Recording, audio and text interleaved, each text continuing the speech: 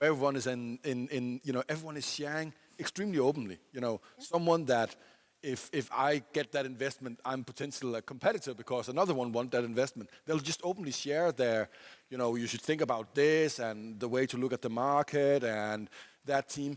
And insights that in the software tech environment, it feels a bit like it's becoming more competitive because it's much more like big business. This is also big business, but this is big business with a purpose. And that just drives people to like, I'm just happy if someone invests in that one. So it doesn't have to be me if it can be you. So if I can share openly, and that's that ecosystem, the longer we can keep that, I don't think we can keep it forever in the impact world, right? But the longer we can keep that, the stronger and the faster we build an ecosystem. And it's extremely rewarding to be a part of it. So thanks for welcoming me into that that world. So I think you must be special, Tommy, because when I talk to other people like the Helgesons, who's also about to raise a climate fund with a global scale and focus, they say they need to fight to get into the green deals. But when you say, what's the geography that you're kind of covering? no, don't get me wrong. I still need to fight. It's just my opponent. Yeah. They don't mind me winning the same way. Yes. So we need to fight, but we don't care about others winning. That's the difference, right? Yeah. So where we are focusing, we're mainly in, we are Europe and probably tendency to be Northern Europe. Yeah. I was so if you include Vienna, in Northern Europe, I was in Vienna all day yesterday to visit one of my recent investments in the food nutrition space, doing gas fermentation. Fantastic team. So they are, and University of Vienna is the one where they have done a lot of research in gas fermentation. So that's where that thing sits, right? So in the world of research, you also have these pockets around the world. So it might also take us, quite far in terms of geography. But I think there's enough going on. So there's definitely enough to invest in. It feels like right now in northern Europe. Okay, cool. And maybe just for the entrepreneurs who's in fundraising mode, either physically with us today or in the live stream, could you just set the scene, like what's your investment criteria, what's your ticket size, then we have it, formalities out of the way. So it requires a bit of background. Right now, I'm still angel investing, and I'm angel investing together with Nikolaj Refstrup, who's been big on the climate agenda for like the last 15, 20 years. But wasn't there an article saying that you're going to take that? Yeah, so that's what we're doing right now. But then, and I was like a full-time angel investor from 15 to 18. So I've tried that before, also have that as my full-time occupation, right? And I just learned back then, like being an angel investor can be a bit of a lonely ride as well. And you're very reactive when you're investing. In comes a team, you like the team, you analyze the market for a couple of days, it feels like, and then you end up investing. And it's very much based on intuition. And that works fine if it's an industry that is quite well developed in a way, like the software tech industry, and also an industry that I know well because I've been building companies in that industry and investing in that industry for many years, right? Now that I go into a new industry and an industry that is evolving, and also an industry that is a bit different because it's more deep tech and hardware, we'll get into that. Then I just realized early on, now being an angel investor in that space, that I need to have a team. I need to be. It takes more time to analyze some of these new techs and to form my view on what thing do I believe will win this? Is it do I believe in gas fermentation or another fermentation technology to get proteins out of plant or get proteins out of energy and all of that? And that's just and I'm a lawyer of education, right? And I need some with the science background to join the team. And if you take everything and then on top of that, we also have startups that you can not only give some of these things I'm looking at. It's not like 1 million doesn't give them enough power to kind of take their technology out of academia and take it to the next level. They might need 5 million DKK instead. And summing all of that up, I think it makes most sense for me and I can make the biggest difference if I took my experience and see if I could raise a fund based on my experience and with this purpose and build a world-class team around that. So that's what I said in that article. what it was, so I haven't decided to do it yet, but I'm openly talking about it because and that happens with the article is that people then start, talking. I always learned, and that I hope is that still true for this ecosystem, that you cannot be fed if you don't open your mouth, right? And there's I was hoping for like the big announcement, right? And here, the grand venture fund, but no, not this time. But hey, but that's the ambiguity of being an entrepreneur. Has always been that on one side you have to say that you have invented the best thing since sliced bread, and the other thing you know that nothing is happening yet because we're still only in the lab. So that ambiguity, and you need to have as an entrepreneur say, come and join me or come to invest in me. I will save the world, and you know that you're not even close to even saving your own city. And I think that's the mentality around this raising a fund that I'm trying to say the same way. I want to build something big here.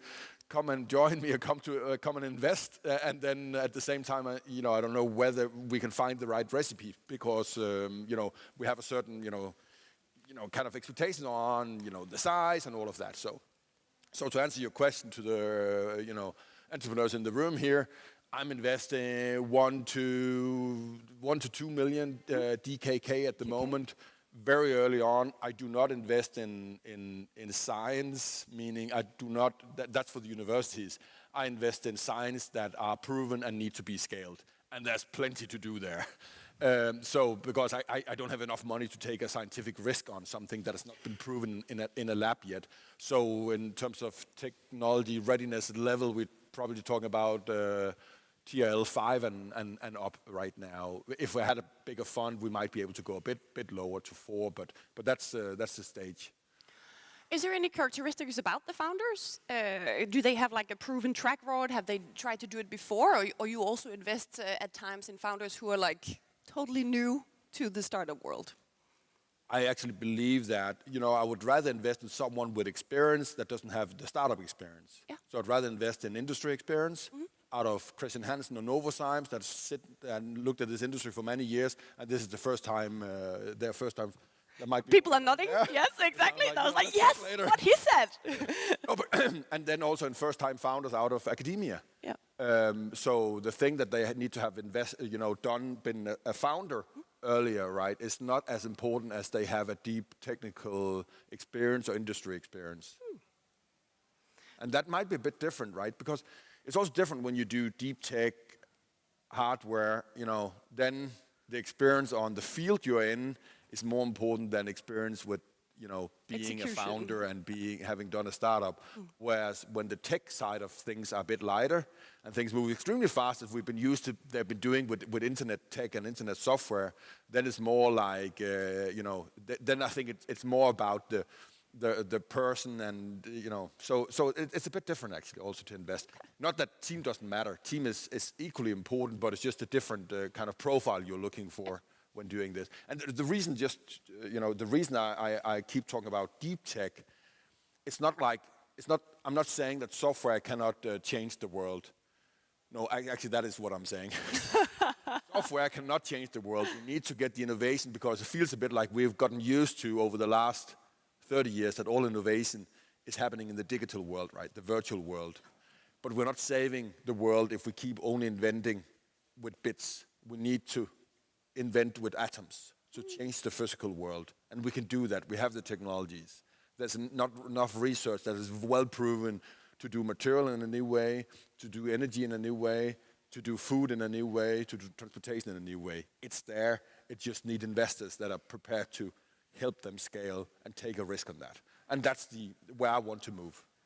But you personally, when, I won't call it an epiphany, but when did you change your mindset? When did you realize? Was it during being a minister and you were visiting the universities and seeing the researchers and the technology? Or when did it happen? And what kind of made it clear for you, I want to spend my time on something else? It happened. It happened during my time in politics. Yeah.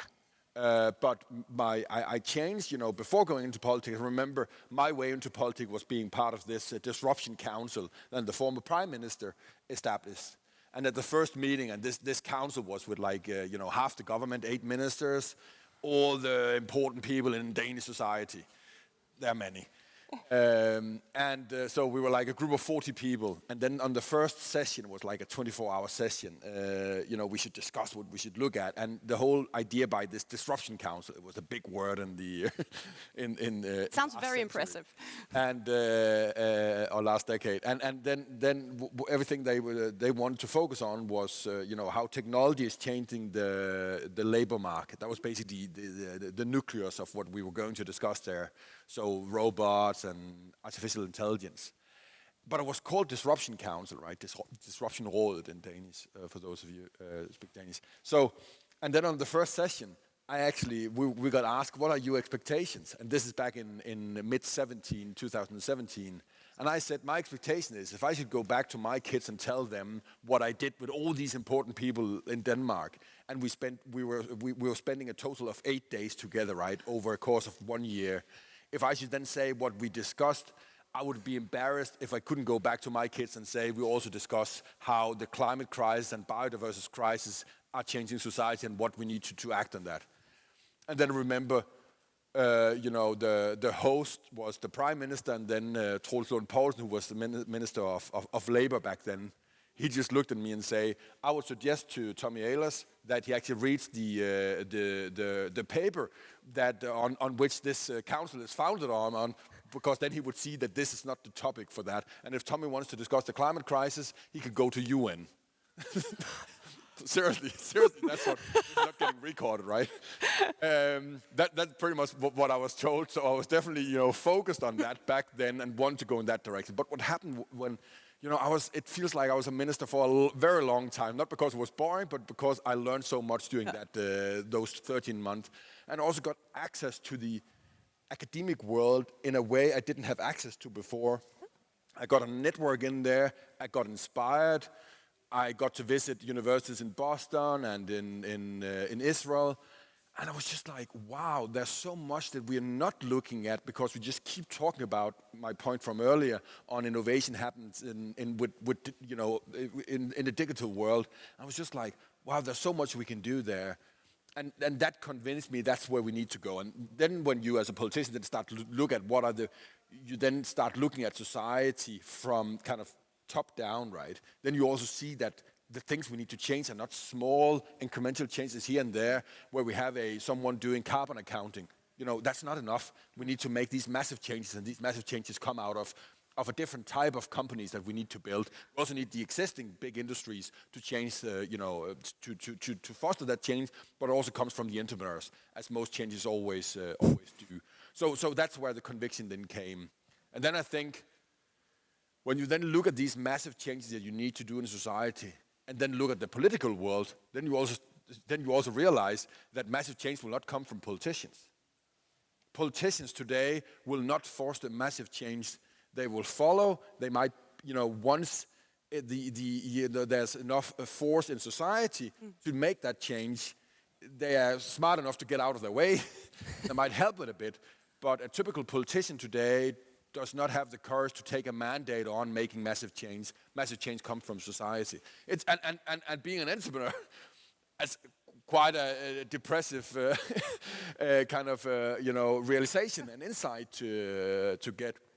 Hey, I just want to say now, with the terrible war going on in Ukraine, then and we also have seen the politicians stepping up, also when it hurts, right? Also with the decision in the European Union last night on the next round of sanctions. Then I'm not, politics is important, but it just felt on the agenda on impact and saving the planet and avoiding something that will happen 10 years from now, 20 years from now.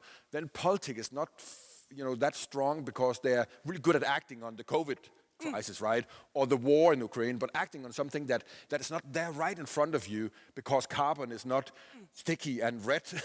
It's just there, right? And then they don't have I feel a bit not the courage to take that mandate and say, but we need to change. Yes, your T-shirts are getting more expensive, and because it was also stupid that you could buy 3 white T-shirts for 100 DKK, right? Yes, your meat will be more expensive. Yes, your energy will be more expensive because it's basically been too cheap because you never paid for the damage to the environment and to the world. And that, of course, you will not phrase it like that as a politician, but that courage and, it doesn't exist because it's very much on what's there right now. So. Yeah, courage or incentive, really. Yeah, also incentive. Right? Yeah, incentive. Sorry, yes, but- that but- might be a better way of phrasing it. The incentive. But actually, maybe we could just step one back. I don't know how many amongst you. But on that, thing, Yeah. politicians shouldn't need an incentive, right? The incentive does become the next election, right? The politician should be someone that believes that people would vote me because they think I'm right and I'm clever and visionary. They shouldn't vote on you because you agree with them, right? That's pretty much, it's called populism, right? Yeah. It's pretty much the world as it is a bit now, is that you agree with people, right? Yes, it's terrible and it's too expensive and immigration and, then you agree with them and then they vote for you, right? But you should try to convince them that you're right. Not in a arrogant way and say you're more clever than that, but that should be the essence of politics, I feel. But maybe you could elaborate a little bit and kind of disclose for the rest of us, how does it actually work behind the scenes? Because back in August, you made a big announcement. I am done as a politician. I would like to make a greater impact when it comes to green impact. And normally you talk about these like societal changes, and then at the same time, you say, I don't want to be a politician. I don't believe that politicians can create societal changes. And I'm like, okay, how does that work? So you've changed your job occupation in August. And I guess that you're also stating that you now on a micro level as a green investor is making a greater impact. Are you? I'm not as an individual. No. Nor would I as an individual sitting in the opposition in Denmark. No, but I think that, to my point from right before, I think that impact, in many ways you have impact by proving it's possible. So if I can help proving that it's possible to make something with big impact and also have a very solid business that I invest in, I get others to invest in, and they make money on that, then the more often that happens, then there's a clear signal. And each time that happens, you create 50 jobs, 100 jobs, and some of those jobs also being production jobs, right? If you show that to the world, the political world, then they'll say, okay, it is possible. And then they start changing, and that's impact. Not being sitting there where you wait for that. I would rather prove that it's possible and then show that and say, look at this. It happens so many times now, so please stop believing that you as a politician should protect the existing and be scared that that this carbon tax might lead to one company in Aalborg struggling a bit, right? They should look at it differently and say, wow, if we did this and created the foundation for Danish entrepreneurs and Danish companies being on the forefront of this development, then we end up creating thousands of jobs in a new industry, and we might lose 200 jobs in the old industry. And I think, so I just realized that proving that it's possible, that's big impact. Sitting and being afraid of destroying something, that's low impact. So it sounds very idealistic, but could you just explain to us, why is it that they're not going for the idealistic route? Why is it they're not courageous? Why is it that they don't have the incentive? What actually happens? Just very practical, down to earth. Maybe you even have an example of something where you had a course and then it didn't go through because XYZ. It comes down to telling people that something in their world will change. Has become, I don't know where it started, I was only in politics for 3.5 years, I just see that it became very apparent that making a change that the voters can punish you for because it's short terms hurt them somehow, but long time will benefit them, that very few politicians dare to go there. I had to cancel a reform or at least make sure that no one would discuss making any changes to the Danish SU system, student student What's it called? student grants, yeah. So Yeah. the Danish student grant system. I had to make sure as a minister, because I was responsible, I was Minister of Science and Higher Education, so I had to make sure that no one could question that we would ever do anything, even though the idea behind even putting it in writing was that we should do something about it. But then we had to make sure, because no one should question that when the election came, right? So it becomes, you are so afraid of being punished short term, so you lose sight of the long term. So again, politics has proven that it could react on kind of acute crisis like COVID and the war, but it's not that good at acting on long-term crisis. Okay, but that's fair enough. Maybe Let's just remember the climate crisis is here now, but we also have a tendency to forget that, right? We have bad stuff happening to the planet right now, fires and heat waves and what have you, right? But it still feels like that's boiling frog. It's next decade, so I don't have to do something there. So that's fair enough. So if you take it from a national political level and then say like European or global, I guess it should really be the standards and political levels that we're working on when it comes to sustainability.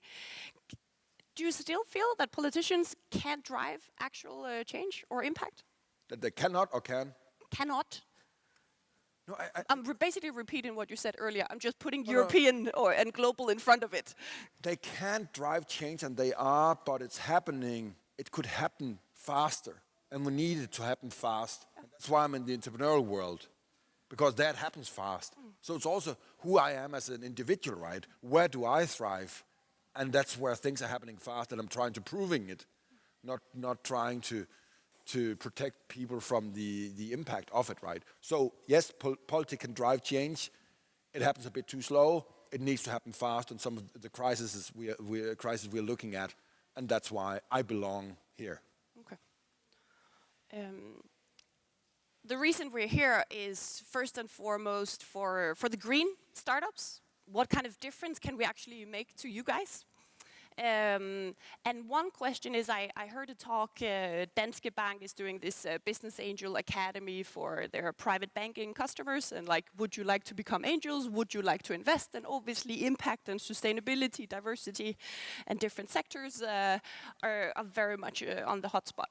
And what I think actually they're doing really well is they're also teaching people don't become an angel, right? Just as important. And then there was a talk by Ulla from Seed Capital, and she's been around for 18 years. And they used to invest in clean tech. We call it climate tech today, but we're still the same space.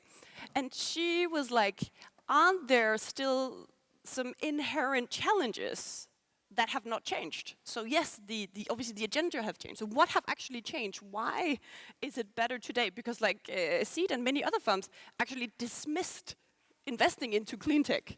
And now you're here saying, but we should, and go back. So what has changed? What is new and different for green startups today? Let's just remember, also what happened back in the, because I know there are some clean tech investors that, that got burned back in the zeros. A lot of the things around clean tech there's a major difference around the market.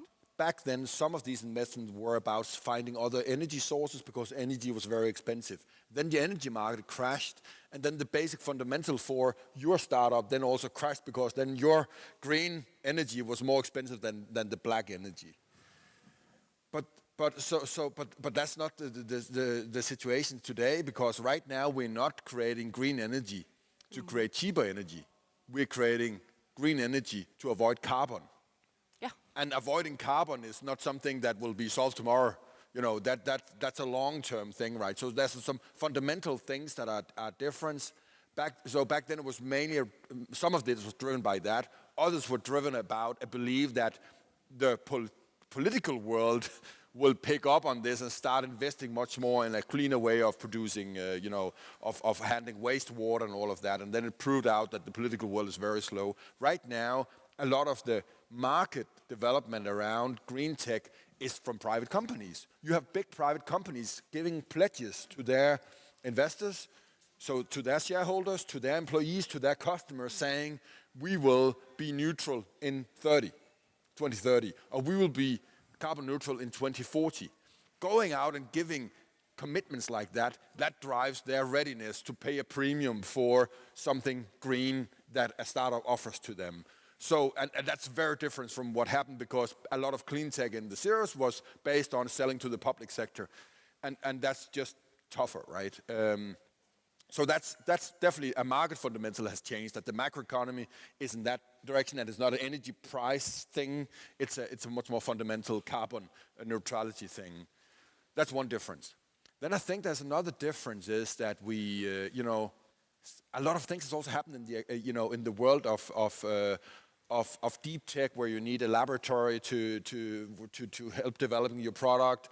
And you need hardware components. Look at the price of a 3D printer, right? From back then and to now, it's from $20,000 to $200. So the thing that has happened in the world of software, where servers, the whole Moore's law, right? That's also happening around deep tech, and then you have different platforms, right? You're using then, thanks to all the innovation in bits, there's also a lot of things happening in terms of, if you want to do lab test now, you can simulate a lot of things without going to the lab on a computer with artificial intelligence. So there's so many factors that has changed around what you're doing. So I think doing a deep tech investment today is definitely less risky than it was 15 years ago.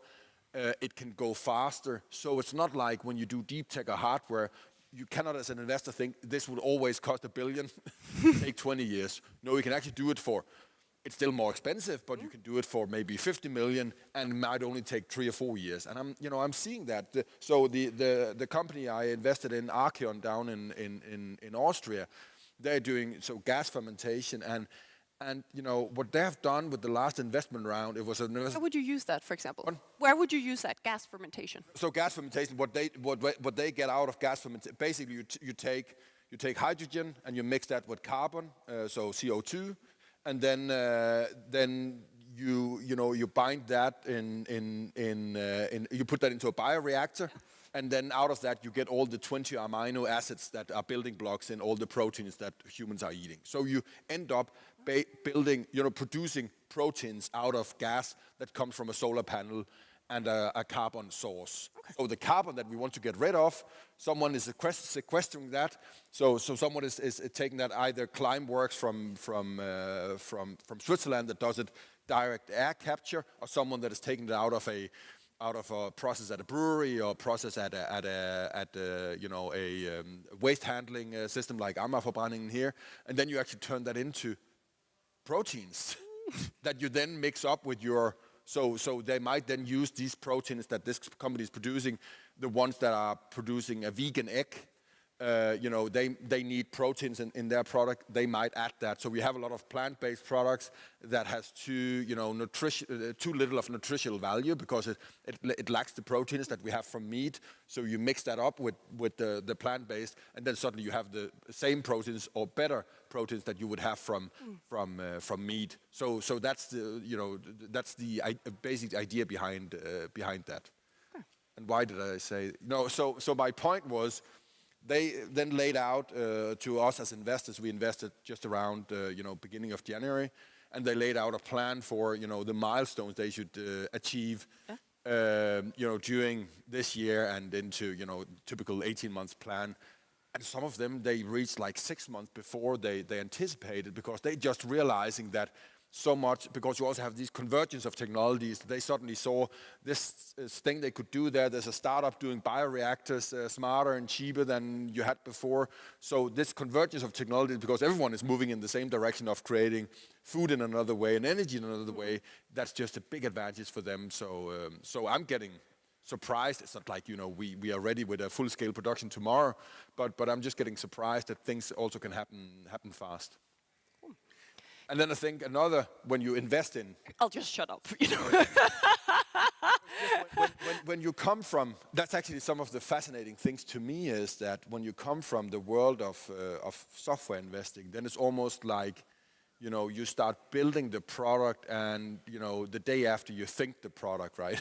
So it's a very and then you come in as an investor. So you're pretty much often invest like 3 months down the line or 6 months down the line, and then you look at what happens then until maybe you have the exit or you have a big growth event in the company. But when you do deep tech investment, and when this deep tech investment comes out of academia, then some of these people you're investing in, they've been building this for 10 years before you invest, because they were doing this as part of their academic career. So it might look like, you as an investor can say, yes, but it took 15 years to get to market.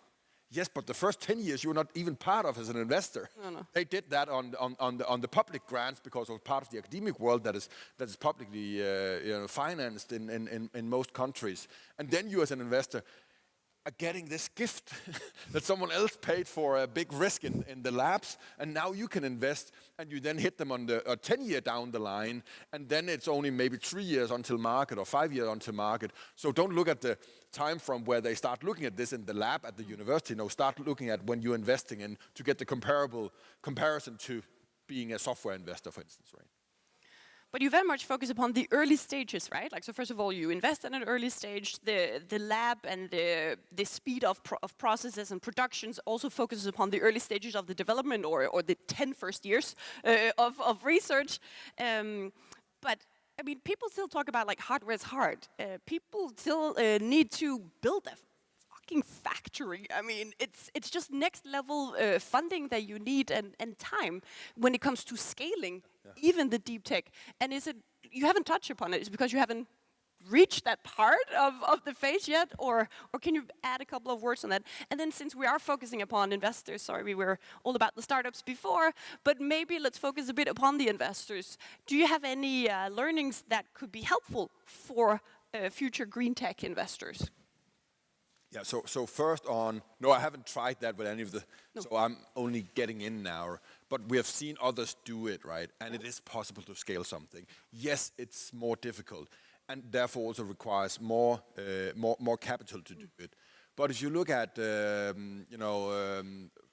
fermentation, precision fermentation, then you also see something interesting happening where, you have a Danish company called 21st Bio, that comes out of Novozymes, where everything Novozymes have learned about fermentation and strains, they see that as we see Amazon servers as a technical platform, or any programming language as a platform, right? But there's also a lot inside enzymes and enzymatic development that you could see as a platform. And Novozymes then prepared to take this platform and give to 21st Bio, where they also invested, and then other companies that then need to scale their production, they can use some of the technologies that Novozymes have learned over the last 50 years, and then faster scale that their production. It's getting very technical. But just to say, some of these platform thinking, where not everyone has to start from all the way from scratch, you will also see in this industry. And that gives a lot of advantages when they need to scale their production. But of course it's harder, because you are in the physical world. You're producing real stuff, it needs regulatory approval. So it's a different world. But if we're not, as investors and entrepreneurs, prepared to go into that world, we will not have impact. Sorry, you can keep on accounting carbon, right, with a piece of software, but you will not save the world if you're not also changing something around the physical. So there's no way around it. There's a bigger risk in not doing it. And we all agree. That's not a hippie discussion to have anymore, is that we all have a responsibility for our impact on the world, right? Also investors, so they need to take this risk.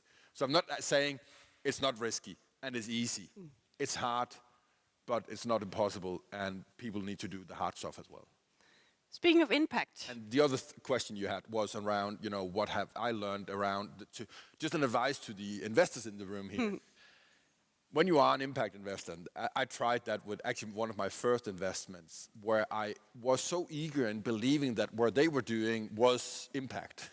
So I put that into every conversation I had with them, and got convinced, because I maybe listened a bit more to myself than I listened to them. So I talked about what they could do with this technology, and then you can blah, blah, blah, blah, blah, blah. And then, when I then analyzed the conversation we had, I was like, they were talking a lot about impact, but it was me talking a lot about impact. They were not quite there And then after the investment, I got a bit disappointed, saying, why are you doing this to solve that problem? Because the problem we should solve, and we all agreed on that, is that over there. But that was me believing so hard that they should do that, and they were not there yet.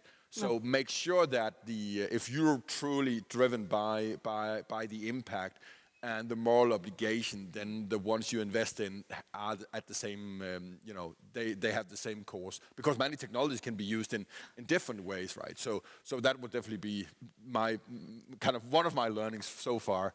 Apart from that, I don't have, Maybe another point is also some investors stay away or not being afraid of being accused of greenwashing, right? So even though we generally see more green startups, the pipeline has definitely increased when it comes to this. The international investors that I have the pleasure of hosting definitely look for this. It's very much on the early stages in particular that it's booming. So what do you specifically do to assess this is not greenwashing when you're standing in front of a new case? I think I definitely understand. I could definitely see this, happening if you're like too set on doing, the old world, right? So you love e-commerce, and you're an e-commerce investor, and then you end up investing in someone delivering flowers with e-bikes, right? It's a green investment, right? Because then you are still in the world of doing incremental investment. But if you are in the world of making fundamental change where the stuff you're looking at always has to be like 10x better than what we have today, then I'm not that scared about the greenwashing part. If you're looking for fundamental change, it will be very hard to argue that they are greenwashing. It's a relevant point to have, but if you're really like saying, I'm prepared to take risk, and also in the physical world, then I don't see the risk. I haven't seen that where I'm like, that's not my biggest concern as an investor, prepared to take, risk on some of these new technologies. That's not the greenwashing thing. I think that comes from when you love to stay with what you're already comfortable with and then also want to have impact, then you might risk a bit of greenwashing. And then you have to be, that will be damaging to your investments if someone is claiming too hard that they are green but are not green. We will start punishing them. The market will punish them hard because we cannot allow for people to go out and claim that they're doing something good and not doing it, because then they're getting your green money. They get them instead of the one that are truly green. That is just, kind of double. Then better just claim that you were not green, right? Then just do what you used to do as an entrepreneur. Don't try to put that green hat on if you're not truly doing something fundamentally different. Fundamentally different, cool. Last year we had Barbara Taudorf, who also recently, I guess you could say that, recently became an impact investor. And we spoke about that as a country, we have, maybe it stems from the political spheres, or maybe it stems from our culture, I don't know. But we have this thing, a tendency about never just going for one thing and then aiming high. So we have, for example, 14 clusters, which are 14 strength positions or potential to become strength positions.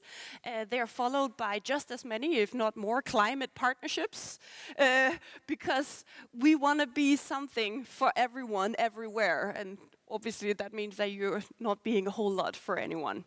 Baba was very bold, and she's like, okay, I've spent a year investigating, trying to educate myself, and I believe in energy and I believe in food tech / ag tech as a private investor. So maybe if you could continue that, and then we'll take it on the next level. So what would you recommend Denmark? Where should Denmark put their focus? So Denmark, we're very proud of ourselves. We're very focused upon climate. We call ourselves green frontrunners and pioneers. But at the same time, we kind of spread ourselves a bit too thin. So if you were to recommend Denmark something, where should Denmark put their one focus in order to become this world champion, green world champion? But the funny thing is, I would naturally think that we had to pick that one thing that you're kind of also alluding to. But the changes that are happening now is all the value chains of the world need to change over the next 10 to 20 years. So if we, so there's so much to be done. So we can make a really solid both impact in terms of making strong businesses and impact in terms of saving the planet in many different ways. So I'm not that set on that because so much is happening. And there's 1,000, so maybe 14 is actually focusing. If we should talk about the 14 clusters, because there's 1,000 things we need to change. Everything needs to change. But if I, definitely look at one of them that I think is both accessible from an investor point of view and an entrepreneur point of view, and need massive change, then it's the food. Yeah. And we also have a talent base in Denmark because we have these. We have Christian Hansen, Novozymes. There are these companies where there must be a lot of talent out there that might be thinking, maybe, I don't know whether you actually work there, but it looked like it, that might be thinking, maybe I go out and become an entrepreneur, and they should become an entrepreneur and help build that food revolution, because we need people with deep experience in enzymes and fermentation, and they are in Denmark, so we definitely have a big advantage there. But there's Final question. And quick answer, because people keep telling me, sorry, 5 minutes, 3 minutes. So a lot of people kind of look to you, and you kind of shown the way, and you're trying to prove this is feasible and hopefully inspire others. But who inspires you? Oh, I don't have that one. No, it could be. There's a company in Texas that I'm very inspired by. Yeah. It's called Sologen, Yeah. and they're trying to take on the entire world of petrochemical. So all the chemicals we're using, most of them are based on petro, so on oil, and quite damaging depending on how you actually make up that industry. But then it's somewhere between 6 and 8% of all the carbon in the world is coming from the chemical industry, and it's a $1 trillion industry, right?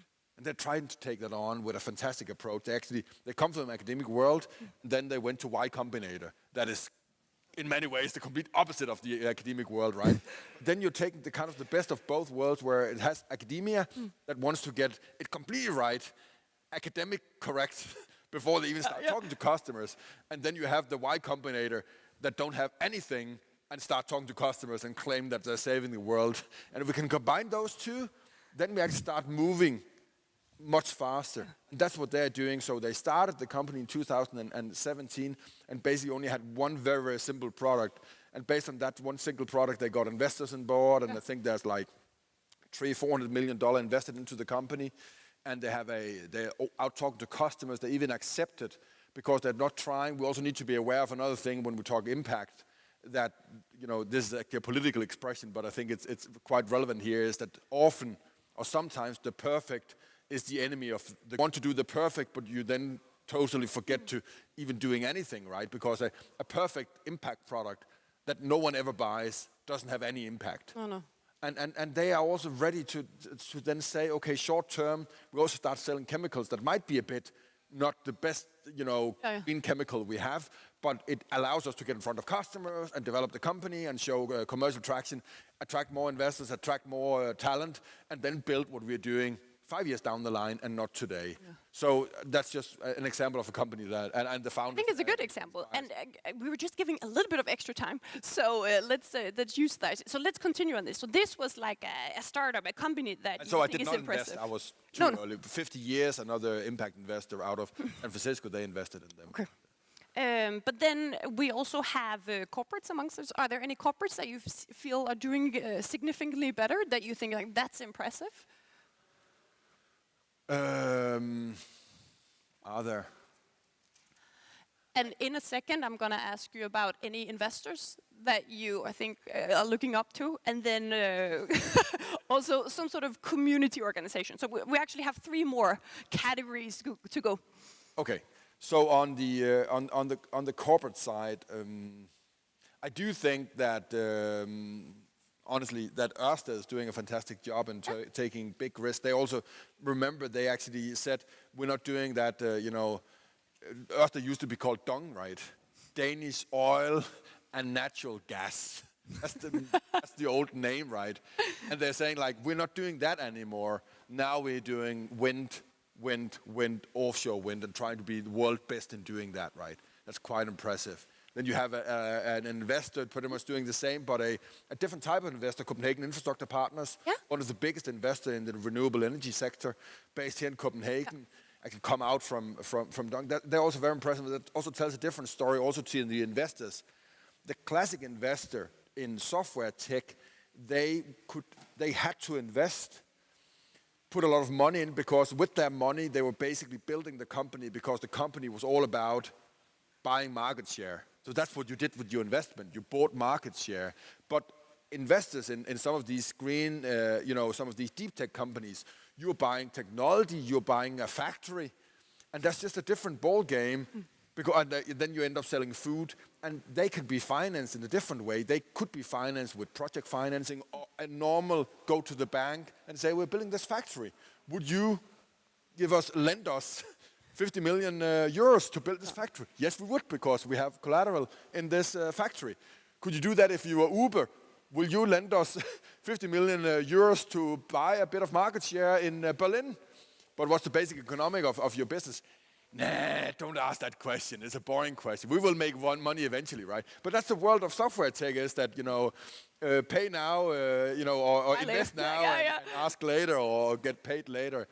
And so there's also a different way of investing that we also need to get used to, where you might be able to take a bigger risk as an investor early on, because later on you can get different type of financing, non-dilutive financing.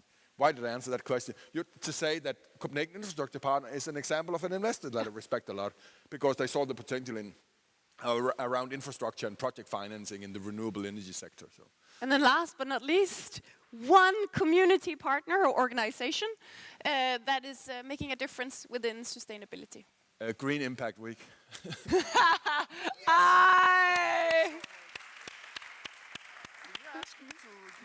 Can you chain him to the table, because the next talk is about green commercialization. So I would really love you to stay if you could.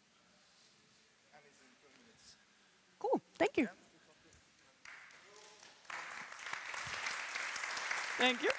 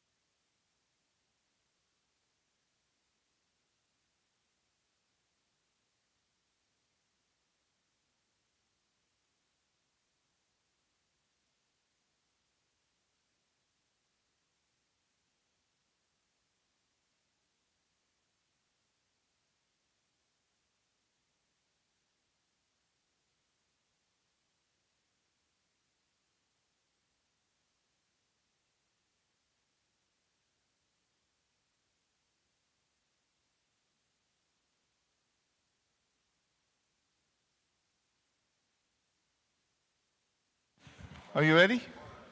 Yeah? Okay. Mikkel?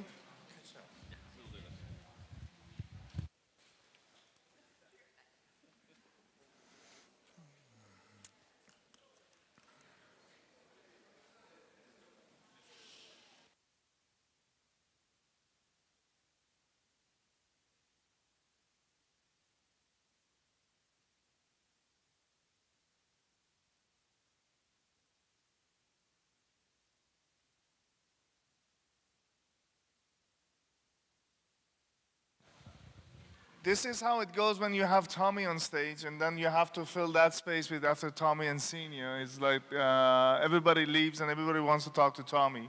But I'm really looking forward to welcoming you on stage and talk to you about the next session, which is something as interesting and as natural as a follow-up at what Tommy was talking about, is about green commercialization, basically. I think we miss one person with us, and unfortunately, that was the only female speaker we had on stage. So we're going to be all male today, but I would try to be as much as you know. Fill up that gap as much as I can, okay? If that even is possible. Anyways, a short introduction round for each one, because I think that you do a better job than I do. And then I know all of you, so I can kind of take it from there and ask the leading questions, right? So, Ari, can we start with you? Yes, sure. So my background is actually in technology, software, artificial intelligence. I studied at Stanford in Silicon Valley and then worked there for 10 years at NASA. Got to enjoy seeing the dot-com bubble rise and fall and then rise again. And it was very educational to see, what were the things that were done right, what are the things that are done wrong, what does scaling mean when you have a new technology like that, etc. I then worked at Reykjavik University for 14 years. 11 and a half years of those as the president. And then last year I decided that it was time for change again, so I jumped in and became the CEO of a growing cybersecurity company. Yes. I think you're I'm next. Christian Nielsen, and my background is within computer science as well. And I spent the first, I think, 10 years in Oticon doing hearing aids. Actually, all parts of Oticon I was around. And the last 10 years I've been within software development in scale-ups, had my own startup, which I exited here 2 years ago. And then I actually thought about, well, the obvious thing would be to go to the next software company. But I decided I wanted to move all the way back to deep tech, to the roots, and started poking around at DTU, talking to professors, and actually asking whether there were some nerds with some great ideas who needed a kick in the butt. And suddenly one said, wait, yeah, that's great, that's me. And I engaged with still a research project for commercializing it, and realized that I couldn't have a meeting at DTU without that it was really exciting and impactful. So I wanted to stay around, engage in more projects and so on, and I ended up at DTU Skylab, which is the innovation hub, or the main innovation hub of DTU. So on a daily basis, I'm helping companies going from idea, from our research, to commercialization, to spin out. So that's me. Thank you so much. Yeah, hi, and I'm Anders. I'm not a software engineer, neither by education or profession. I'm actually a corporate a dark side person who went into entrepreneurship. I'm a financial advisor 20 years ago. I was in the banking sector when you still had cool cash and checks. You don't have that today, I can say. So I saw that transformation. I left before it went too south.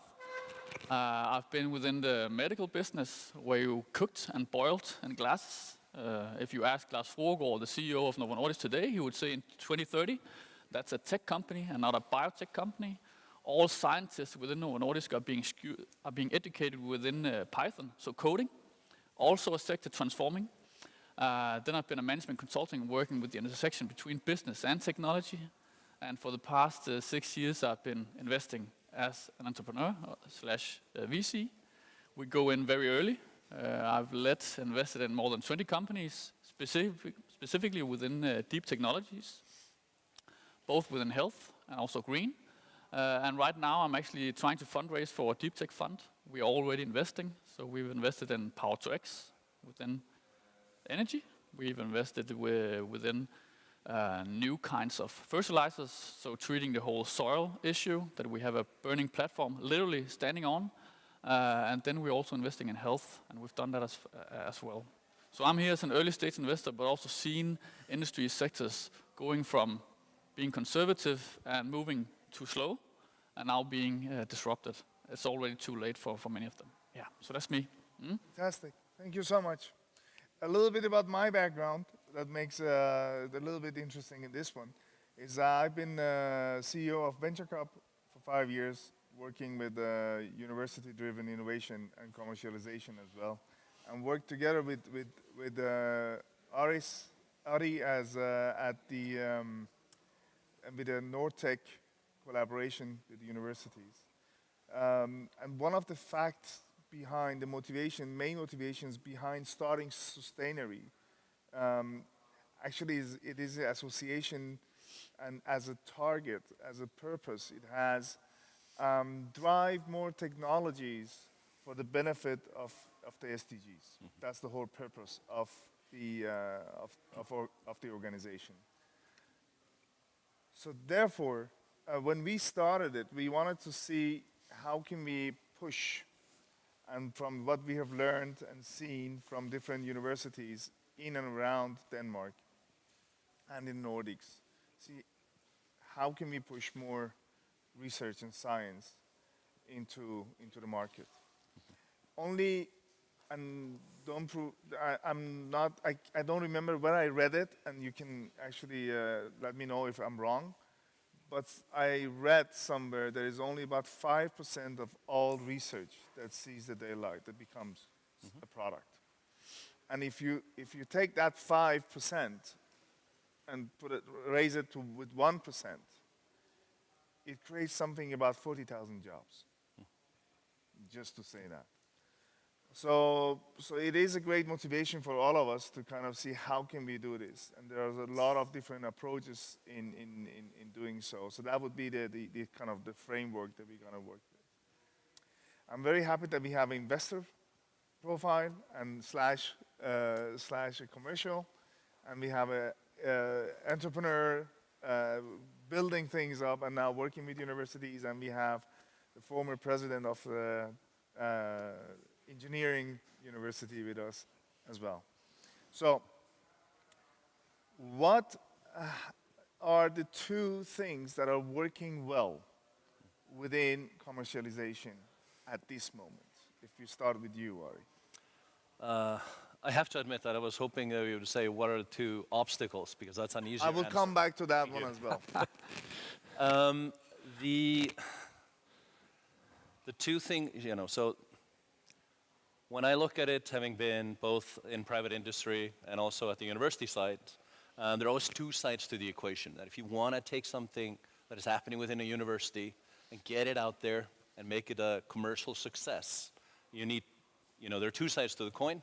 One of them is the impetus of the people involved, actually willingness to take it out, either themselves or somebody else doing it, and then somebody receiving and being willing to invest in it. And the two things that are going well, and I'm here focusing very much on technology, especially green technology when it comes to this, is in universities, and this goes across the Nordics. Actually, it's been well known in the United States for a much longer time, but the Nordics are really catching up. That there's a change of thought, that people are thinking more than just the publication. They're actually thinking about the impact that their research and their development can have on society. So that's a change from what we saw, for instance, 10, 15 years ago. And that's a positive thing. So that's a good development. And on the other side, in the same time frame, 10, 15 years maybe, we have seen a real turning point in the willingness and ability to take green tech, invest in it, and move it forward and actually give it a chance to scale. And we have a number of examples of these in Iceland, here in Denmark, and a number of other places in the Nordics. We're exactly seeing this. There's inventions, like, just as an example, at movable ammonia factory, completely green. Containerized, developed, and now it's a question of, getting the investment to actually scale it to, massive production. And it's these two things having come together, the willingness on both sides, that is really a good development. Awesome. Thank you. You go. Two successes, or two things that are going well.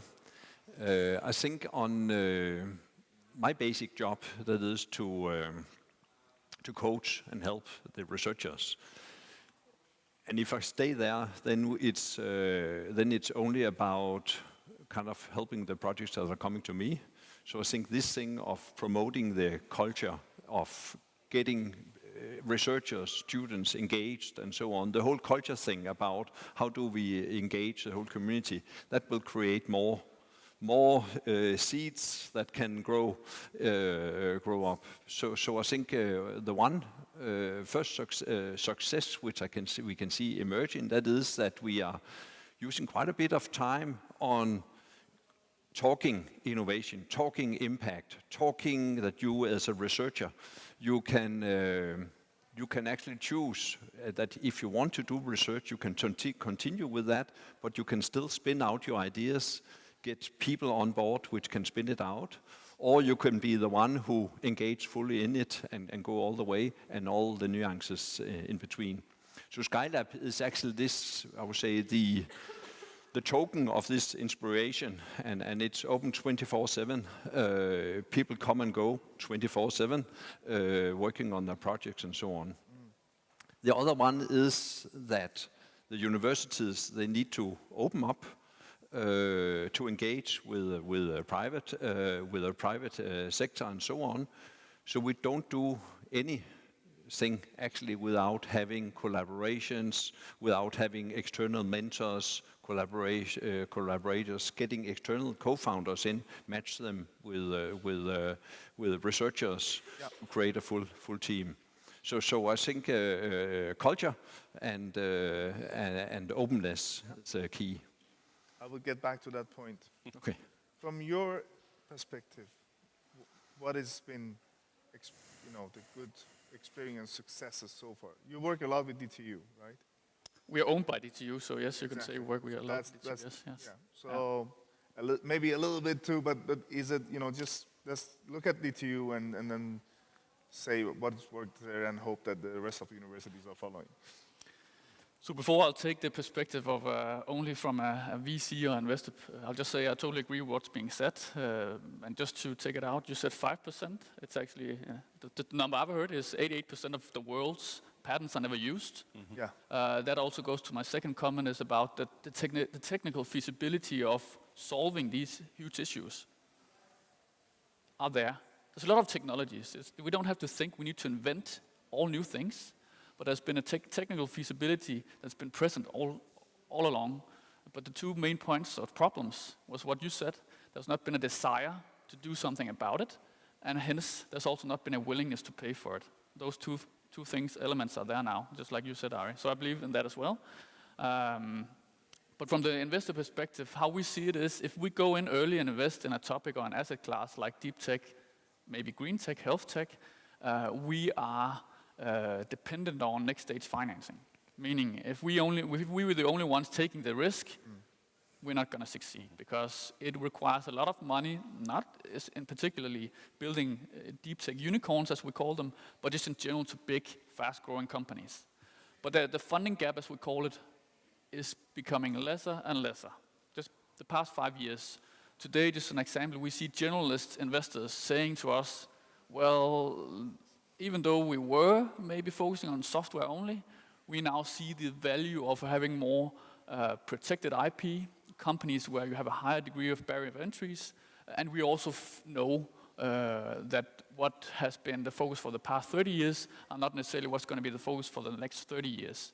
2 or 3 years ago, the CEO of the world's largest capital fund, BlackRock, said, we will direct all capital to only sustainable companies going forward. And when the king of the world says that, all the others say, let's go that way then, right? So that's what we see. That's number one, right? That's the funding gap has lessened. So we can take on the risk as early stage deep tech investors and believe next stage financing will be there. I don't know if you've heard about the classic term about valley of death. That is, there's not enough funding to ensure that you get to that commercial proof point. I think a second one that's not an investor perspective maybe, could be, but that's the whole part of the whole wokeism, right? We're not afraid to talk about the problems we have. So SDGs, we don't need to invent problems. They're there. They've been defined. The problems are born global. So let's just address those recognized problems. But if you go 40 years back, a lot of people were screaming, but those people were a minority. Today, we all know it. And as Tommy said, let's not fool ourselves. We all recognize it. Okay, so the desire is there. And from the last point is just to say a lot of deep tech funds are popping up now, not just in the US, but also in Europe. You just heard Tommy before, also becoming a shifted focus from a classic software investor to more deep tech. We've been doing it for the past 20 years. We had our first unicorn in 2020, Glycom, doing synthetic biomilk, was sold to Dutch GSM for 6 billion DKK. We have Seaborg Technologies. When we invested as the first investor back in 2016-17, and nobody, especially not in Denmark, would talk about nuclear energy.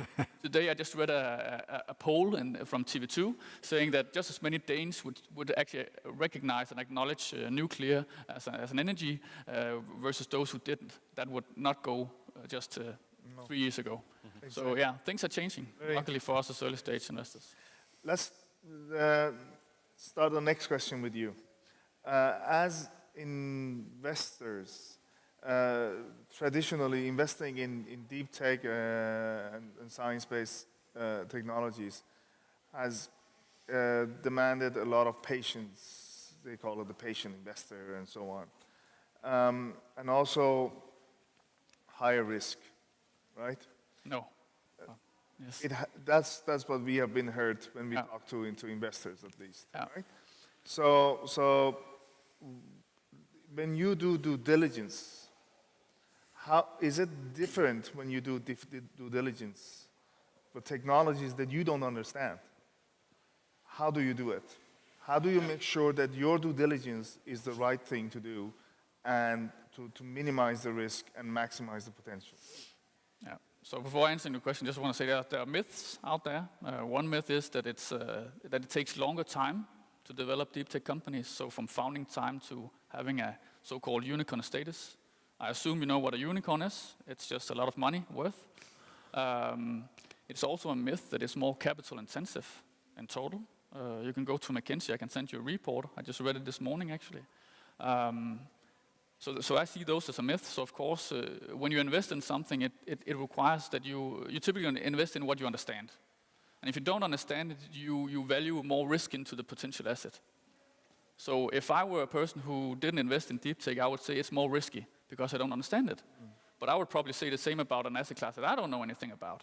So it's both been bulletproof in a big study that it's not more risky, that it doesn't take longer time to market and not takes longer time to become a unicorn. How we assess it?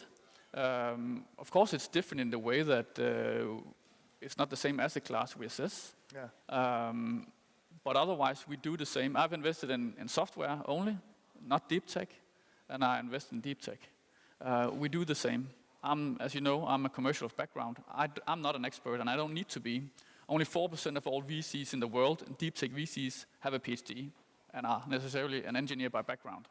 So we are investors, that's what we need to do. But what I need to do when I assess a case is I need to talk to experts, and I need to do that due diligence. So the diligence is not specific more specific. It's the same process, more or less. It's the same things we do, but it's, you say, the questions we ask, what we look for, the inflections that a deep tech, the path for a deep tech journey is very different from a classic ICT company. So when you say you need more patience, if you're unfamiliar with R&D, yes, then it requires a lot of patience. But if you take the classic biotech business, that's what the only thing you do. That's only R&D because you sell the company before it goes commercial or on the market necessarily. You sell it in a study 2B or 3 before it's even on the market. So that's only R&D. So it depends on what you used to do and what you know, the competence skills you have. So We are very happy to kill myths. So let's awesome. kill it. One of the things that I hear about the successes from your program is also investing time in the founders and being there with them through the process. Do you organize it in a different way, or you know, because you are born from DTU, right? Yes, So, 20 years ago. Yeah, exactly. And do you have any of these programs have any plans for you already maybe are doing it, I'm sure you are, expanding it to collaboration with other Danish universities? So answering the last question there, yes, we are. So we are owned by DTU. We will not be a DTU fund. We will, in the beginning, primarily invest in Danish companies. So if we need to perform as a fund, we need to see the highest quality deal flow out there, meaning we can not only invest in DTU-based companies. But the Copenhagen area stands for 2/3 of all Danish patent. So 2/3 of all patents coming out of Denmark is from the Copenhagen area, and the majority of that is actually coming from DTU. So of course we're sitting on a foundation, and we have what we call a unique advantage because we've been sitting there for 20 years. We know all the faculties. We not only see and hear about all the exciting inventions, not necessarily an innovation, but inventions coming out. We know the experts we need to talk to do the diligence. So yes, we do that, and we'll be doing it even more. We've done 3 investments so far. We'll move those investments over to the fund. One has patents from Aalborg universities, though based in Mid-Zealand. The other one is sitting at DTU, and the third one is based out of Odense and have patents from both Syddansk Universitet and a university from Australia. So we don't only look at DTU, but we have that advantage of sitting on a huge knowledge hub and have directly access to it, but we'll use that to invest in the most and best performing companies out there. Awesome. The teams we look for, what you started out, is just as important and as if you were a more, let's say, commercial executing company from day one. We need to invest in global leaders within the specific technology we invest in, because the problems that these companies address are born global. So if you're not the best at what you do, there'll probably some others and somewhere else in the world doing the same. And if they are the better talent, the better experience level from a technical perspective, they'll win. And actually, again, I can refer to McKinsey. But if you look into deep tech, what you should do in the beginning is actually building that R&D talent hub, because that is, through studies, shown that that's how you actually how you build the best performing deep technology companies from pre-seed, seed, and Series A level. That is focusing on the team, technical team, technical team, technical team. R&D talents. R&D talents so important, and luckily DTU is very well renowned in the world on that. So yeah. Exactly, and that's what you work at the Skylab, right? Yeah. Working with universities, I don't know if you have experienced it, but often when you come from outside universities and talking to universities and you ask, do you have an overview with different patents, different research that has been done in different areas, but all targeting sustainability, often they don't. It's very fragmented, and everybody is working in silos, and it's difficult to really get the complete overview. I remember once I asked if there was a database of all the research that we could kind of categorize them in somehow. Are universities the right places for commercialization, or should that be taken out of universities and say, sorry, You are really good at doing research, but don't mix with business. Let these people come in, let private sector come in, and let's do somewhere in between the market and the universities and getting it out of that management mess that often is there. You go. I go? Just to challenge you a little bit. We need to have a little bit of, what do you think? I think it's a really good answer, question. I was the take it out of. I think if you think about the life, I mean, the time it takes to mature the technology, then of course the question is, when do you take it out of, or do you ever take it out of, or do you continue to have ties? So the easy answer is no. That you can definitely take things out too early. And I think one of our challenges is actually to have VCs, seed investors, and so on understand that how long time it takes from you think that it's ready until it's ready. And myself, I have invested in a project, and I'm going between ecstasy and no. Why don't they just do it? Because they're competing projects in the university. Suddenly they get a big grant, which sucks up air and so on. On the other hand, then we are experimenting with how can we engage with VCs? How can we get them in earlier? We're discussing with some who have a venture studio. How can we get them in years before they actually come out? And will they invest in that? Is a question, and we're trying to set up something. There are right now negotiations actually between Skylab and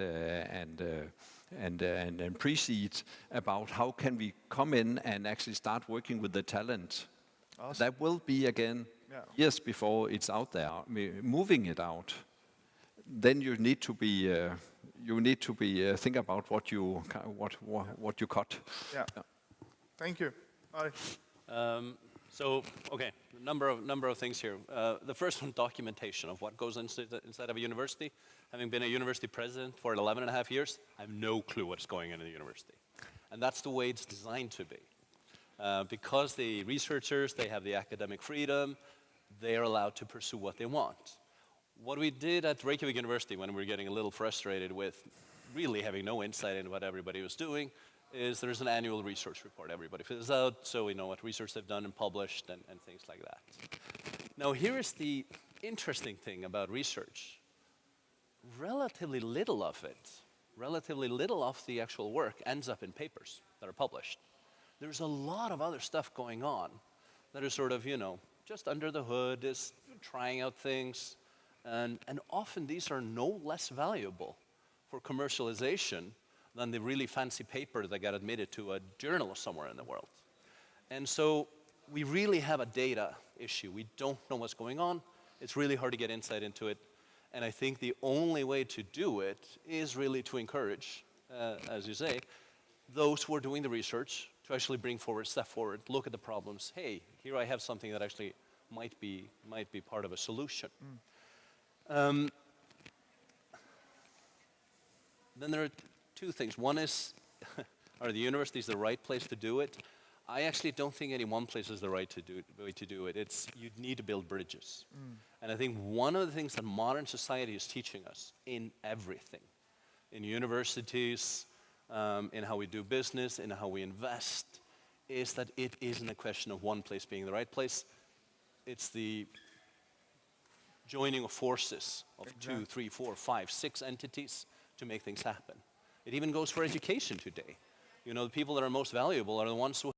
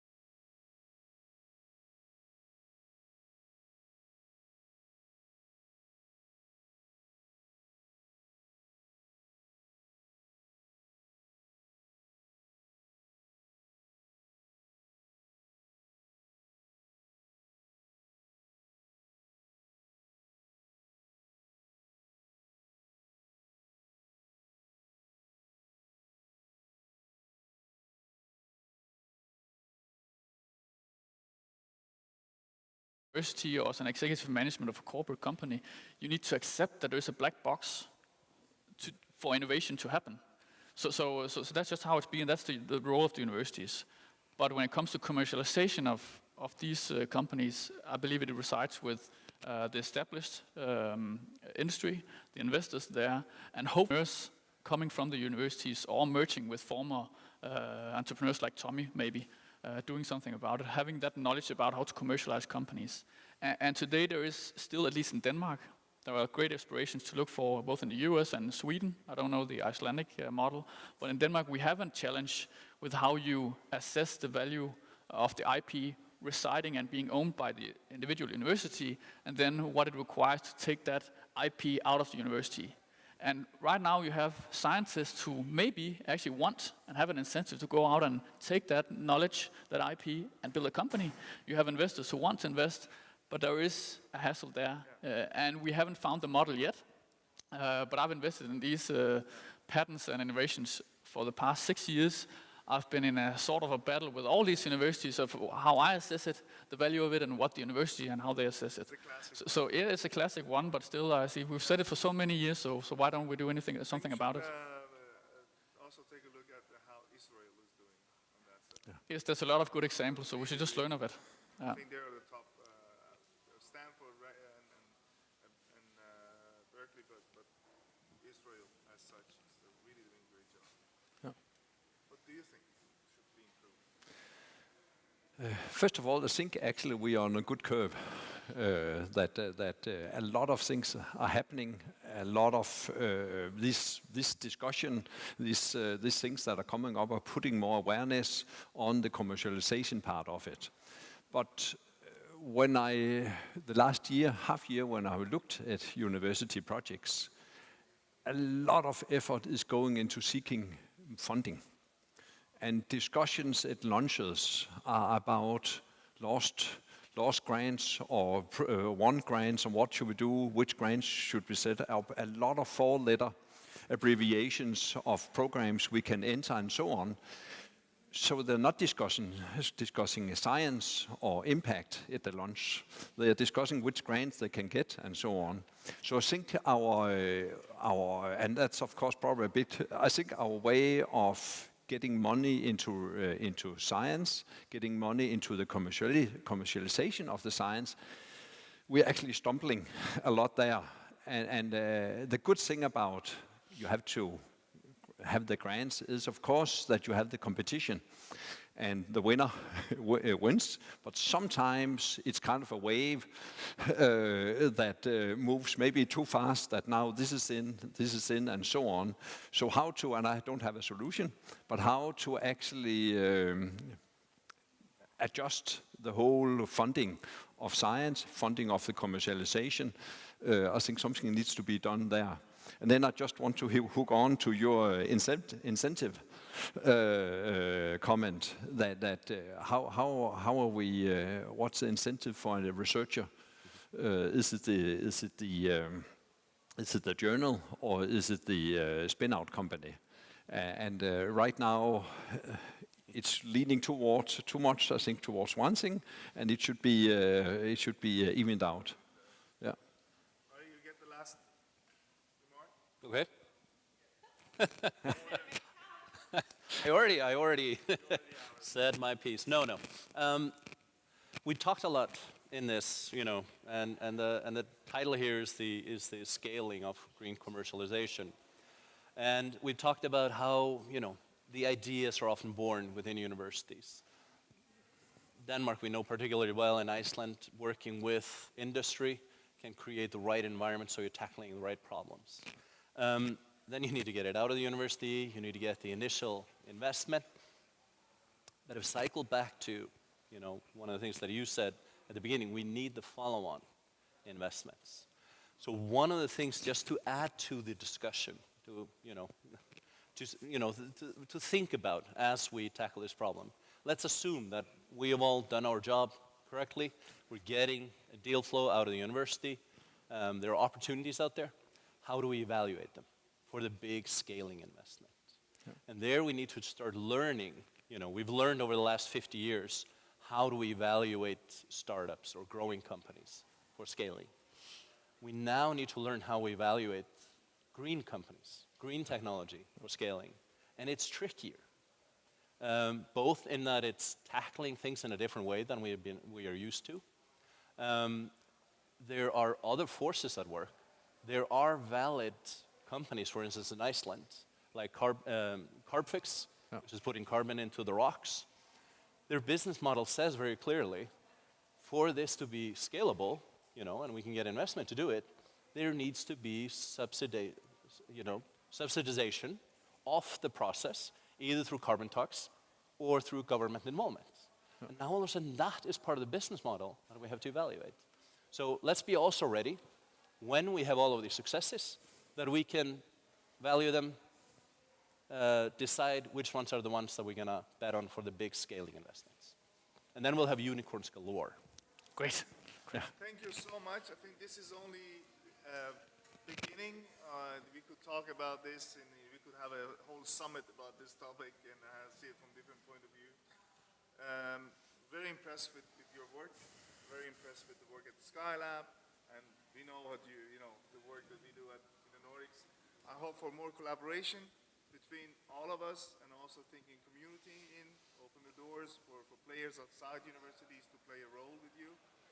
This is from the community to you, and let's also share the news with others, because that's how we can create a good culture around it. Right? Thank you so much. Thank you. Thank you. Thank you.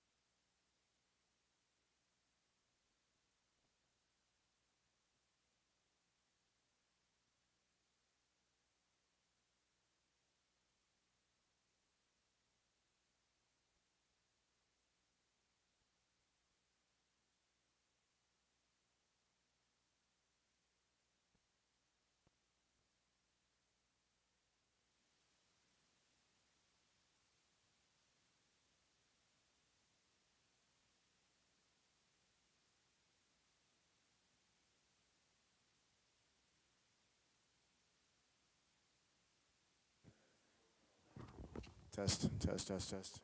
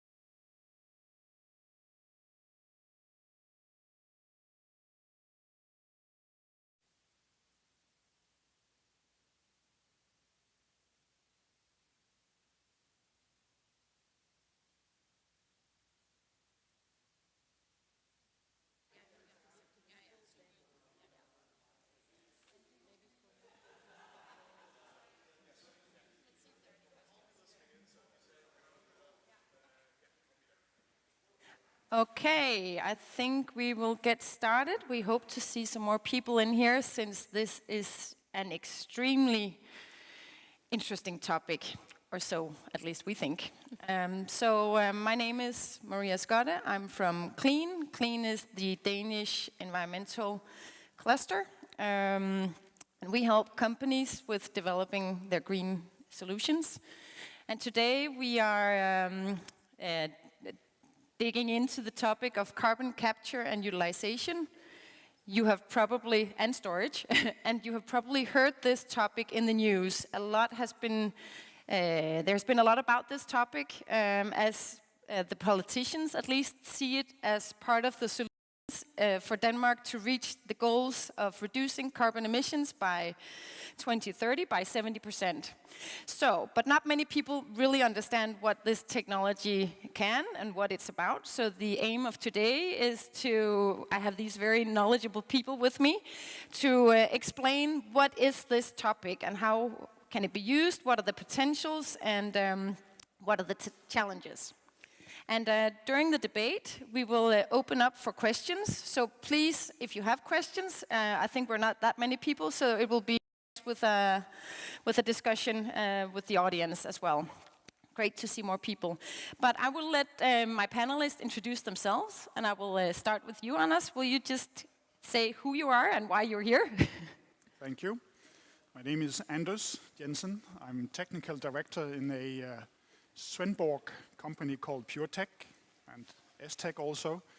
We've been building environmental equipment for cleaning of exhaust gases and cleaning of very dirty process water since many years, having a 25, 30 years old technology that is highly efficient for how to clean exhaust gases.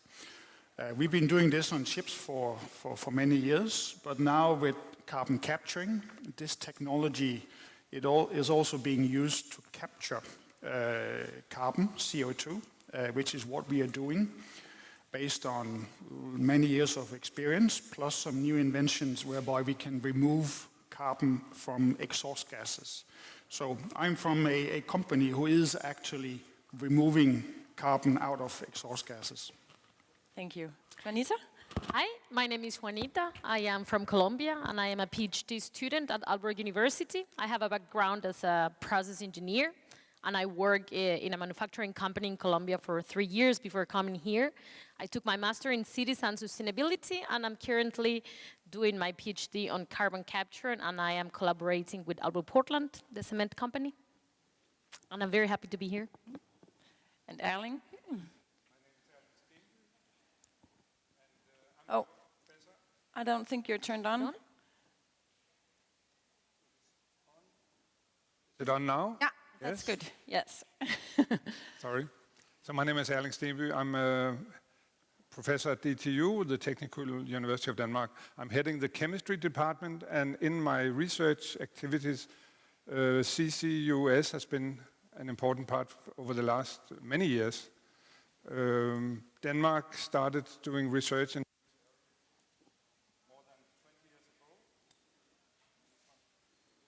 I think we'll do a swap, it looks like. Yeah. Now it's green again, but I will switch it out.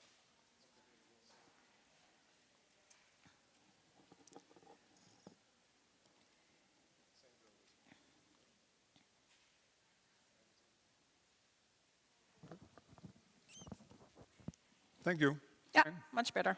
So we have worked with CCUS for many years in Denmark, around 20 years, but we could say it has sort of been hibernating because the political the politicians have not decided to implement it until only a couple of years ago.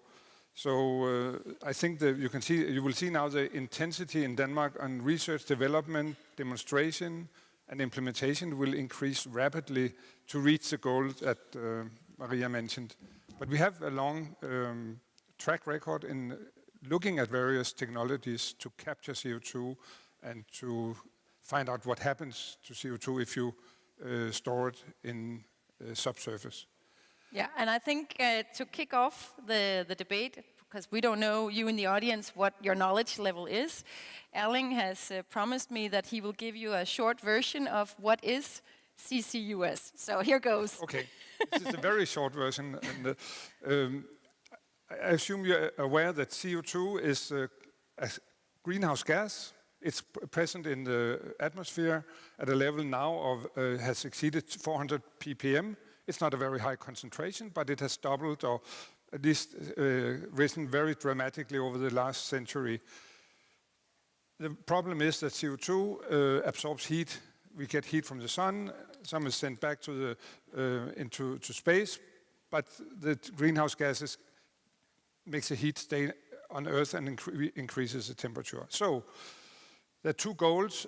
So we talk about carbon capture, we talk about CO2 capture, we talk about carbon dioxide capture, so that's all the same. We talk about storage or sequestration. What do we do with it?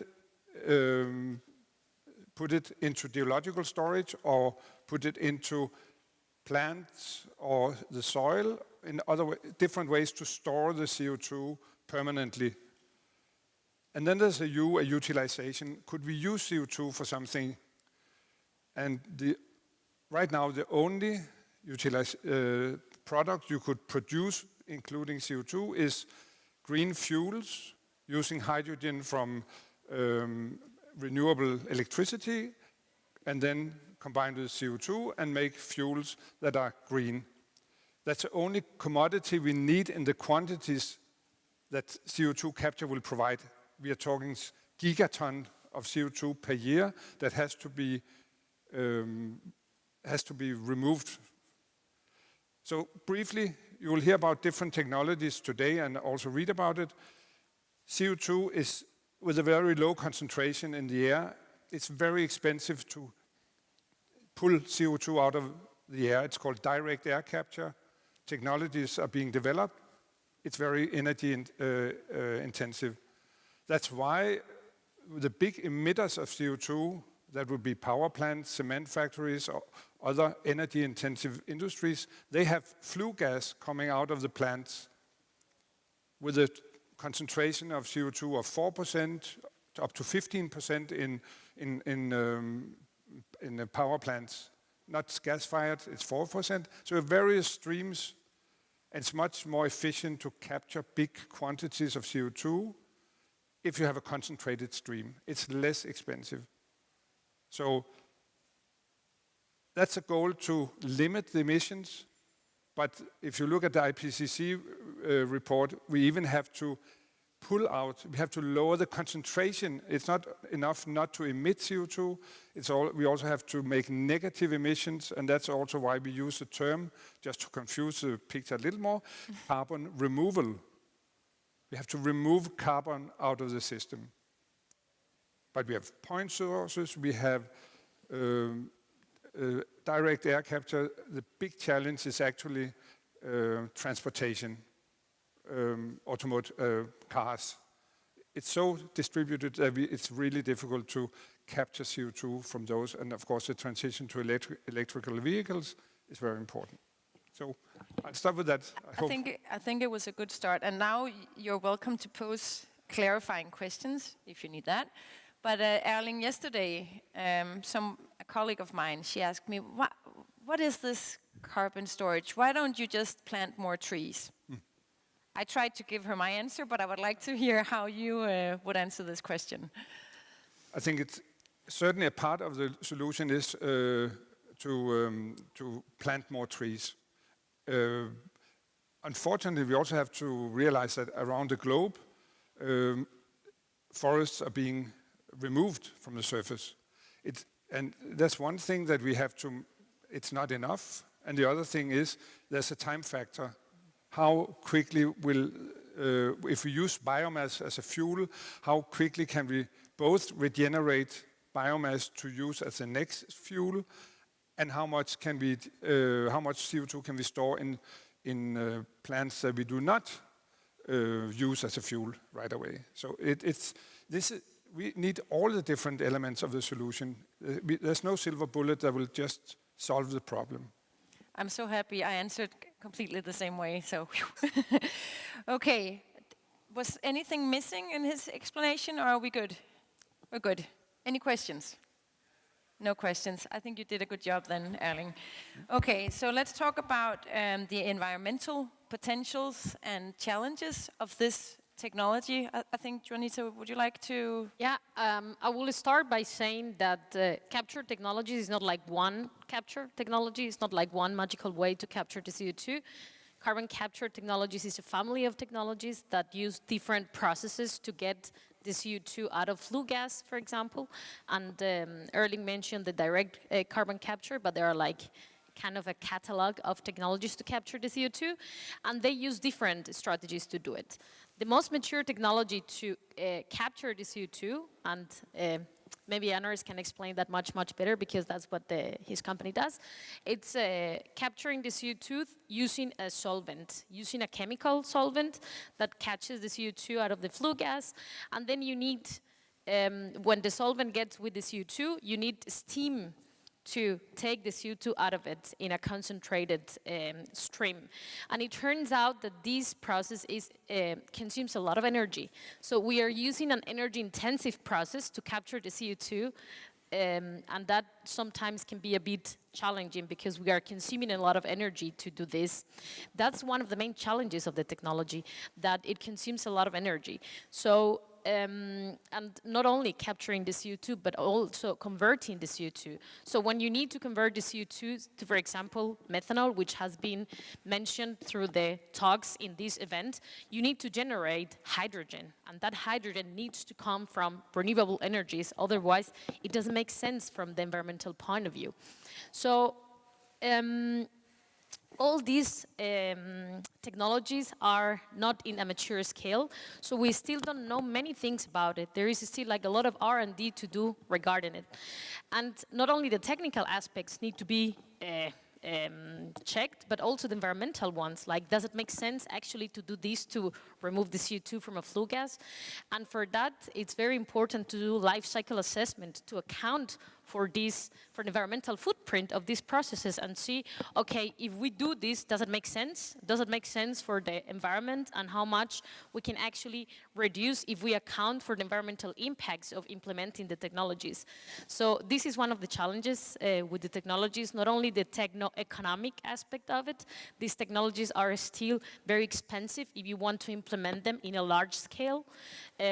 So there is the techno-economic aspects that are still challenging, but also the environmental footprint needs to be measured. Yeah. Would you have anything to add to the, I mean, now you're working with a specific technology. What thoughts and what data do you have on environmental challenges and potentials related to your technology? Well, I can only agree for both and maybe summarize that what we are doing now when removing, taking out CO2 out of exhaust gases is requiring a lot of energy. And it's not easy, it's doable, it can be done.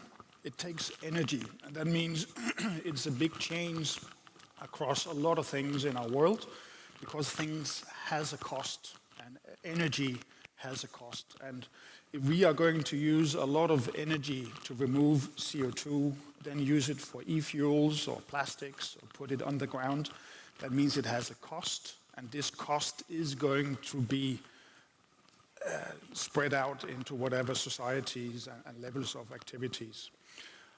Our company, we've stepped onto the bus well, there's a business in removing CO2. We like the idea, it's our world as well, and we can do it. But it's baby steps now, and there are two platforms or directions. One thing is to aim for how does it look in 2050 or 2075 as the big change of the whole world, the change from oils and gases and coal to a e-fuel society is a big change. It's a big change in terms of technology, and it's also an acceptance of a whatever cost is the balance for the removal of CO2 and e-fuels.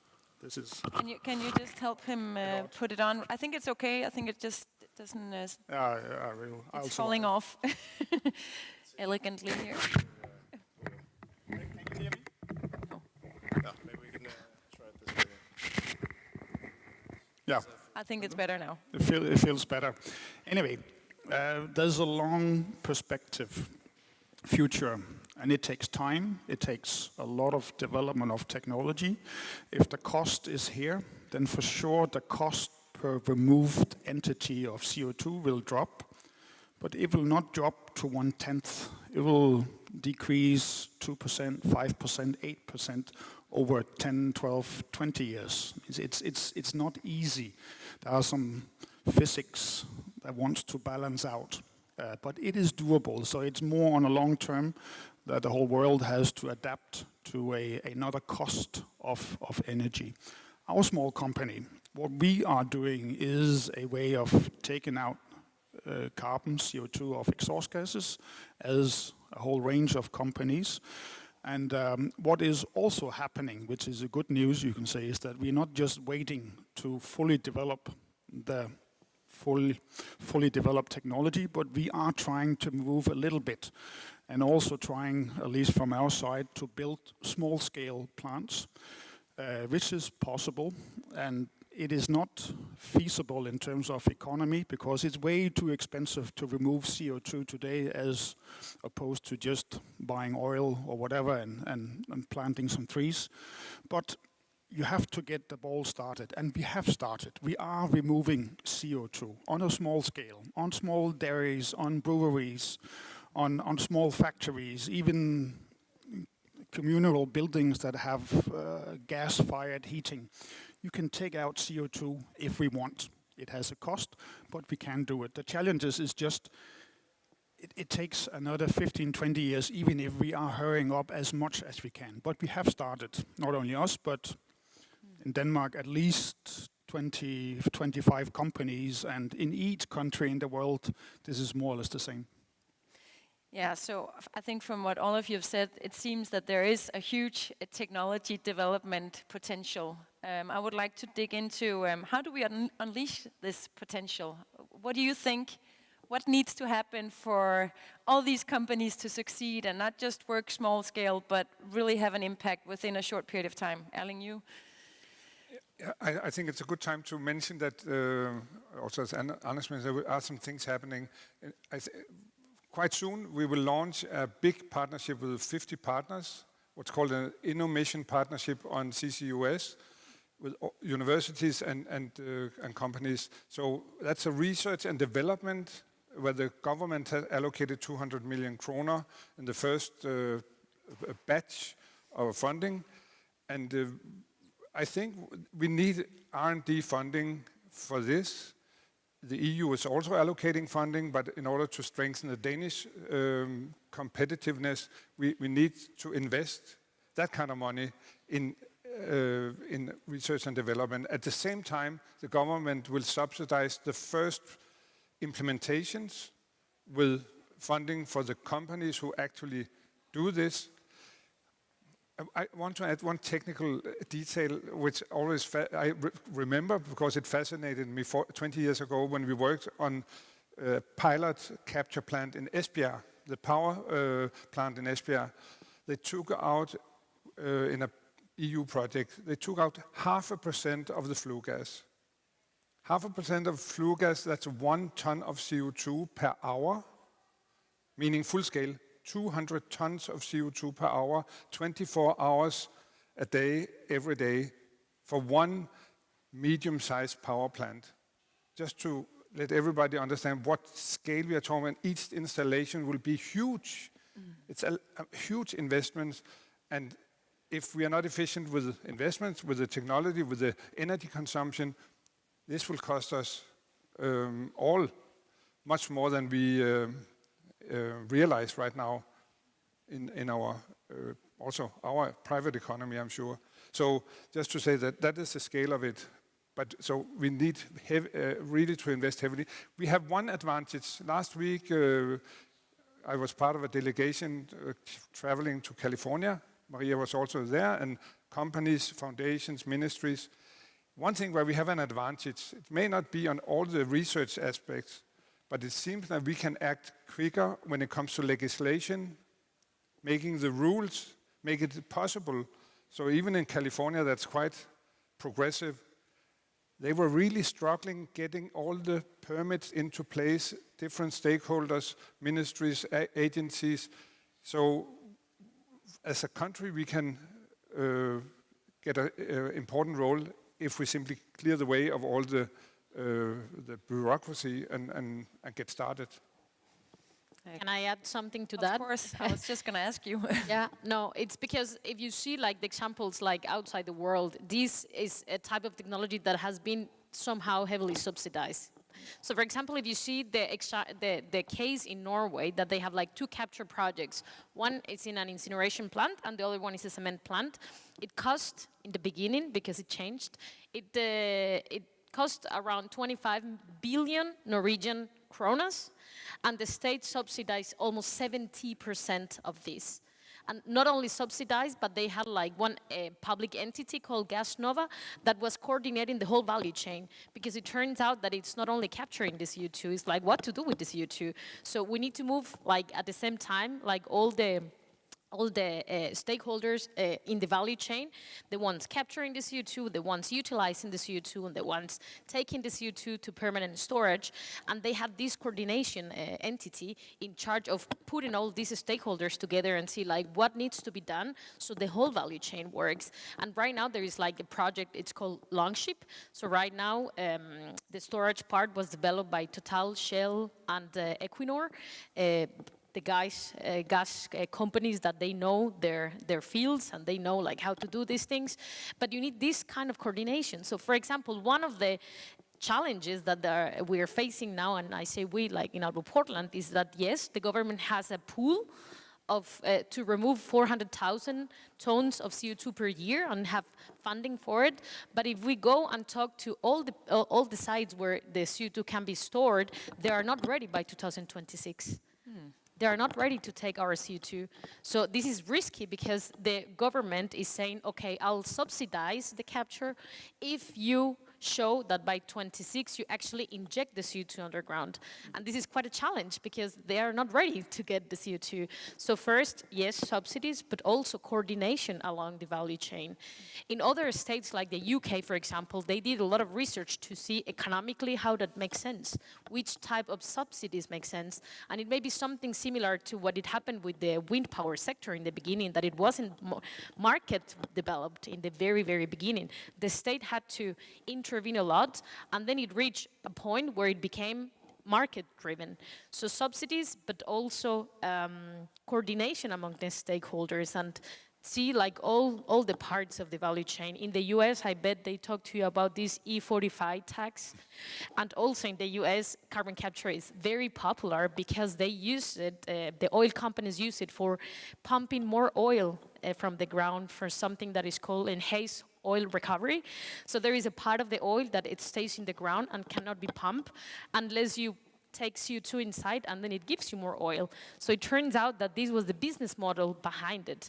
So the business model part is also quite challenging when you are not having any revenue out of this part. So we need to figure out the value chain and also the business model, and none less important, the acceptance.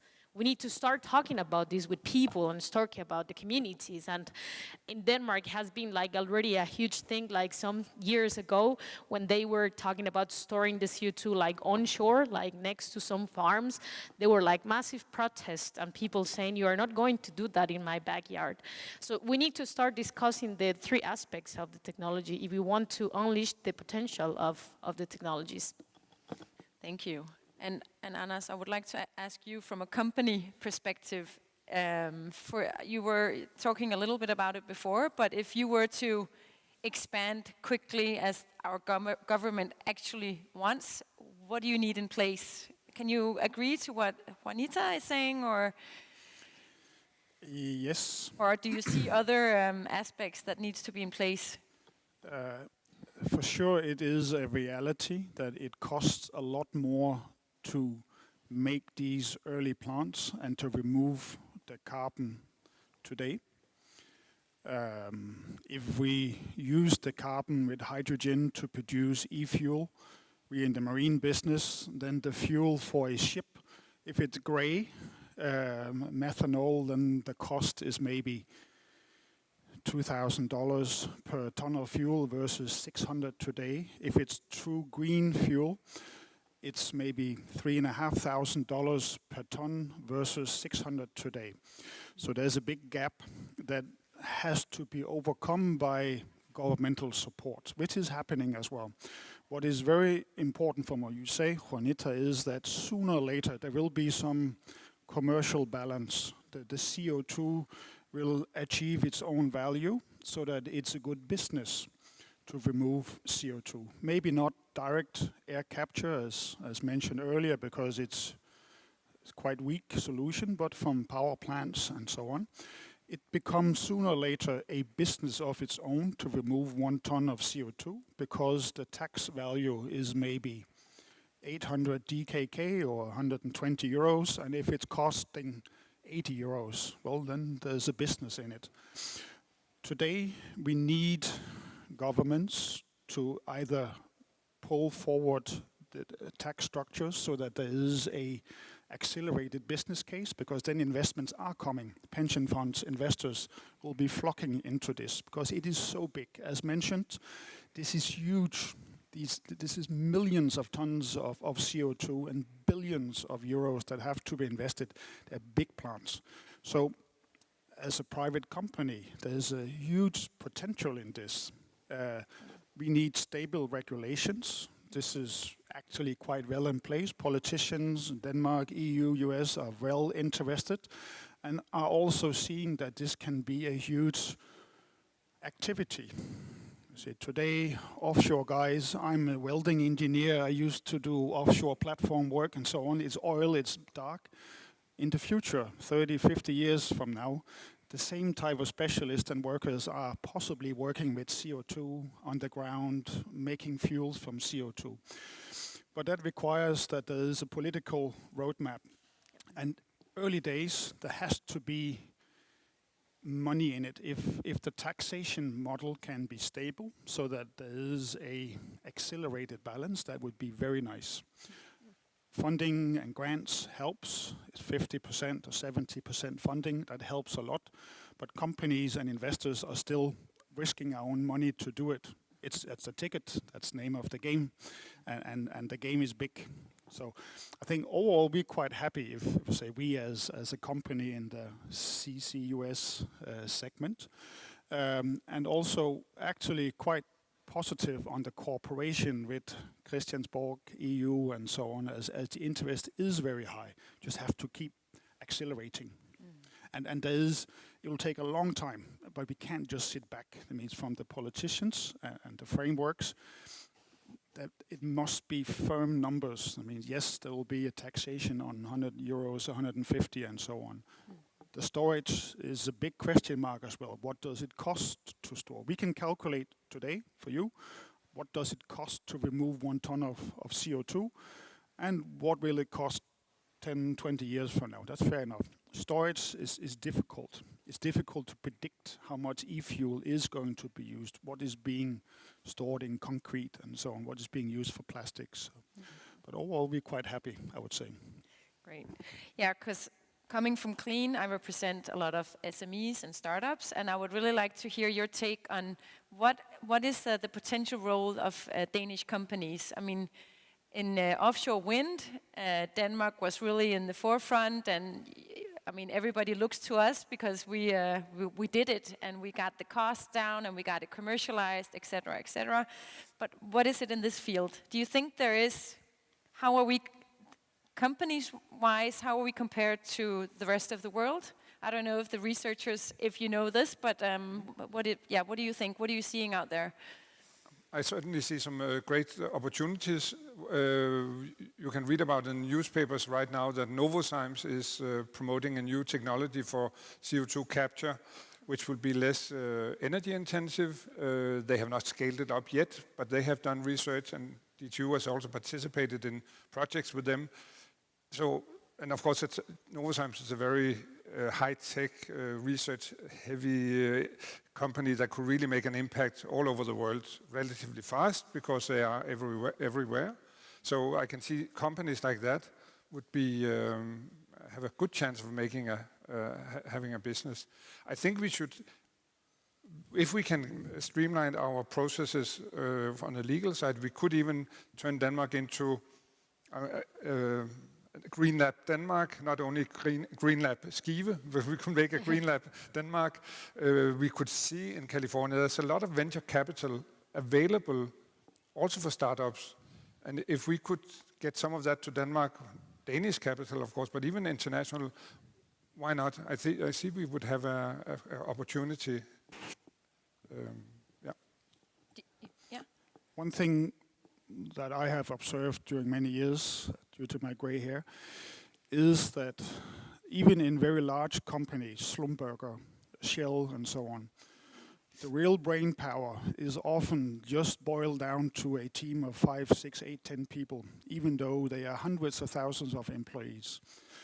That is interesting because Denmark is small, but we have DTU, we have other universities, and we have short distance in terms of communication, so things are happening quite fast. And that means even that we are a small company, then we have a lot of brain power, even compared to some of the very large organizations globally. Large organizations is more a structure to accelerate and make it worldwide and very big or attract different types of funding. So in terms of Denmark, then I would say we are absolutely on par in terms of knowledge. And the amount of knowledge, I would say, is absolute on level, even with some of the very large companies. I think some of the very large companies, they are still searching and developing. It's half marketing still, half real technology. Can I add something? Can I add something? I think there is a lot of opportunities because challenges like these require innovation. They require a new way of thinking. Like as Erling mentioned, they have like Novozymes have a totally different process that the one that is usually used to capture the CO2. But I just wanted to mention again, through the value chain, we need companies to take care of these things. So for the capture, we have Pentair, for example, that is also a company that is working on it, and others say like DTU, and there are like teams. And for example, we work in a project called Green SEM. We were working, that was more oriented to power to methanol, and that's also something that the government really wants to make Denmark like an example of power to X projects. And they work with this conversion to methanol, and there is a spin-off company out of this project, not this project specifically, but out of this technology. So this starts developing at universities, and then when it becomes like big enough, then you can have like spin-offs companies like this one. So I think I agree with Anders that this is just happening like all over Denmark, and the call is also for like we need good brains to put thoughts on this, because it's not so easy. It's a complex challenge that we need to embrace a lot of knowledge and new ways of thinking. So I think that's also a great opportunity for small and medium companies. Erling? So I'm just curious to hear if there are questions from the audience. Now, I worked with this area for so long, so I'm completely, full of that. I know. I think. What are the concerns? What are the questions? Nobody dares.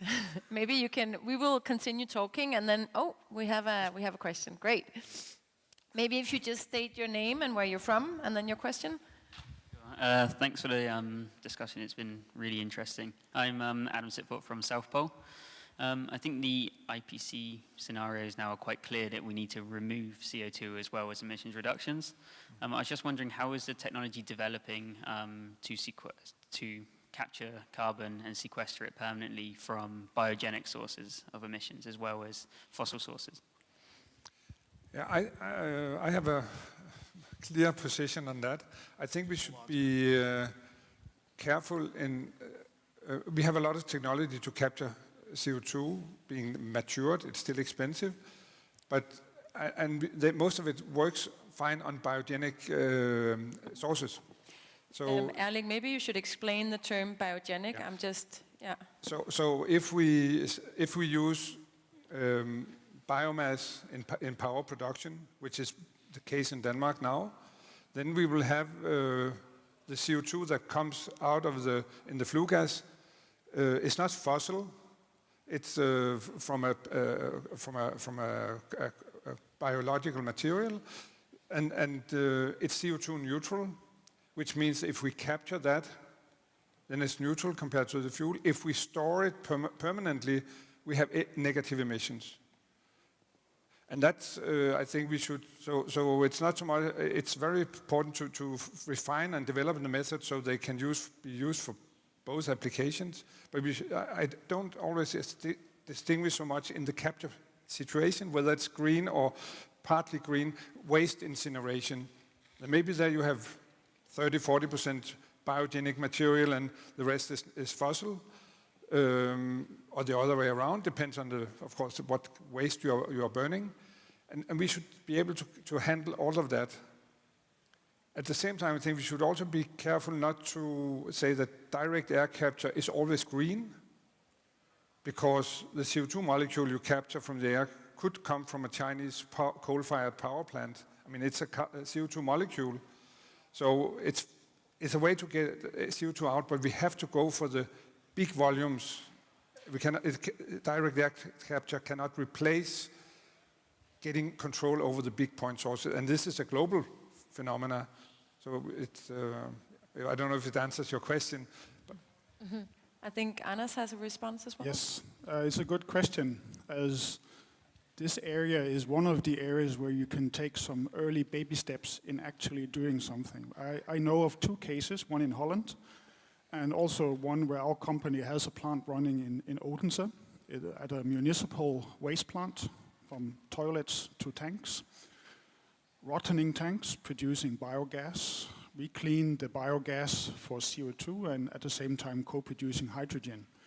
The hydrogen is reversed back into the rotting tank, hence accelerating the biogas production. And the CO2 is intended in compressed form to go into greenhouses, because that area, by coincidence, has a greenhouse concentration.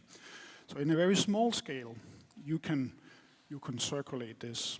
Furthermore, by incinerating some of this sludge that can be generated into fertilized value for farming and so on, that produces a lot of CO2, which then again is captured. But this can be done in a local circular manner, which is a very nice story. It is happening in Holland as well, with big greenhouses where CO2 is captured in certain seasons and then fed directly into greenhouses. That already gives a lot of sense in a small scale. It's circular, it's nice, it's green. It's just a small droplet in the whole world, but it's still a very nice story. Yeah, we need these stories. I mean, we're running a little bit over time, but there shouldn't be a session afterwards. So I think we'll just take the last questions and then round off. So I think that's okay. There's 2 questions. Yeah, that's great. I think we're ready for those. Yeah. Well, I just had a follow-up question from the Please previous state one. your name and where you're from. My name is Dhruv, and I study environmental engineering at DTU. And so you talked about carbon sequestration from organic matter and biogenic carbon. So I was just wondering, what are your views on biochar? Since you only talked about capturing of flue gas, and it also relates with the point which you ended with, since we can purify sludge and convert inorganic substances, and as well as store the carbon in biochar, and also provide the nutrients back to the soil, using that as a fertilizer. Yeah. Yeah, it's a good point. It was sort of hidden in one, I think, in the introduction, a small sentence that some biological storage also. If doing pyrolysis of biomass, where you would end up with a biochar as a waste product, so to speak, and you can grind that into soil and it will stay, and you will have a permanent storage as well, is also one of the technologies that should be used, and is also part of this big partnership that we are launching soon. There's also a work stream on biological capture and storage. So it's a very valid point. I just want to make a small clarification. The technologies and the atmosphere, they don't distinguish whether CO2 is biogenic or not. Like chemically, CO2 is CO2. Doesn't matter where it comes from.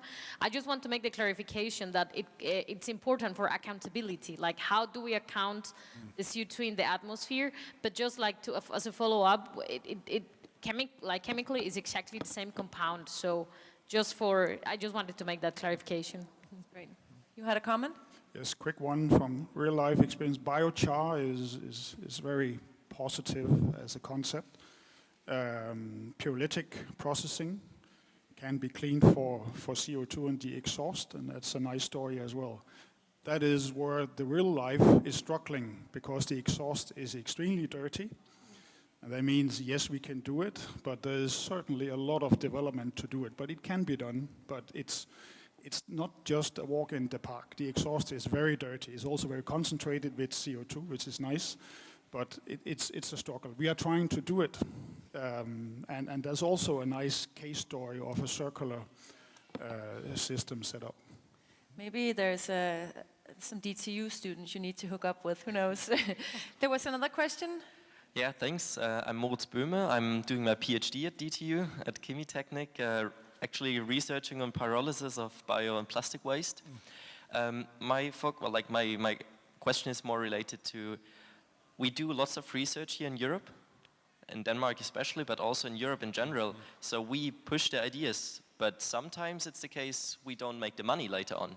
So where's the problem here, and how can we make sure that actually these new technologies are not just invented in Europe, but also like the business case happens and monetized here in Europe? That's a really good question. Yeah, I would say, I think we should think about one thing here also. Is this a global problem for humanity? In that case, if we were idealists, we didn't care who solved the problem and who made the money as long as it happens, compared to if we were producing Lego or soft drinks or whatever, where it's another kind of market. So, but of course you're right. But there has to be a business case. If there's no business case, it won't happen anywhere. So I think we have to push. And in this area, I think I would actually argue for academic research being more going directly into public domain, and say, let's be more open data, more sharing, because if we shouldn't compete about the same solution. There's so many problems that we need to make sure that we don't step on each other's toes, but do complementary work. Can I add? Okay, last comment, and Anders, you also have the last comment, I promise. All right, last comment. But I think you can continue the dialogue afterwards, but we better round this up. But go ahead. I think academics, we need to be better on pitching our ideas, because it's an academic world, and then sometimes we are in our laboratory and calculations, but we don't like to go out and say, oh, look at this, buy it. And please come and buy my business ideas. So I think academics need more and more courses on how to pitch your ideas, how to make a business, how to make a business plan, how to make those calculations. So I think the more in academia we are in touch with the real world and what are the challenges, like Anders mentioned, it's not easy. And what will you face? I think that will be a good starting point for commercializing the ideas. Or even partner up with someone who can commercialize your ideas. Maybe you as researcher, you're better continuing to research and handing on your ideas. Yes. Did you have a final comment, Anders? It's name of the game, and it's difficult because we would like to cooperate as a company with universities, as it makes so little sense that it is kept in secret that companies are working on the same technology across. We've kept our technology secret for 3 years due to patents in the US, Europe, Asia, very secret, and having lawyers to detect every move and word and so on, which is name of the game, but it's also tricky as we are cooperating with DTU as well, and we have to be very careful. More sharing in some kind of public domain, but it is name of the game. When you have 5, 10 competing companies, then there is a game. Yeah. Okay, well, I think we should end the debate here, and I just want to thank the three of you for participating, and I hope and I think we have accomplished in giving you guys knowledge. So hopefully when you speak with someone, you can say, oh, I heard about this, and it's actually, the aim of it is this. And I would suggest, if you have further questions, I mean, hook up with these people on LinkedIn or find them out here, and I think dialogue is the best way forward, and I think we should give them a hand.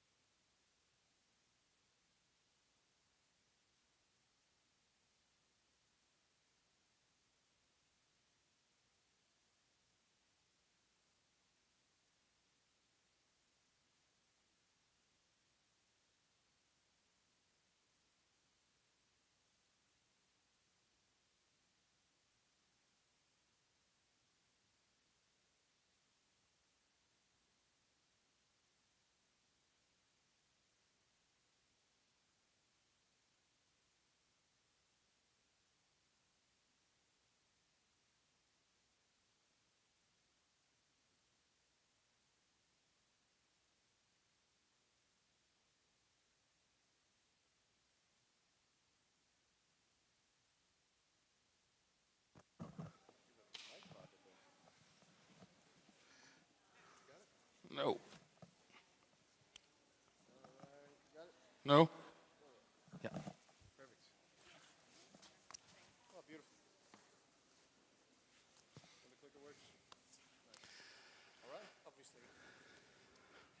Obviously. What? Coke? 1, 2, 3. Yes. Should we? I think it's about time. Hello, ladies and gentlemen. We are welcoming you for the next panel discussion. My name is Agata Skrzypczyk. I'm very excited to lead a panel discussion about the next topic to come. I'm myself an economist and environmental journalist, and I wrote few pieces actually about sustainable cities before, so I'm very excited to lead this topic for today. The panel discussion is called Towards Regenerative Living, How Funds and Cities are Investing, Shaping and Developing Sustainable Societies. Very exciting. And I would like to welcome on the stage with me Mark Watts from C40. Hi. Hi. And Jesper Nugård from Real Dania. Hi. Very nice to meet you here. Nice to meet you. So the agenda for this panel discussion is as follows. First, we'll start with Jesper's presentation, around 25 minutes. Then we'll listen to Mark Watts' presentation. And then we will have 15 minutes for Q&A session and short discussion between the three of us. So yeah, let's start. And let's listen to Jesper's presentations first. Thank you very much, and pleasure to be here. And I love these physical frames, and I'm gonna come back to them in a short while. I have this presentation over here, and it's hopefully working. Am I too far away? Should be.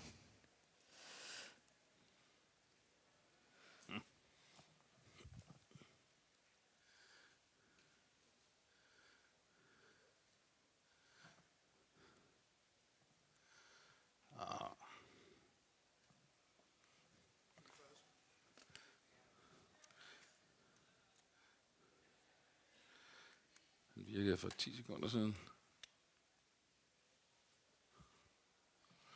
Yes. And as has just been said, my name is Jesper Nugård. I'm the CEO of Realdania. And Realdania is a philanthropic association where we donate money in a way to work with the built environment. And what I'm going to try to do in this presentation is to give you a brief introduction to what Realdania is and how we work with sustainability, the SDGs, the license to operate, as you can see here. We are not a foundation, but maybe it's easier to understand what we do if you consider us like a foundation. But we is what is called here a member-based philanthropic association, similar to a foundation. We have, you say, a rather big equity of money, and some of them we use to create better quality of life for the Danes, and always through the built environment.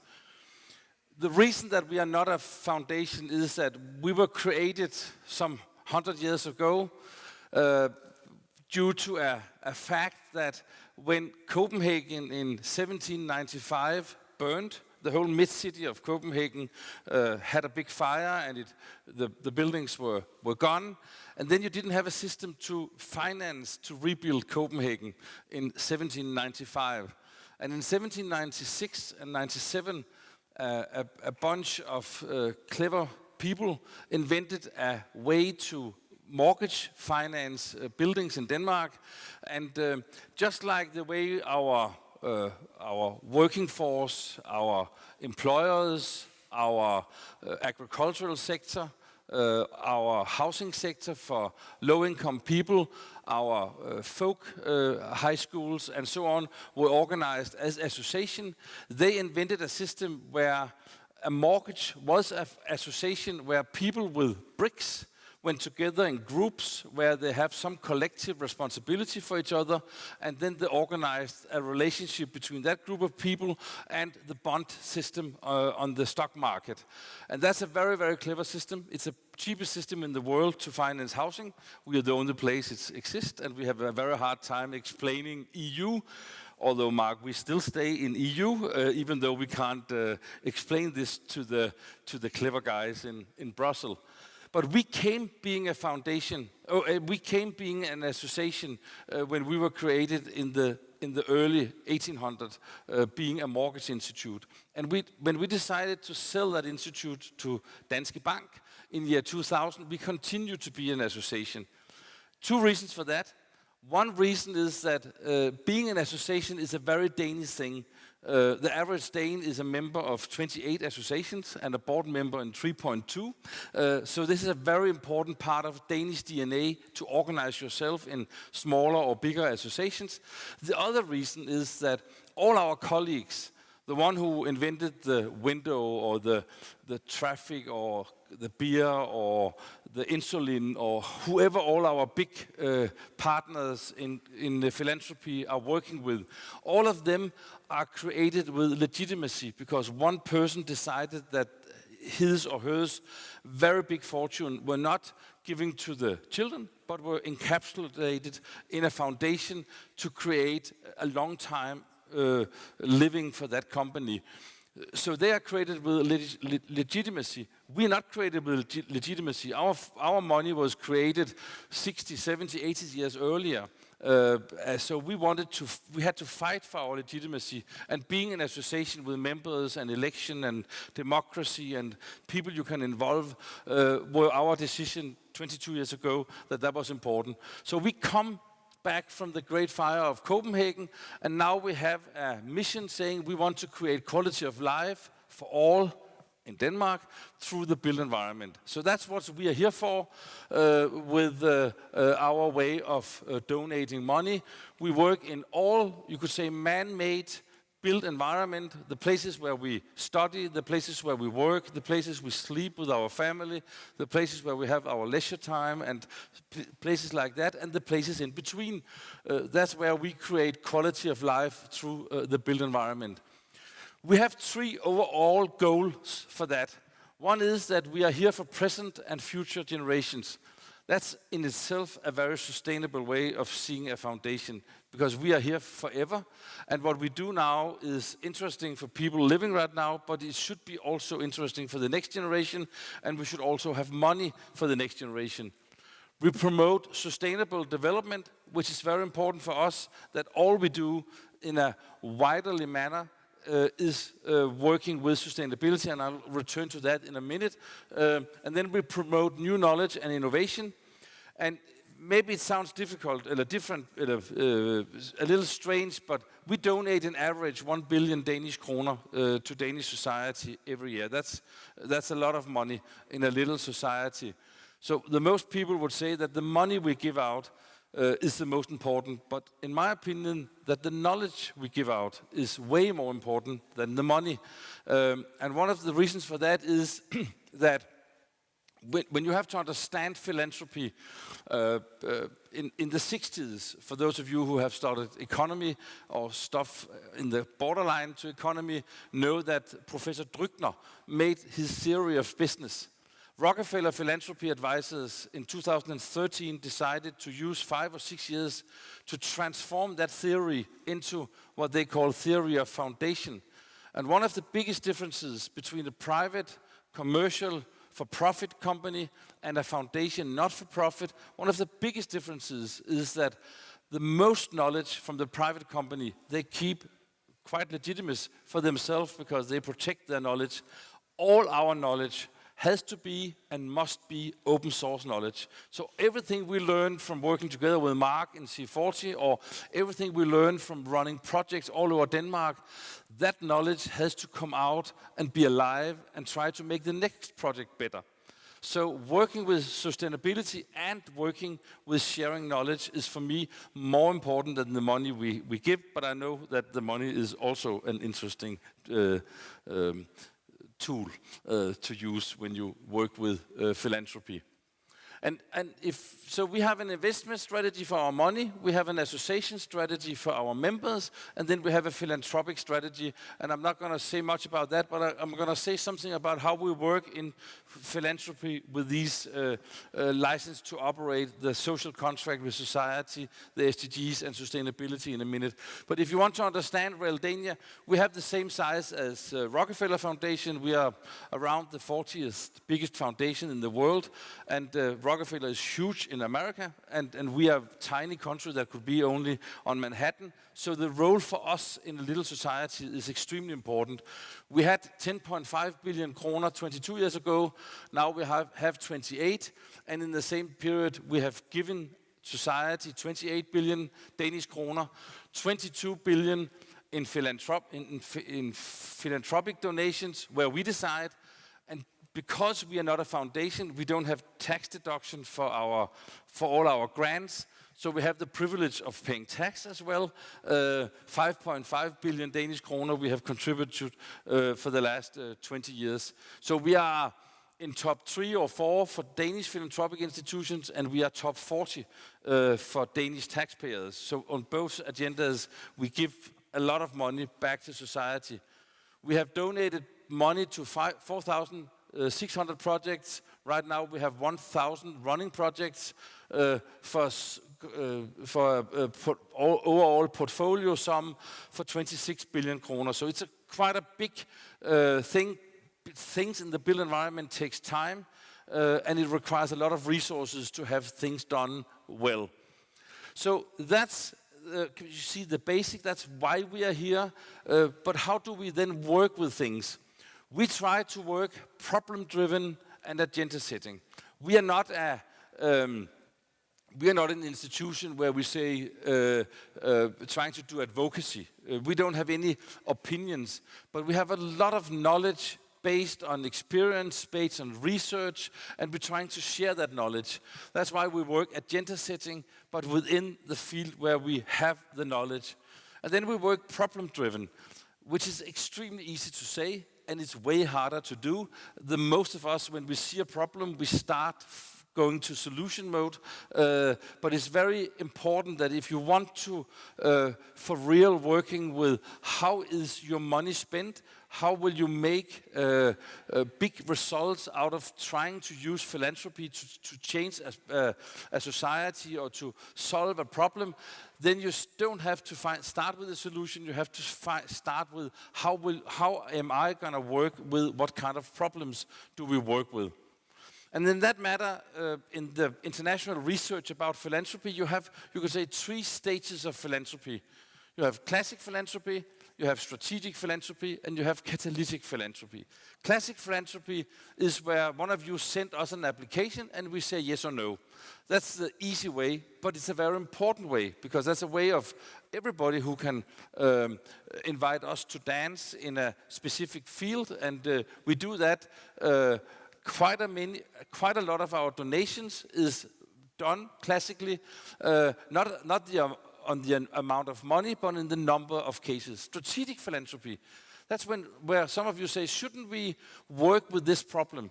And then we say, that's an excellent idea, but we need to have 3 more partners, or we need to have an anthropologist, or a sociologist, or an economist, not only an architect, or we also need an engineer, or we need Mark, or we need somebody else to be a part of this.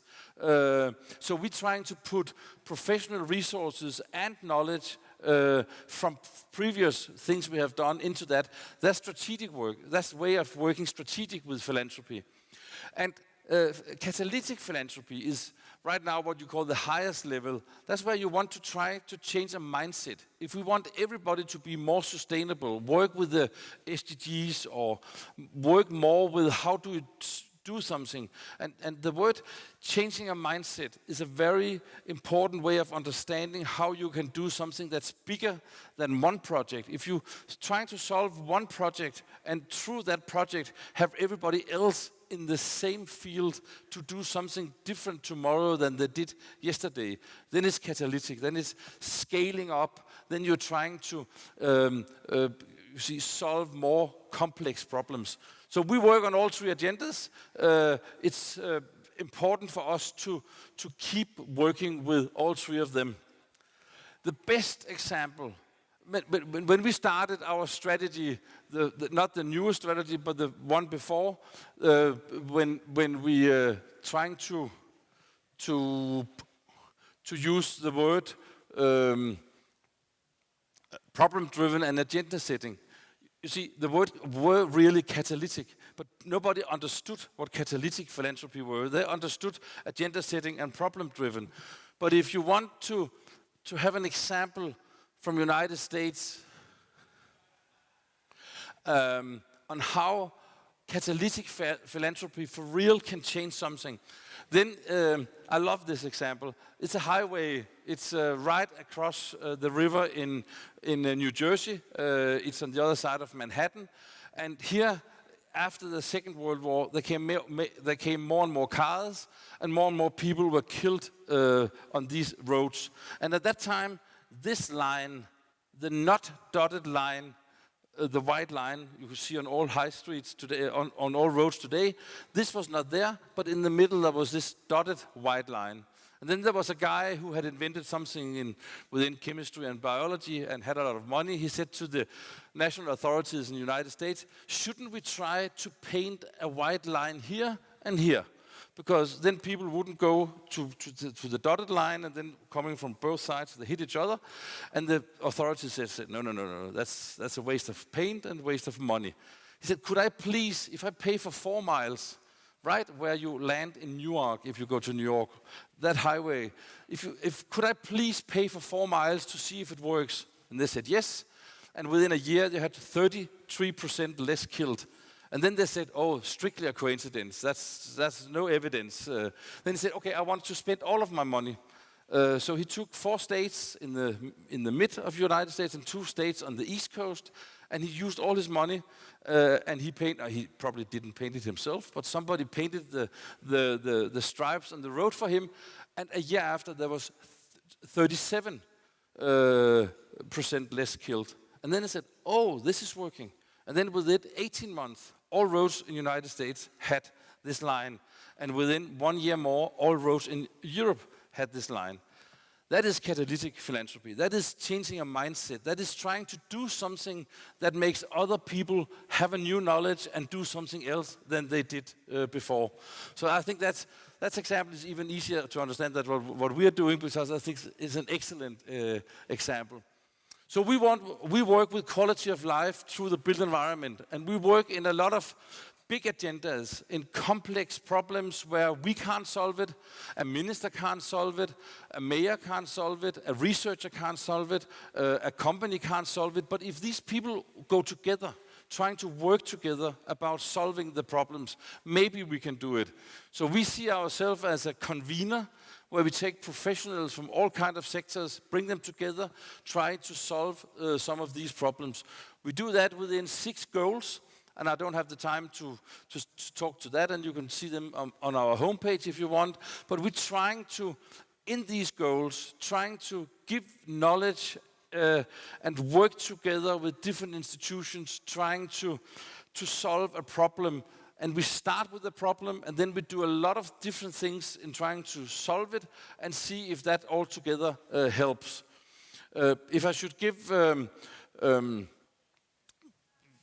and all of that is, you could say, working with our license to operate, our social contract, our contract with society.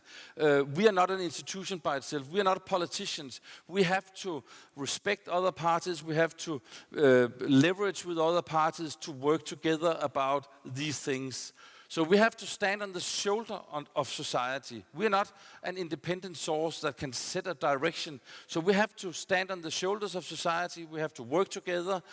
We have to use data. We have to use goals. We have to have a specific change theory of how to do it, but involving a lot of other people in the way we work with our license to operate.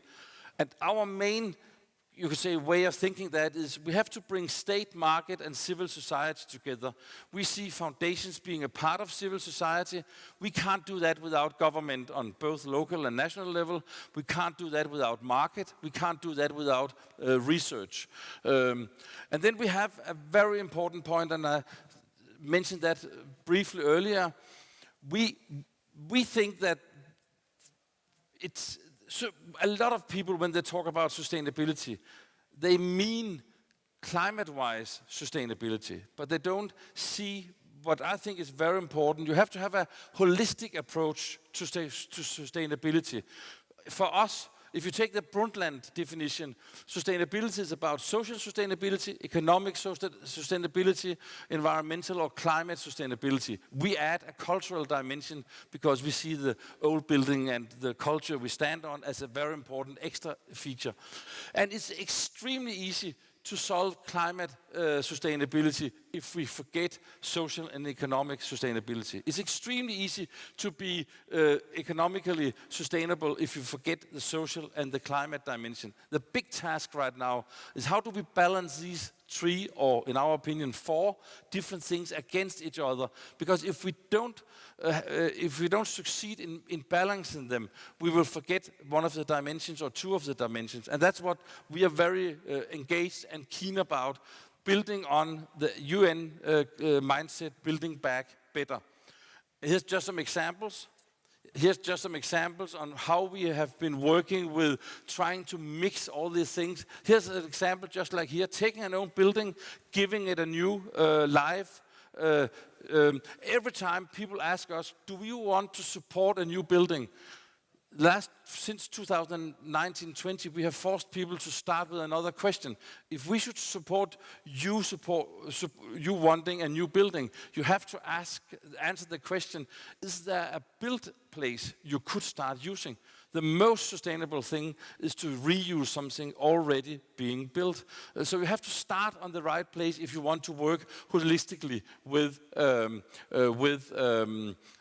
sustainable way of working. So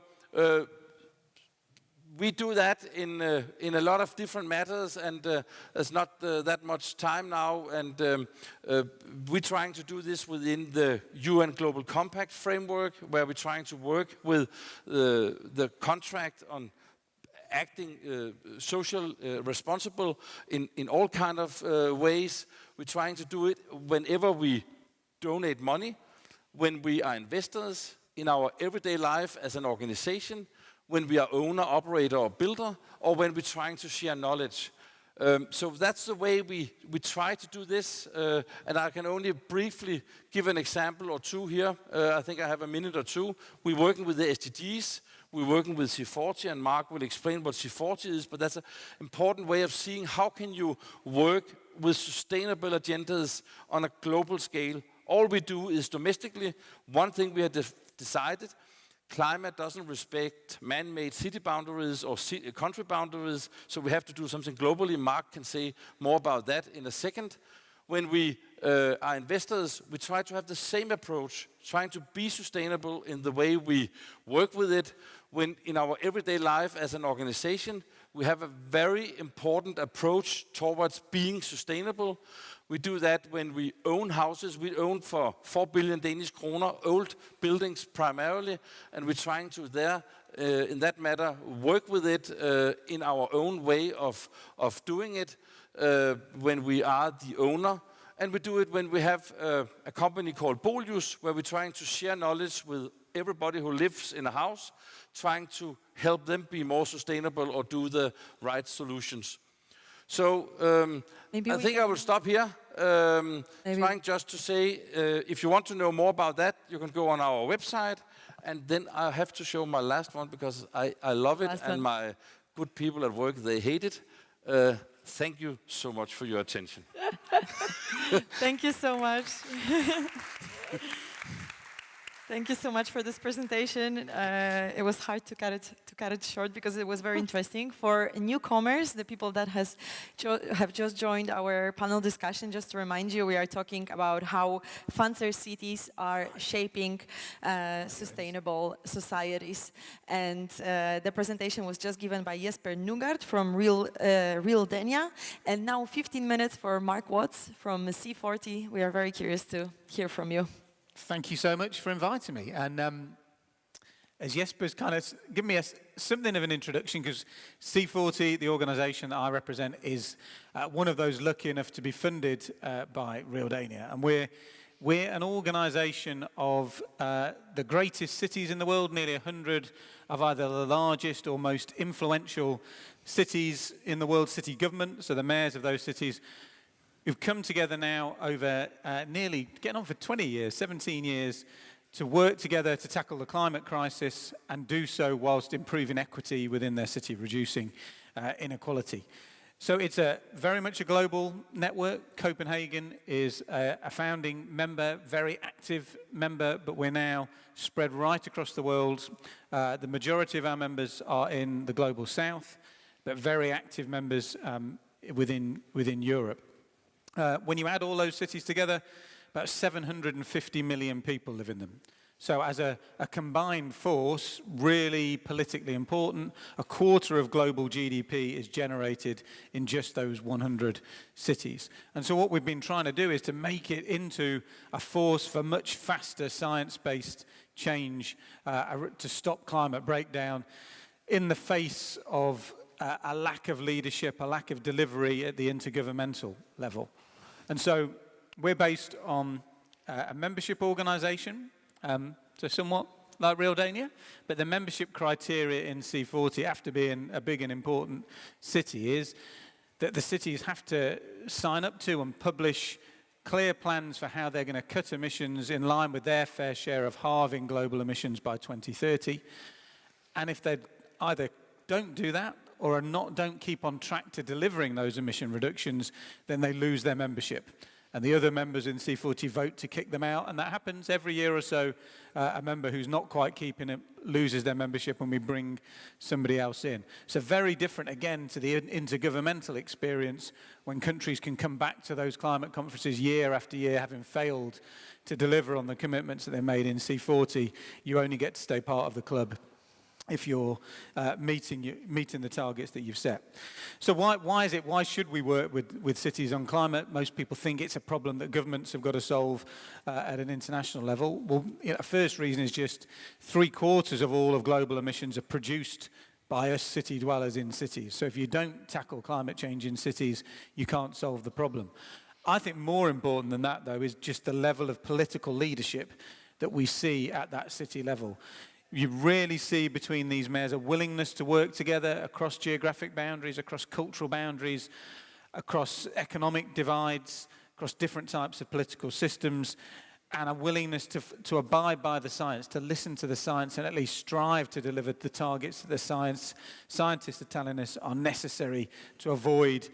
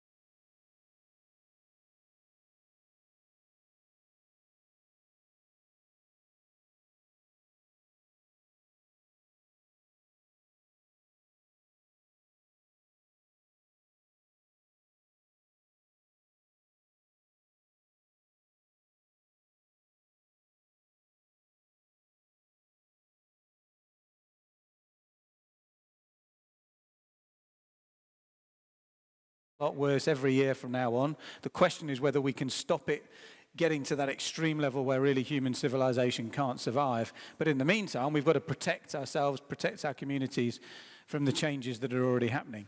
And adaptation is the kind of forgotten part of the climate equation. It's certainly in terms of funding, but also in terms of political attention. And so we're really focused in C40, for example, on working with cities to cool the infrastructure of cities. Typically, cities are 4 or 5 degrees hotter in the summer weather than the rural areas around them. So things like in Phoenix, painting all the pavements so that they reflect more of the heat away rather than absorbing it and then releasing it in the evening, or even really simple things. In Cape Town, a city that already suffers quite extreme heat, they just now have little showers basically in the streets, so for the people that can't afford to cool their own homes can just get a bit of a spray of water to cool themselves down. Working on water security so that we're protecting water supplies in drought, something we do in partnership with Grundfos, an amazing company based here, and that can be everything from improving the infrastructure of water supply to training female plumbers in Amman in Jordan, where there's a shortage of skilled plumbers to manage and improve the infrastructure and reduce water losses.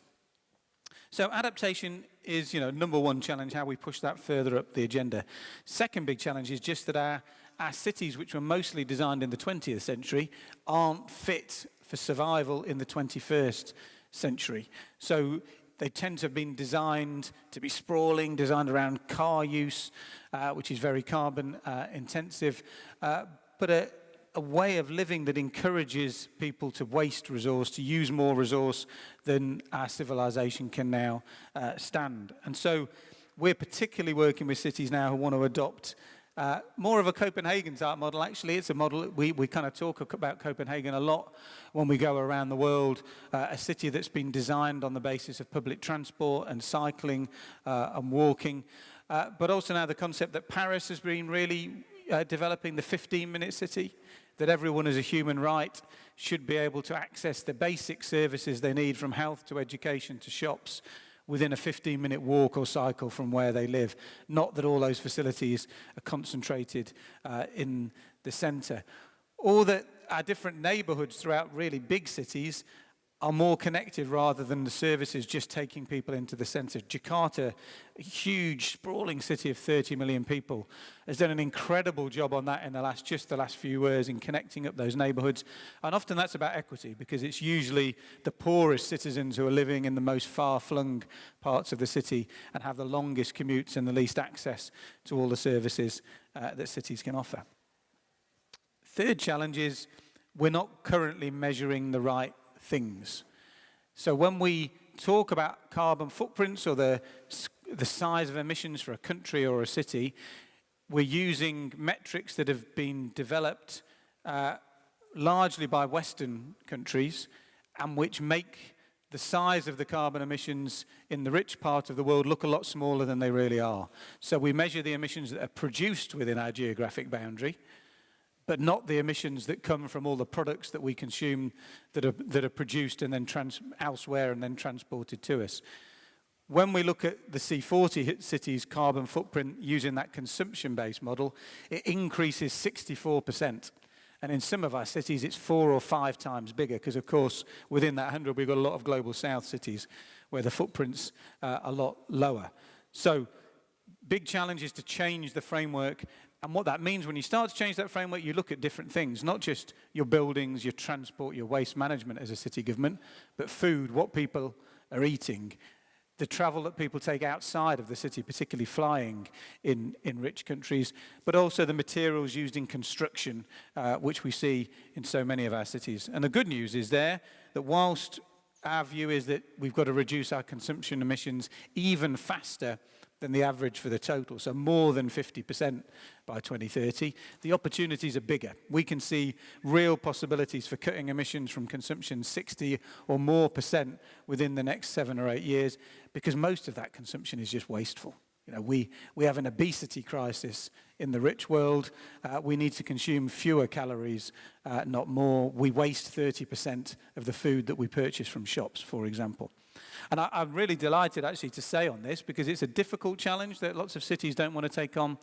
Not only in the last few weeks have we had the mayors of New York and London saying that they're now going to do a consumption-based approach to their climate challenge, but just in talking to your Lord Mayor here, so is Copenhagen. So there's going to be a number of leading cities that are really going to take this up. You're looking at me like I'm out of time. We'll have 3 minutes left. 3 minutes. I can do one more For any challenge. closing remarks? I can do one more challenge. There's plenty of time. I think, the last one for me would be leading on from that is measuring the wrong things, is that for most of my career, I've been working with and an advocate for green growth. The idea that we should be trying to decouple the growth in our economy from our emissions.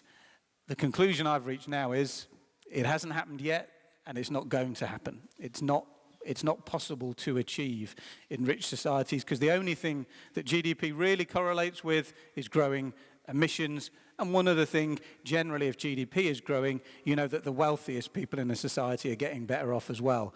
It doesn't usually follow that the majority of people in rich societies are improving their standard of living.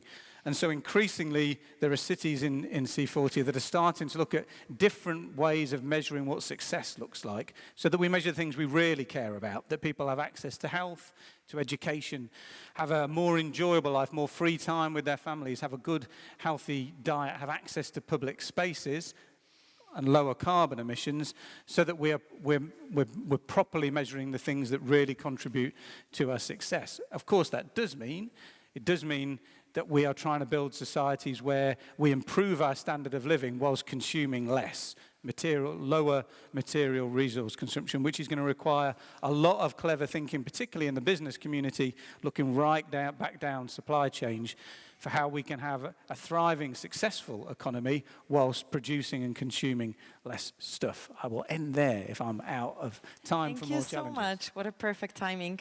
Thank you so much. Mark Watts, C40, thank you for your presentation. A little applause. And I'm very happy that we have 15 minutes for questions and answer sessions. If you have any questions, please think them through as well. And I will start with the first one. That's a privilege of being a moderator. Mark, I was looking at you because my head was spinning with questions when you were giving your presentation, the same with you, Jesper. So I will start with the first question that came to my mind. You were mentioning different parameters of sustainable societies, of sustainable cities. You know, the 15 minutes distance to all the services was one of them. And I was wondering, what is your experience from collaboration in between cities? Is there one sustainable city model that you're creating along the way? Or is there a lot of influence from cultural, wealth conditioning of each of these cities? Yeah, I mean, there's definitely not one model, but one of the really encouraging things, one of the things that gives me optimism is that despite all the differences across the 100 cities in our network, the way that they work together and collaborate and learn from each other is amazing on a constant day-to-day basis. When the COVID pandemic started, for example, the first thing we got was a deluge of emails and phone calls to say, we want to get together and work out how to solve this together. But what I think there are some kind of universal things that pretty much every city is trying to achieve. And, Copenhagen tends to be at the top of the tree for having got things right. I know you've got your problems to solve, but a compact and dense city, which can be based on public transport, cycling and walking, absolutely. A city that has worked out how to develop in a way that improves the quality of life of those who are currently least fortunate and doesn't leave them by the wayside.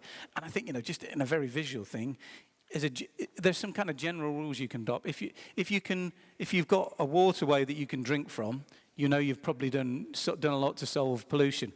If you've got cities where there's more green than brown, then probably it's going to be a sustainable city. That's interesting. So each of the city, I'm just thinking we are very privileged to be here in Copenhagen. I come from Poland, and I'm thinking that there we have a little bit different challenges, and I guess it's just a great opportunity for each of these cities just to sneak a little bit of knowledge from each other. So you touched upon COVID and pandemic and your work throughout this period. If you can walk us through a little bit of this time, what kind of a lesson was pandemic COVID-19 for what C40 do? Do you think the cities changed their perspective and their thinking of sustainable cities? Yeah, so I think one for us, it helped prove our reason for being. That when a massive global challenge came along like that, what these political leaders and city officials wanted to do was get together and work together, and it really made a difference. From really practical stuff in the early weeks, just Chinese cities, very quietly, no publicity, sending PPE equipment across to Europe and North America, but then cities getting together to work out how do we manage waste when now we can't touch a whole load of it, and how do we do recycling where in a context of all the problems with COVID being, you know, on anything that you touched. I think what it also though, as the kind of we're moving out of that, the centre of the pandemic now, you can see that a lot of the ways of living that were forced on us are actually quite attractive. So people being able to spend more time at home and not going to the office every day, what that's done to free up space within often the centre of cities that can now be repurposed. People understood the value of public space and public goods. So a phrase I like to use a lot now is we need to have public luxury as much as private luxury, things that everybody can share and revel in. And you're seeing right across, right across C40 cities now, big investment in parks, you know, developments of new buildings stopping, more density being created and parks being built, more cycle lanes being put in, roads being taken out, and a lot more focus on the neighborhood level so that people can access things close to where they live. That makes sense, of course. And Jesper, the same question to you. In your work, it seems like you're getting a lot of feedback from residents as well, that you base your future development and the path mostly also from the feedback of residential experience, kind of. So did it change throughout pandemic period? Did you get any other guidelines for the future? Yeah, we base a lot of, you could say, on residential response, but also on research and collecting data and doing something objective. We have made a lot of studies on how have cities been used through the pandemic, which is very interesting to see how they changed from a lot of people on a pedestrian walk to non-people. People who used to go to yoga classes indoor now created a new space where they just put something up, made a little temporary roof, and then they did the yoga outdoor or did the exercise outdoor. So this will change the way we use cities. This will change the way we use office space and where we live. And we just started a big research with Aalborg University, have a built institute called BUILD, and we just placed quite a lot of money in trying to figure out what did happen in people's home when the workspace moved from work to home. How will this influence the next way of building a home, an office building, an industrial building? And we don't know the result yet, but there's a lot of learning to take out of this. But I think Mark's remark, that was almost funny. Mark's remark about sharing knowledge is maybe the most important thing, both for pandemic and for climate and for sustainability. And I was a little skeptical when we in 2013 helped Bloomberg and SIF, a British foundation, to scale up the economy that Mark now is running as the CEO of C40. Because does it work with an institution where you don't have a membership fee? You volunteer to be a member, you ask to be a member, but you don't pay a membership fee. And what you have to do is trying to follow some KPIs and share knowledge. And I was very skeptical for that, but it works. It's way better to have an incentive to cities. Instead of having a local dialogue about should we pay 1 million or 2 million in membership fees, way more important to force them to share knowledge and to force them to have a developing in their way of reducing the CO2 or increasing the climate action plan or whatever some of the KPIs we measure about is about. And normally we teach our children that if it's a Disney movie, you may not copy it, or if it's a professional photographer who made a photograph, you may not copy it without putting the name and paying. But a good solution on how to make a city resilient, it's stupid not to copy it. And that's the business Mark is running. And that's what we're trying to do in a lot of other projects as well. If we don't learn from each other, we waste a lot of good energy and we waste momentum. And momentum is for the climate the most important part. That's incredible, and it can translate to any other action regarding climate mitigation and adaptation. This knowledge sharing that we are actually all playing to in the same team. So that's really incredible. I'm looking now into the audience. Are there any questions before I continue? Because I have plenty more. Is there anything that you would like to ask about our panelists? If not now, you can just stand up later. Jesper, you also mentioned, I wrote it down because I really liked how you described it, that your organization, the philanthropy that you're offering, it works as a glue between different industries working for the city, that you kind of glue together government, business, residential, just residents as well.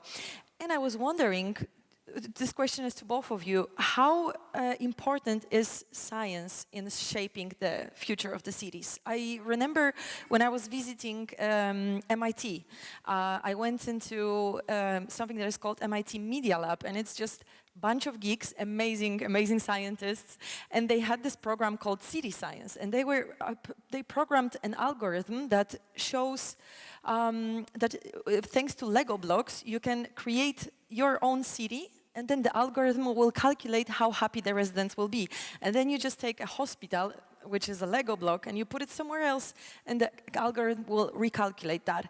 And I was just wondering, is this really so easy that you can put it so easily to the algorithm? Or so how strong the position of science is in your work? What do you think about it? Go first. I think, science and data is not everything, but it's almost everything. Because if you don't know where you come from, and if you don't know where you want to go, and you can't do that without science, you can't do that without data. And for us, agreeing with working together with Michael Bloomberg, who is the chairman of the board of C40 and one of the 3 strategic funders, and one of the persons who before us was an important person in creating C40.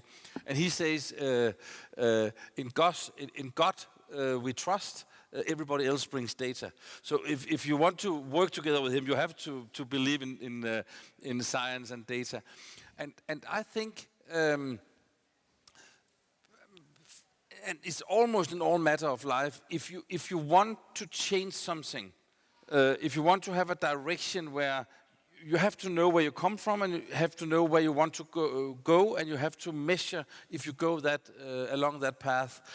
And we are not funding, you say, real research, but action-related research is in this matter about the climate. You could say research close to how practitioners work, and trying to be a bridge between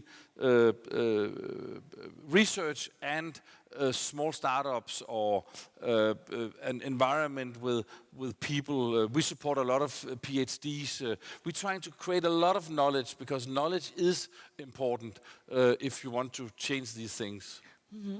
What about you, Mark? Yeah, I very much agree, and we're very much a data-driven, sort of science-based organisation.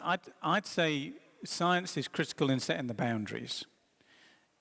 Then data is critical in winning arguments, but of course when it comes to designing and cities' existence, it's about people. And you can't be science dictating the way that a whole city is designed in the end. So the boundary is really important, because we know from science that there are ecological boundaries which we are now pushing up against in many spheres, beyond which human civilization will not be able to survive. So it is entirely rational to say these science-based boundaries we adopt as kind of almost sort of fixed goals that politics has to exist within, city design has to exist within. I think then, data, you can really see the power of, for example, in my home city, we've just had a mayor who has increased the size of our ultra-low emission zone, which charges people for driving polluting vehicles into the centre of the city, increased it 18-fold in November. There weren't protests on the street, so in March he came back and said, okay, I'm going to double it again. to the whole of Greater London. And the reason there was public support and opposition was he'd spent 3 careful years putting in place air pollution centres all around the city, particularly near schools, and people had got to realise just how bad the air pollution is, how their kids were affected, and therefore supported radical measures. But that third point is, so that science and data absolutely drives how we organise, but in the end it's got to come back to how people engage with policymakers and designing cities for people. The more participatory our democracies are, the better a job we normally do at meeting the whole of society's needs as well as local communities' needs. Thank you. Jesper, would you like to add? I just wanted to mention a project we have done. I said before that an important thing is to stand on shoulder on things being done before, or standing on shoulder on data. What we have been doing together with Mark, or was Mark has been doing, where we have been helping with the money, is trying to make it possible for all 100 cities to make a climate action plan that is 100% compliant to the Paris Agreement, which means that all these 100 cities, or isn't it 97? 97 of them. Yeah, all these 97 cities, member of C40, do now have a plan where they, within a short time, will be able to make the 1.5 degree, which is fantastic that then 800 million people now are living in cities in the world where you are compliant with the 2015 agreement in Paris. What we did, because for us it was a little strange to support this international thing, so we're trying to, every time Mark and his fantastic staff is doing new development, we're trying to take that and scale it to Danish society. And what we did with these climate action plans, which is extremely data-driven, then we took these and transformed them into a Danish concept called DK 2020, where we invited all 98 Danish municipalities to do the same as New York, Rio de Janeiro, and Mumbai, or whoever big cities have been working with this. And one of them had done it already, Copenhagen, since they were a member of C40, so we missed 97 of them. And right now we have 95 municipalities working on a scale exactly like the cities members of C40 are doing. And 20 of them has just reached that they are now compliant with a climate action plan.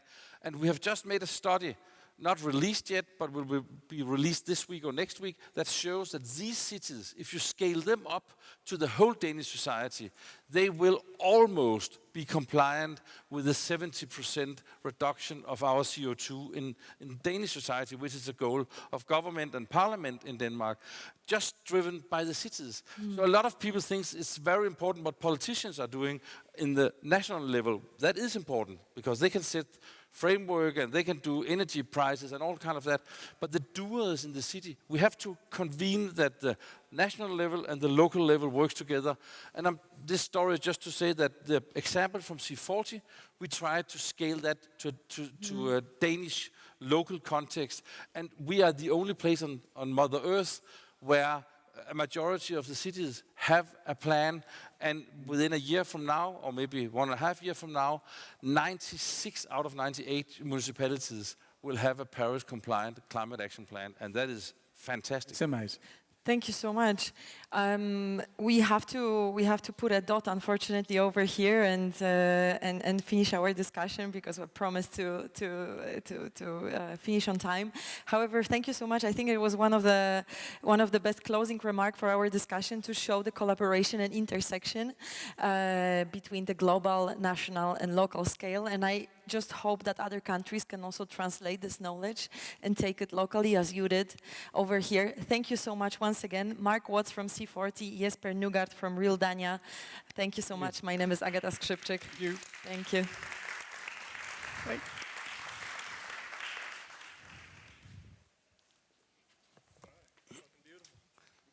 Thank you.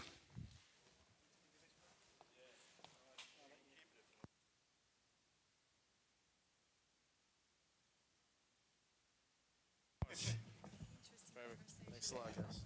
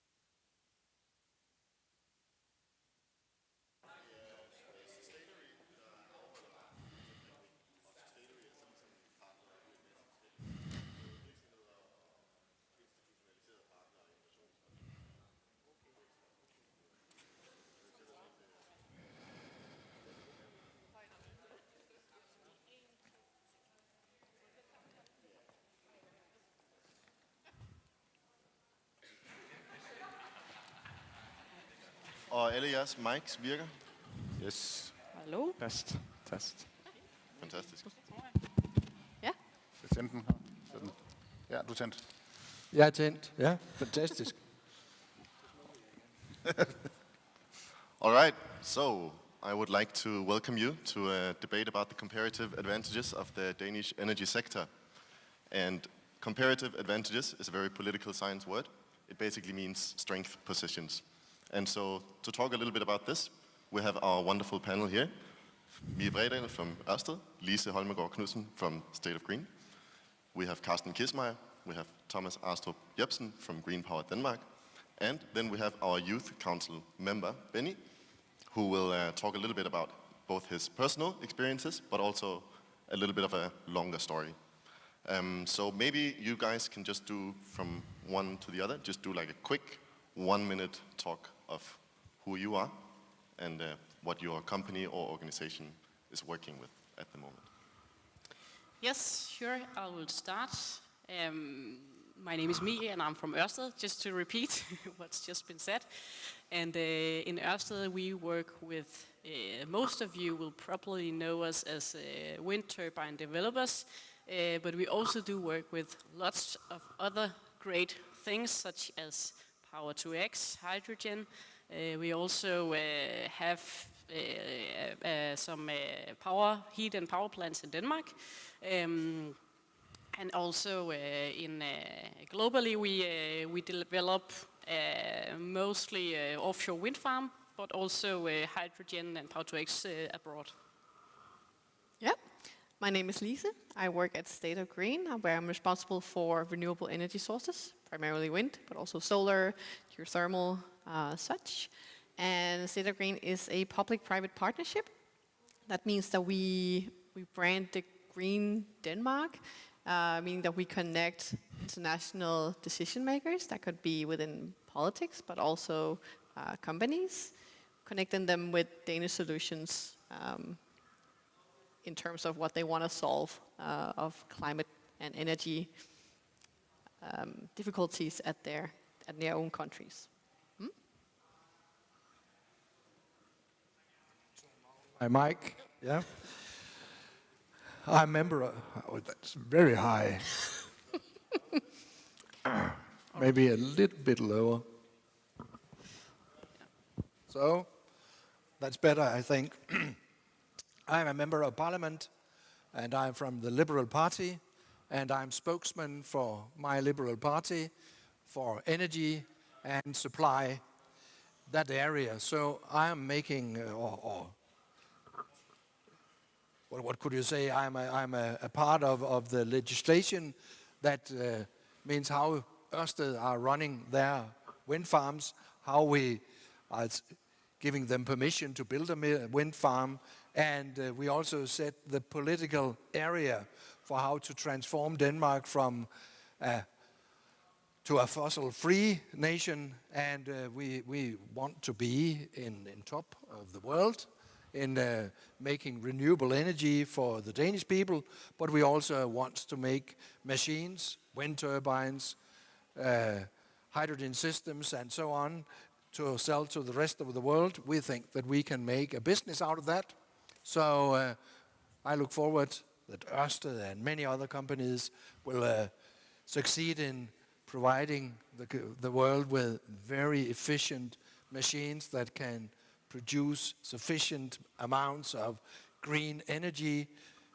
And normally I say that sufficient amount of energy that's cheap and that's green, that is very important for running a society like the Danish society, but also in many other countries, the amount of power, electrical power, is very important.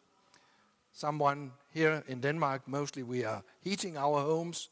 In other countries, they are cooling their homes. Everything consumes energy.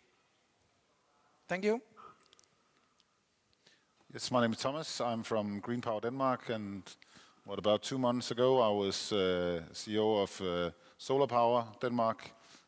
So there's one solar power in this panel as well. Green Power Denmark is a merger of the Association for the Wind Industry and Solar Power, and for the whole electricity sector, the grids.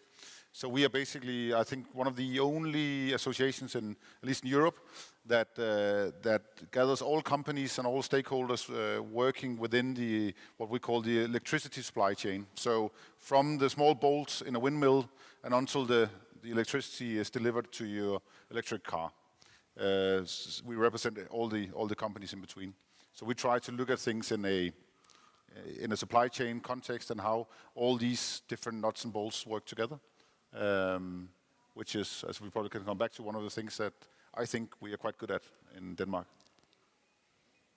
Lastly but not least. My name is Benny Nielsen, and I'm a master's student in sustainable energy at DTU, and I'm also the co-founder of a small startup in the waste-to-energy sector. And I'll just be giving a little bit of my perspective and the youth, the next generation's kind of viewpoint of the energy industry for the future. Amazing. Thank you very much. So I think to begin with, I would like to give the floor to Thomas. This is going to be a little bit of a broad question, but Green Power Denmark is also a broad organization. So I would like for you to just give the room here an introduction to the Danish energy scene, anno 2022. So are we talking wind? Are we talking power to X? Are we talking other things? What are some of the key movements going forward? That's a broad question. I think one of the things we're talking about, I think just a few years ago, it was green versus black. I think now it's green versus green. So it is, are we talking electricity? Are we talking biofuels? Are we talking biogas? And what is the solution? So if you are a company today, let's say running on fossil gas, can you can either we can go in a direction where we convert into biogas, or we can convert the whole factory into electricity. Obviously, I'm from the electricity point of view. I think it's the best way to do it. It is today done completely in terms of a market. There's no subsidy anymore. That's what we're looking into. So in my perspective, this is the preferred solution. But nonetheless, there are all these different factors to factor in. I think that's one thing that's important. I think and probably also where Denmark has some advantages is within how we connect things in the future, because we need to, as an example, we need the CO2 from biogas in order to create e-fuels. We basically need CO2 as a resource, which is a bit crazy, but that's going to be the case in a few years from now. So we need the right type of, and we need to connect that with Power-to-X. We need electricity from windmills and solar power, maybe combined, to provide cheap electricity for Power-to-X. We need the excessive heat from Power-to-X to be channeled into district heating to heat our houses. And all these small parts need to work together, and it's very difficult to plan in advance. And I think that is, for me, what we're looking into as one of the big political items and very important items, how we connect these things. Mm-hmm. And what exactly are you talking about here? Is it sort of like a Danish model, public-private partnerships? What is the sort of, when you say we're good at connecting the dots, the relations here, what does that imply? I think what we're good at is, we're good at cooperating. In general, I think we have a system where we have, so our grid is, at least for the local ones, owned by the consumers, essentially. And they can think ahead in a completely different way. They can act in a different way. We have a massive challenge in terms of generating, so at least twice as much electricity as we have today, and it needs to be green. That's the challenge. The challenge in Denmark is not the money. It's not that there are no investments, but the challenge is to do it the right way. So do it the way where we don't destroy our own supply chain. Yeah. So we end up in a situation where you don't have companies producing bolts and windmills, and it'll be the trouble to get the right workforce for it. So just to name a few examples, but I think it's the way to make this extreme challenge. I don't think we've realized how big a challenge it is. Mm-hmm. But if we can do that, which I think we can because of our way of cooperating, then I think we can show something to the world. Awesome, awesome, yeah. And sorry, Carsten, I think we will come back to these challenges a little later, if that's okay. For now, I would like to give the floor to Mie, and to maybe go a little bit more in depth with some of these things that Thomas have been highlighting here. Is there some of the projects that Ørsted is doing that you are significantly proud of? I don't know if you can use proud in this context, but maybe. Well, there is only one right answer here, which is, of course, yes. There are many projects that Ørsted is doing that I'm proud of. For example, we have teamed up with another big Danish company, Maersk, about a project in the US where we plan to make 300,000 tons of green fuels for Maersk ships. That's a pretty big project, and it's also a project that will be pretty soon, which is why I'm proud of it, mostly. So what's important here is also Thomas was speaking of connecting the dots, and that's I really agree. That's what we're good at in Denmark, because we have been developing wind farm. Many people, especially Danes, like to brag about this wind adventure that we are on in Denmark, and I'll do it too, because it's actually a really good point that we have been doing this for so many years now, not only developing wind turbines, but also connecting the dots. We have been building this energy system, which is a huge advantage today. We can integrate the systems. We can not only integrate the systems, we also have the full value chain that's necessary, a green value chain. We have the developer, the technicians, the demand side, which this project in the US is a picture of. So I think what's important to say is that we know how to build green industries because we know the system integration, we know we have the full value chain in place, and we have built these green industries before, and we will obviously do it again for the future. Fantastic. So maybe, Benny, actually, you told me a pretty funny story earlier, and I think that ties fairly well into what Mia is saying here. Yeah, exactly what she was saying about this wind adventure. My dad was a big part of that in the late 70s, early 80s in Denmark, and he was one of the first people to bring it to America, actually, to California, to start developing these large wind farms. And they learned a lot while over there in the US, because it's a very different energy system. And he's had experience basically in every aspect of integrating them. And Denmark has an advantage to this wind adventure in that in the 70s they started decentralizing, and then a lot of heat and power was generated more locally than it had been before, which was rather ideal for the integration of wind energy. And there are some challenges that other countries are facing in terms of their own wind ventures that they could learn from Denmark a lot, probably, for sure. Yeah, and so then talking about these sort of large-scale wind projects, there's a new big wind adventure now in the North Sea. And I was wondering, maybe, Lise, you could tell us a little bit about that. Yeah, sure. So a couple of weeks ago, our Prime Minister met up in Port of Esbjerg, on the west coast of Jutland, with the Prime Ministers from Belgium, Holland, and Germany.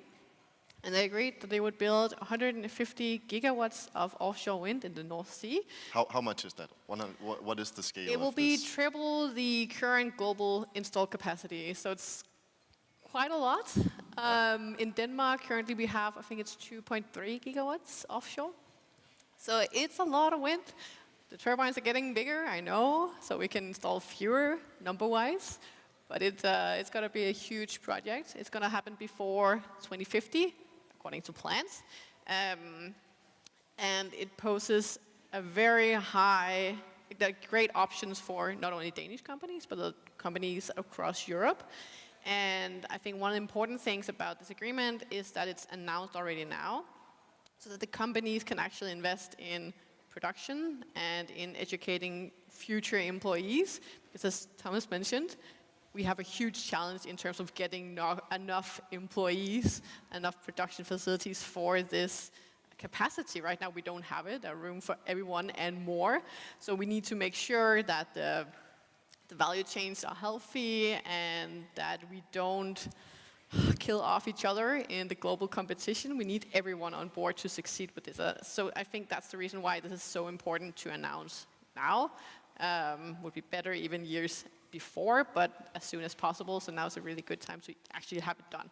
And I think looking at the Danish context, it's, again, we have the whole value chain here, so it's really good opportunity for them, but it's also a good opportunity for Denmark to show off how can we, on the process side, how can we actually do this? Because this is what often goes under the radar. How do we make this happen? How do we make sure that we eliminate or at least minimize the risk for the developers to enter these projects? Being that the state, for example, have a lot of interaction and dialogue with involved stakeholders prior to the tender actually going out. That could be fishery associations or the military or whoever else uses the seabed or the sea area to make sure everything is as de-risked as possible. So I think that can be a great place for Denmark to enter as well. Mm-hmm. Yeah. And so how do, just to be sure here, how does the energy island come into the mix here? And sort of Esbjerg Havn, Power to X, etc. What is the correlation here? So it's a huge debate, right? So technically speaking, energy islands are really important because the alternative would be to build all the wind farms across the North Sea and across the world. But if all that power were to go into, let's say, the Danish grid to then be exported, because it's way too much, then I think it will cover, those 150 gigawatts will cover half of the electricity consumption of Europe. That's a lot. If our grid in Denmark were to be capable of actually taking that in, it would require a huge amount of investment. So instead of bringing it into shore, we're going to build islands, or use existing islands, but also building islands, bring the energy to the islands, and then having it distributed to different countries, including ourselves. It could also, on the islands, some of them, be transformed into green hydrogen, and then also, same system, be transported to other countries to actually avoid having it transported just to one.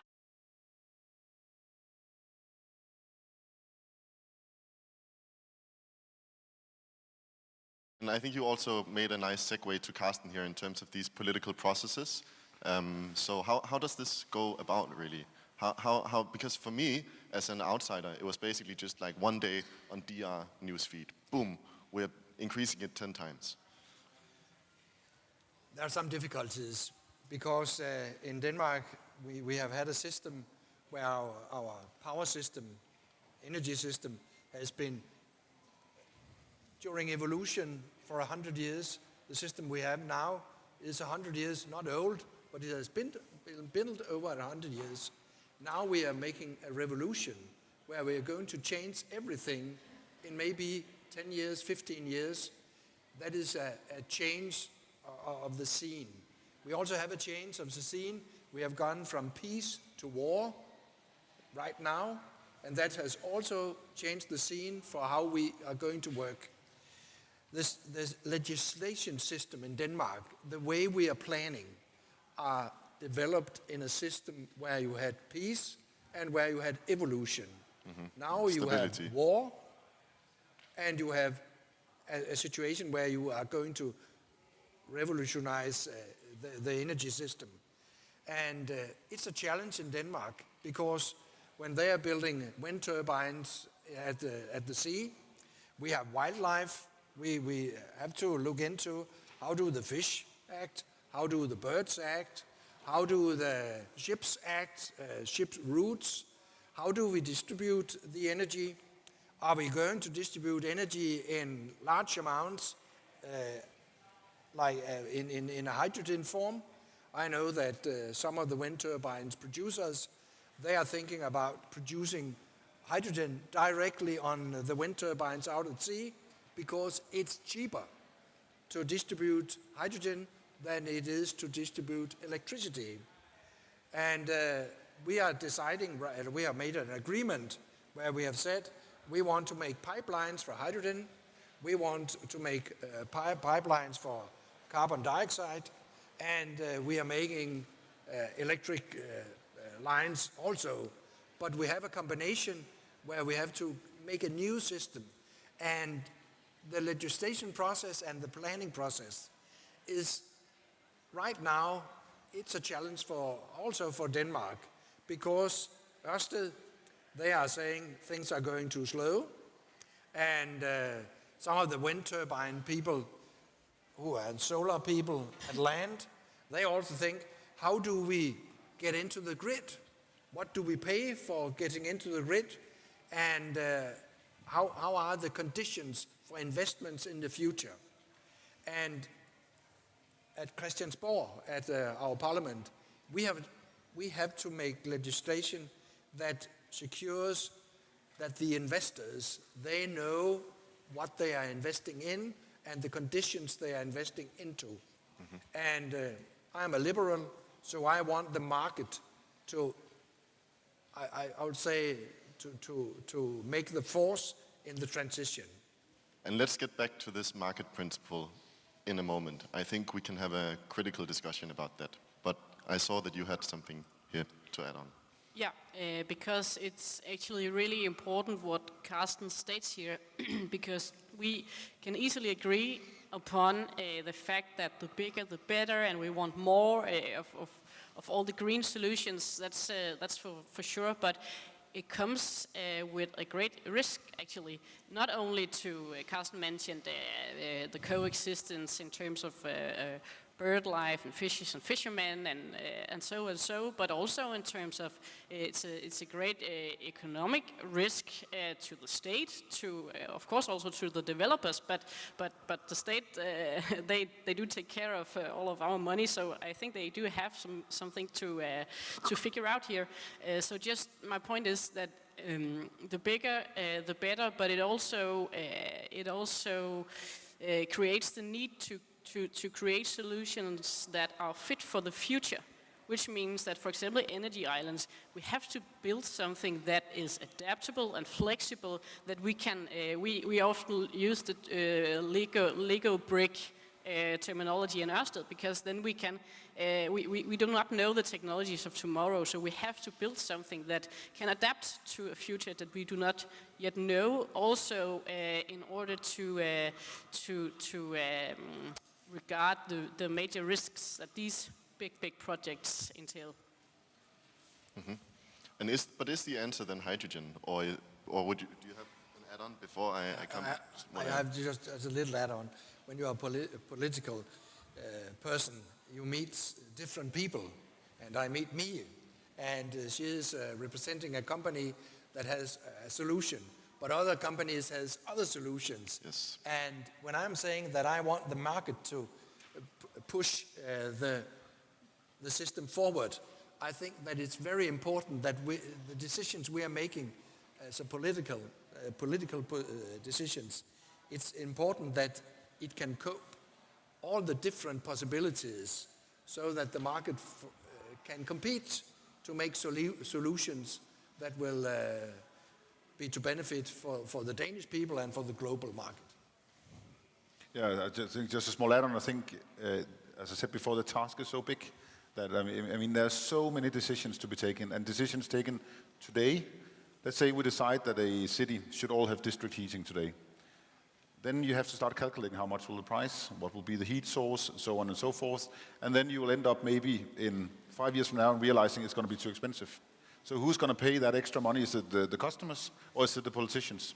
And if it's the politicians, then it's the taxpayers. And then it ends up on Carsten's table again. So you have all these small things where it's very easy set, very difficult to do. And I think it's important when we talk about the green transition, and I'm saying this as I mean, my job is to work for it and speed it up. But I'm also, I think it's very important that we take the right decisions now, and we take decisions that are looking maybe even a bit ahead of 2030. So we don't end up in a situation where we're going to do a lot of things that are very smart from now on until 29, but really stupid in 32. So I think that's also a perspective I think now in 2022 we need to start having. I think part of that, and what both of you said, is that we make the right frameworks to also support our our value chains. Because right now, price is becoming the target. So we just want lower prices. Lower prices are good. And if Ørsted ends up paying money to the state, isn't that a good thing? If we look at it longer term, it will draw money from the value chain. It will drain out, that's the fear at least, it will drain out the value chain the value chain needs money for R&D and for investing in new employees, training them, investing in bigger production facilities. If we pressure the value chain too much, if it's only requirement from the public side to have a price pressure on the tenders, that can be an issue. It needs to be more, some call it softer values, but it needs to be, let's say, sustainable in terms of how the project is carried out, or the production is carried out. It needs to take into account what it does to the seabed or the sea mammals or whatever. Just to dumb it down a little bit here, so what you're really talking about is the tender process, right? Yes. And the sort of low bidding. And I guess the obvious question is then, if you can really compete with foreign low bidding companies. But I can tell you, I come from the solar power industry. I mean, there is literally no solar panel production in Europe today. And I think that's just something to watch out for. Not saying that it shouldn't be a global industry. That's not my point. But the point is that if we would like people to work as electricians, installing things, if we would like to have jobs, people say working on a harbor, Esbjerg for instance, then we also need to have an industry. And then we need to think a bit ahead and say, how can we ensure that when we are on the other end of let's say 2050, then Denmark is maybe greener, richer, and we can show the world that by doing a green transition, you actually become more prosperous. I think that's the only way to show people that the green transition is a good idea, especially when we talk about other parts of the world where they're more far behind. Did you have something before you got cut off?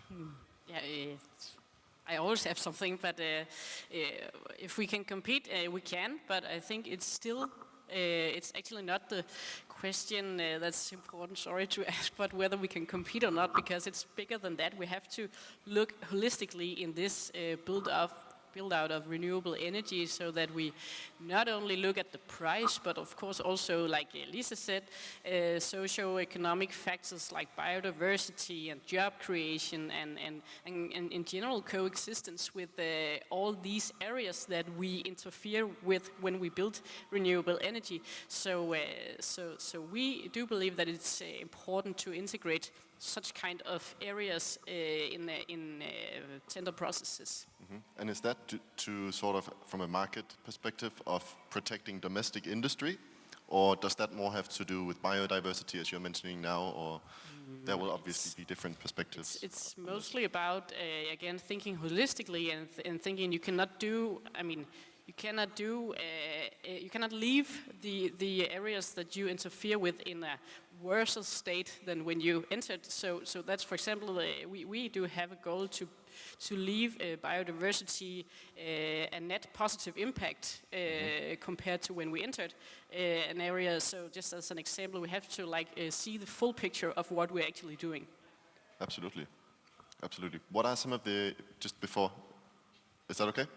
Yeah. So what are some of the implications of building 10 times wind energy in the North Sea for the environment there? Is it because I've heard contending perspectives upon this. Some people say that it's really good for the biodiversity, for fish, etc. Some people say that it will basically ruin the ecosystem. Me? If you have an answer. I do. Well, to be honest, there are a lot of areas that we have to figure out still. What is the impact? Of course, we do not do anything that we do not harm the area or the biodiversity at any point, but still we can always be better, and we can always get more knowledge about what impact we will actually leave. As an example, again, we have a collaboration in Taiwan with some local research institutes where we will actually try to develop coral reefs on the fundaments for the wind turbines. So I think it's really important to think of this as a coexistence of all of these things that are good So they just have to coexist, and I think it's definitely possible. Yeah, and sometimes it even happens even though you don't do anything, right? They're really good hiding places for fish or mussels or just by being there. Yeah, it's an interesting dilemma too, because the construction phase, that's obviously the most dangerous time because you disrupt the environment, right? But afterwards they create really good opportunities. In that field, you could say that in a European context, we have a red list of some animals and plants that are number one in the having the climate crisis is, in my view, very high at the hierarchy. But what I want to say is that when we are looking at subsidies from the state, it has been, in a EU connection, we have said that state subsidies we don't want. But if China and other countries are making state subsidies, then it's necessary for us to react because we want the industry also to be here in Europe.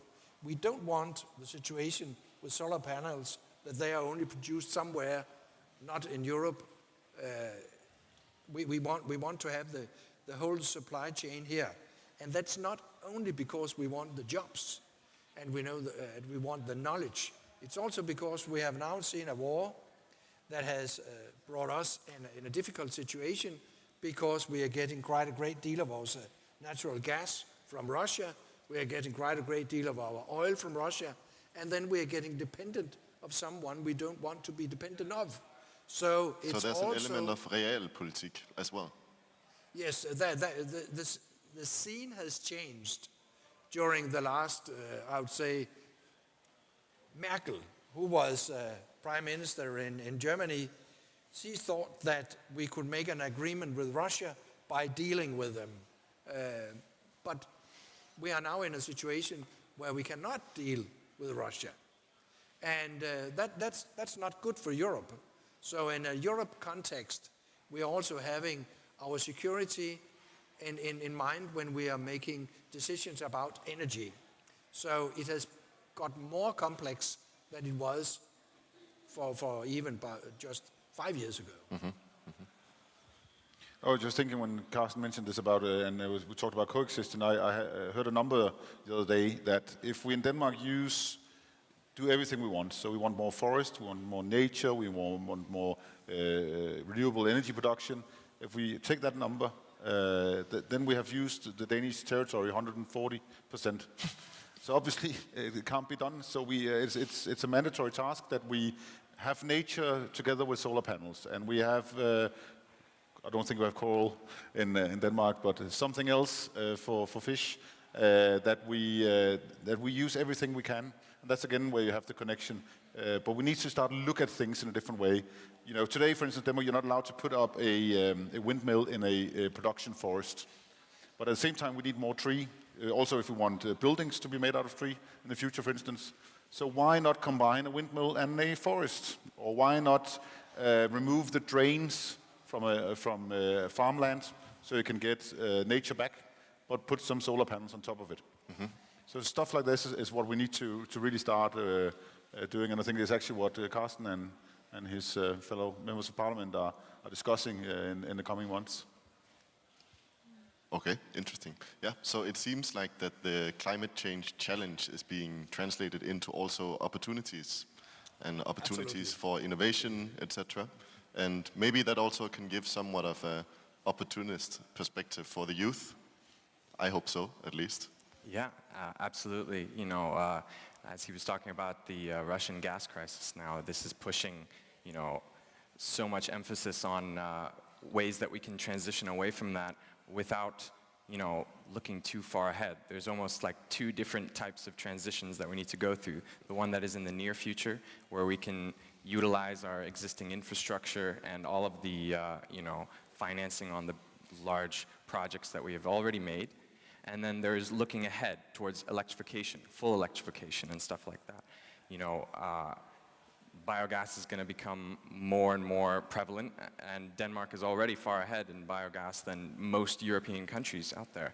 And that's something that they can offer to Europe to show that you can produce your own gas, and it can even, like we were talking about, sector coupling, tying it together, for example, with waste disposal, using waste to energy. That way you can accomplish some of these things without doing the 140% of Denmark, combining some aspects, making it more efficient, and setting the precedent for the other countries. Because like we were talking about the offshore wind, there's a big problem because in America, with the new offshore that's trying to be done there, they're finding it kind of difficult because they have no precedent for some of these interactions with the environmentalists, the fishermen, and the military even, and things like that. And they're having to start from scratch. But Denmark can prove to the world, using subsidies or whatnot, that these things in place can be made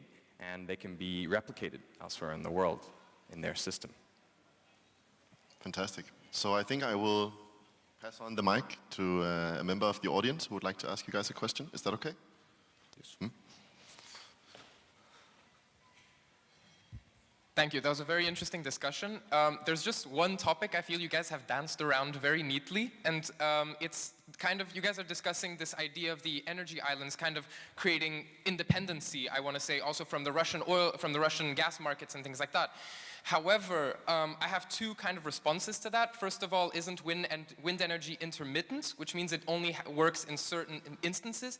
And second of all, these wind islands, they're like set kind of in the middle of nowhere. I mean, from what I've read online, it's in Bornholm, and then it's also in the middle of Jylland. So the thing is, like, when you need to repair them, you kind of need to take it to these very, very weird, awkward places where it's not necessarily easy. So the thing is, like, when you take all those aspects into context, actually, it's creating a false sense, I want to say, of independency, where in reality, you're actually going to be probably dependent on something else on the side. And that's something that Germany has been experiencing kind of with the Energiewende, at least from what I understand, with, for example, the fact that they were going also full green, and then at that point they were also using then gas from Russia, and then when that was not available anymore, then they found themselves using coal. So my response is like, don't you feel that maybe it's kind of creating a false sense of independency, and in reality we're just going to be as dependent on other systems?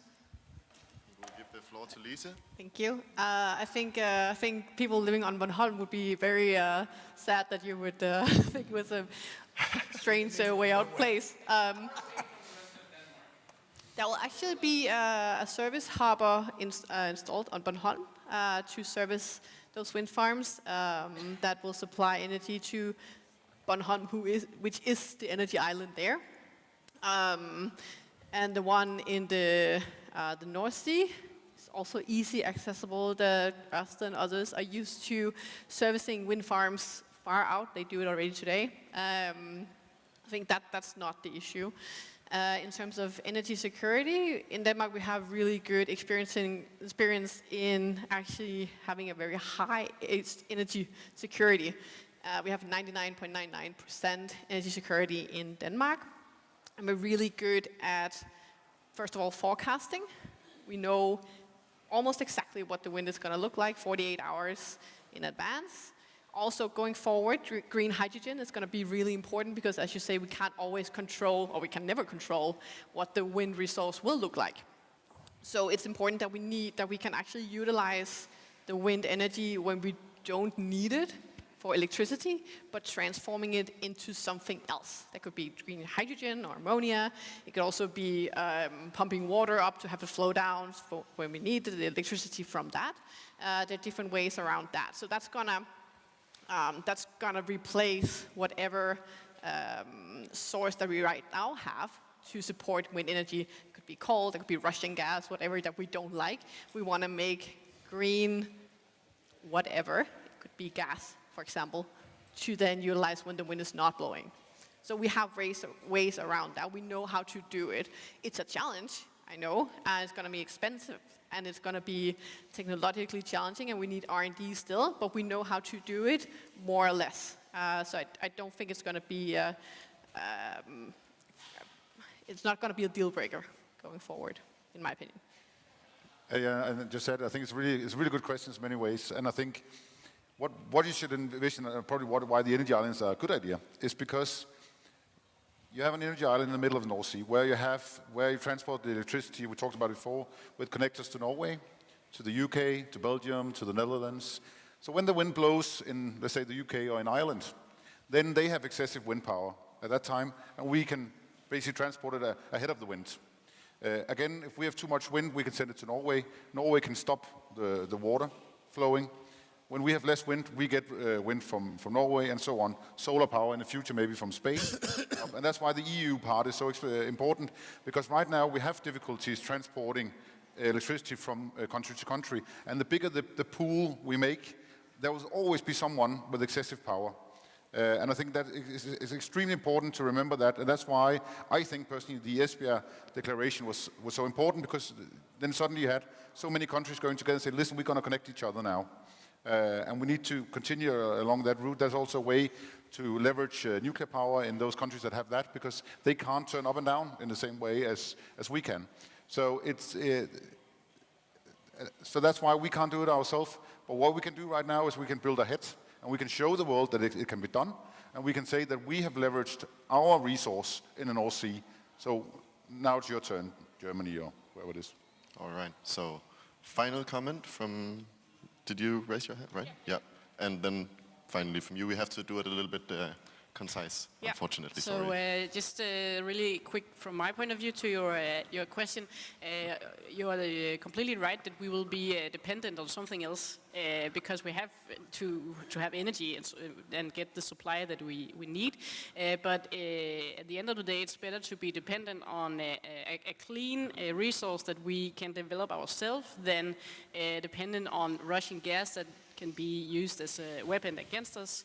And at the same time, in relation to the supply and the security, we do need the wind, we do need the solar, we do need all the renewable energy sources at offshore and onshore, and we also do need our thermal capacity to be the backup when the wind does not blow and the sun don't shine.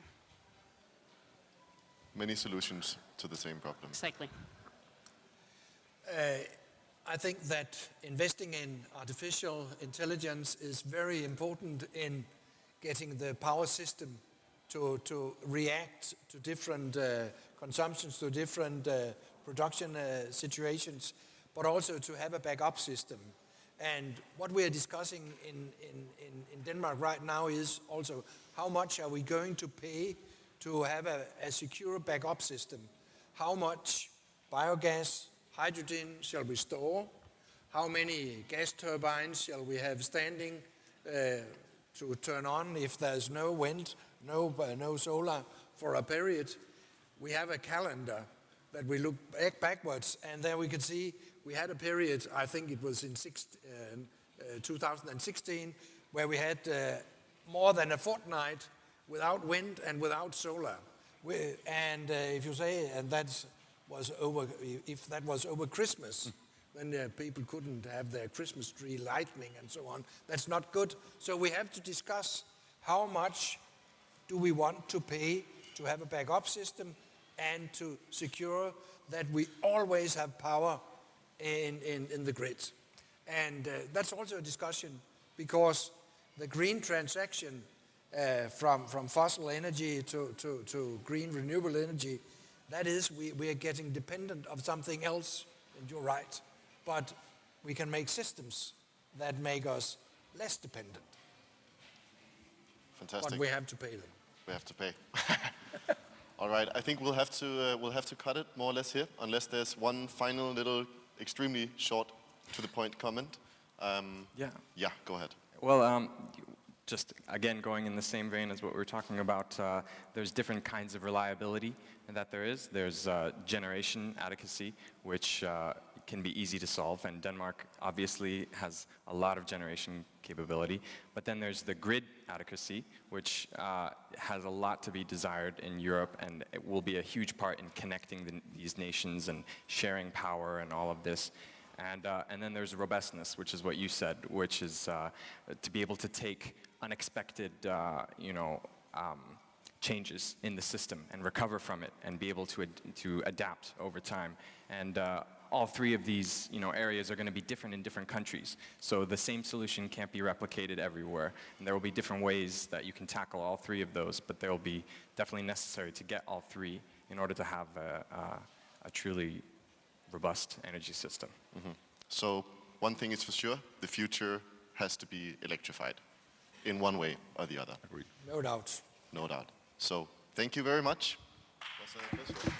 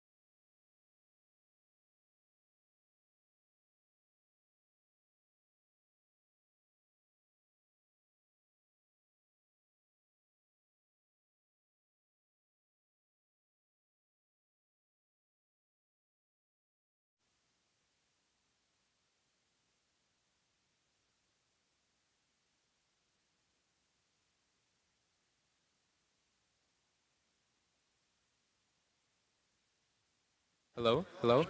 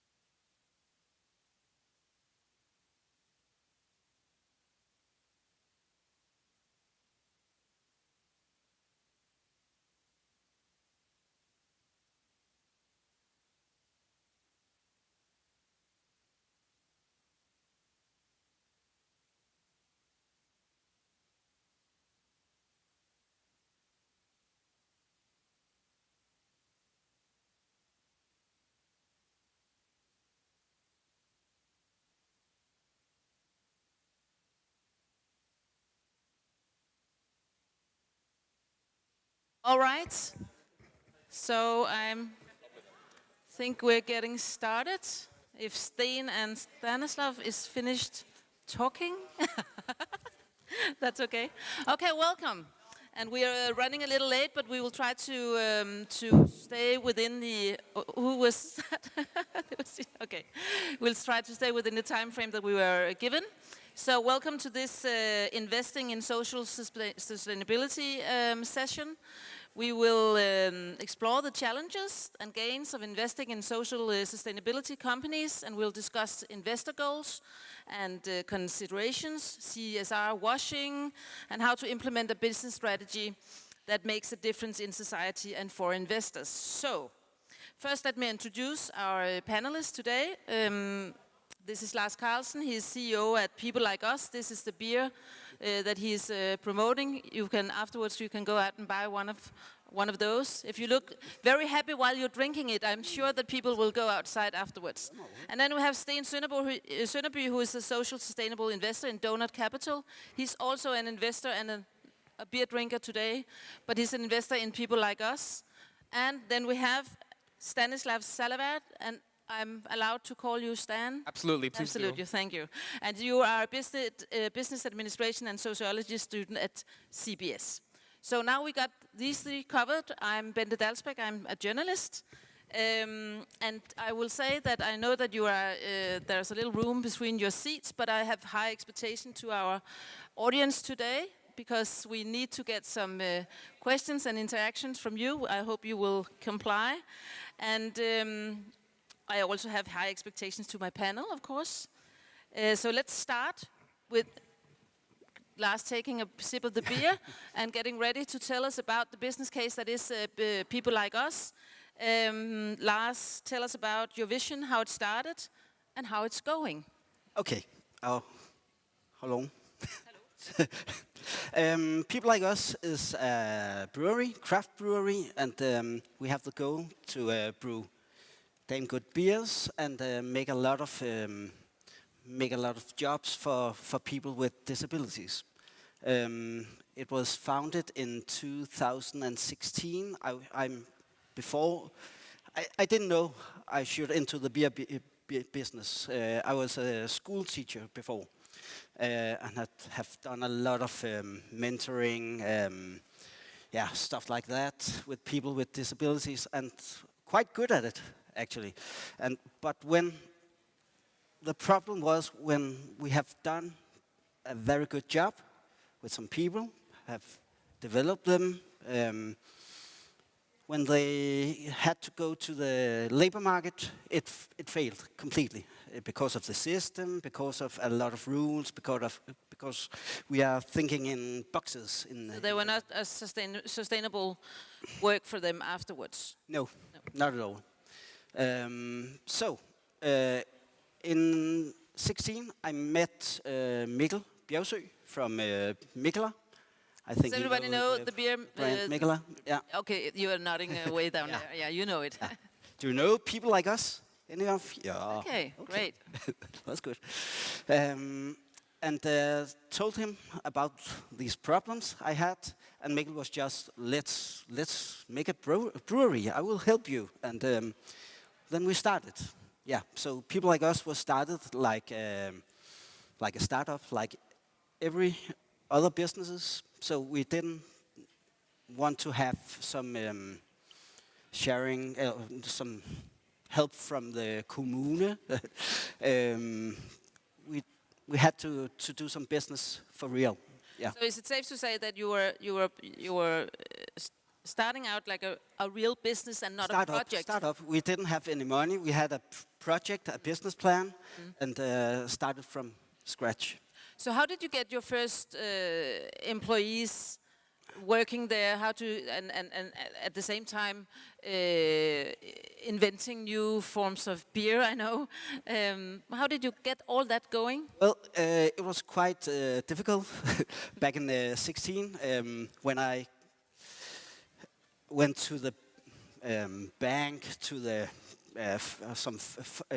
try to fund some money. Old people was just, you are nuts. How would you make a sustainable business with people with disabilities? No. So I had to start a little different, like any other startups, I guess. So I had to work with the kommune at start. I had 2 free cases and put them into People Like Us business and started from there. Okay, so you'd had to develop kind of a cooperation with the kommune. Fortunately. I can look at your face and say, unfortunately. Yeah. So, yeah. And so how many are employed right now? Right now we are 50 employees, and 40 of them have a diagnosis, a disability.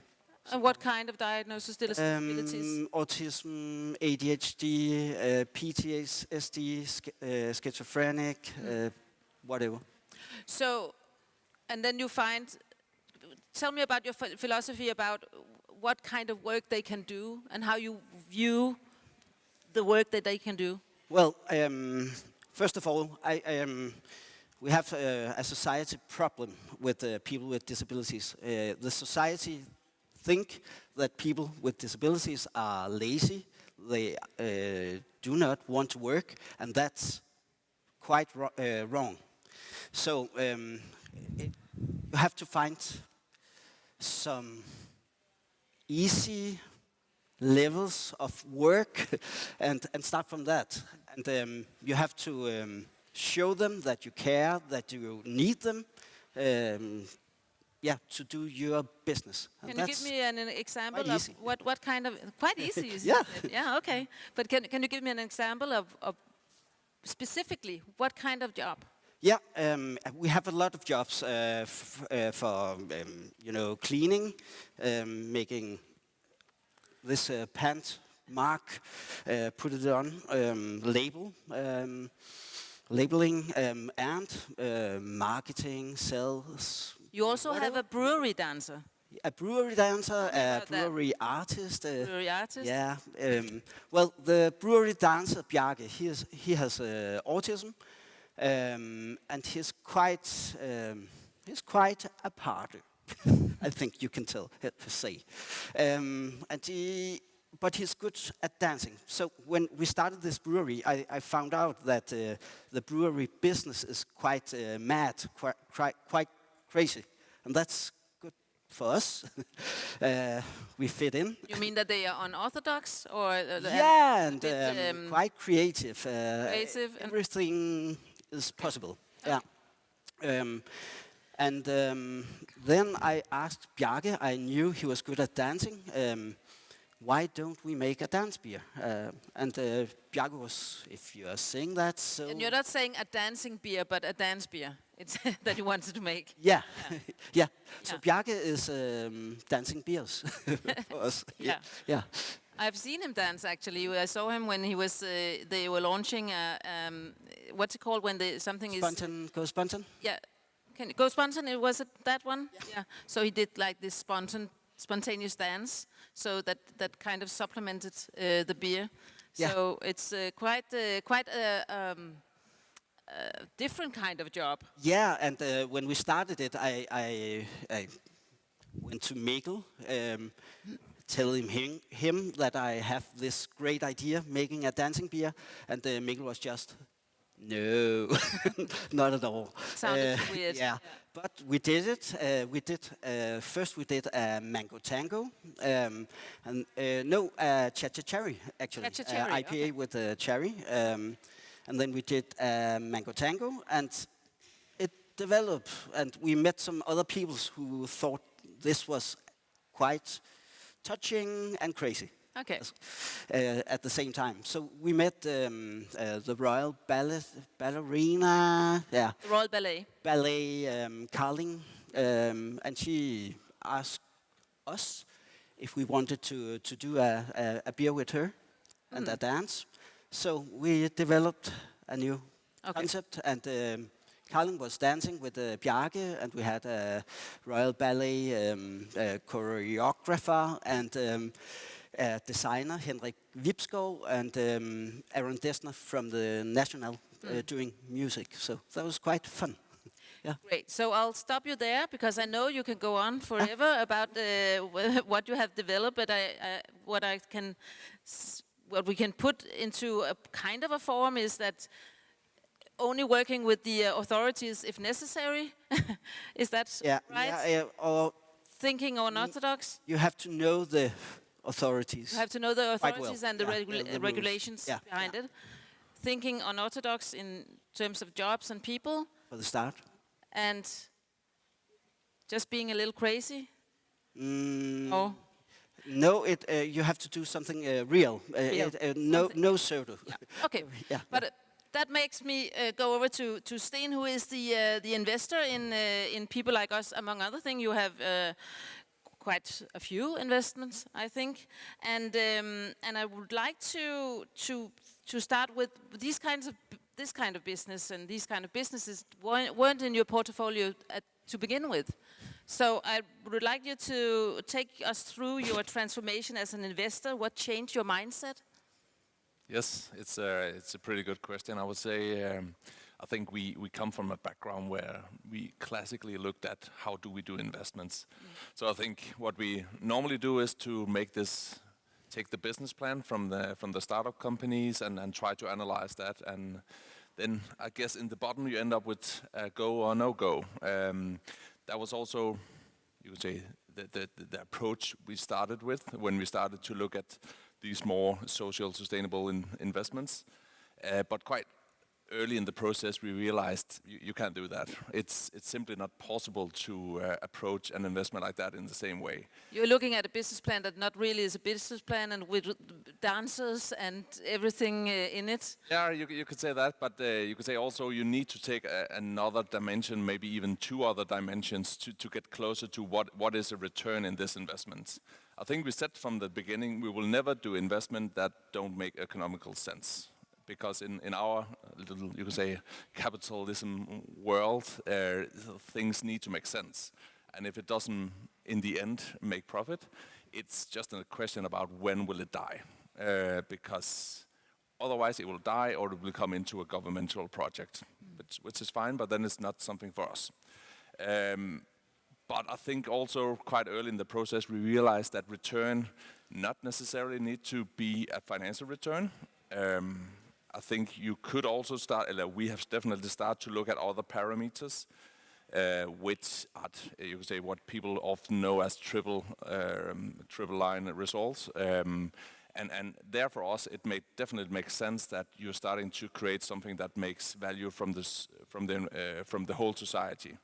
So not only us as shareholders, because I think that is the way classic capitalism has unfortunately gone the last decades or so, where it's solo shareholders optimization. But I think as responsible investors, you need to start to look at different parameters and you need to take an active role in the society to make sure that you can say that you build a solid ground for the world in the future. Sounds a little bit high. Rising, if you will. But I think it's also a journey when you get a little bit older, when you get a little bit more wise, that you probably want to give something back or do something that not only serve like the shareholders, but also serve, you can say, other person in the society.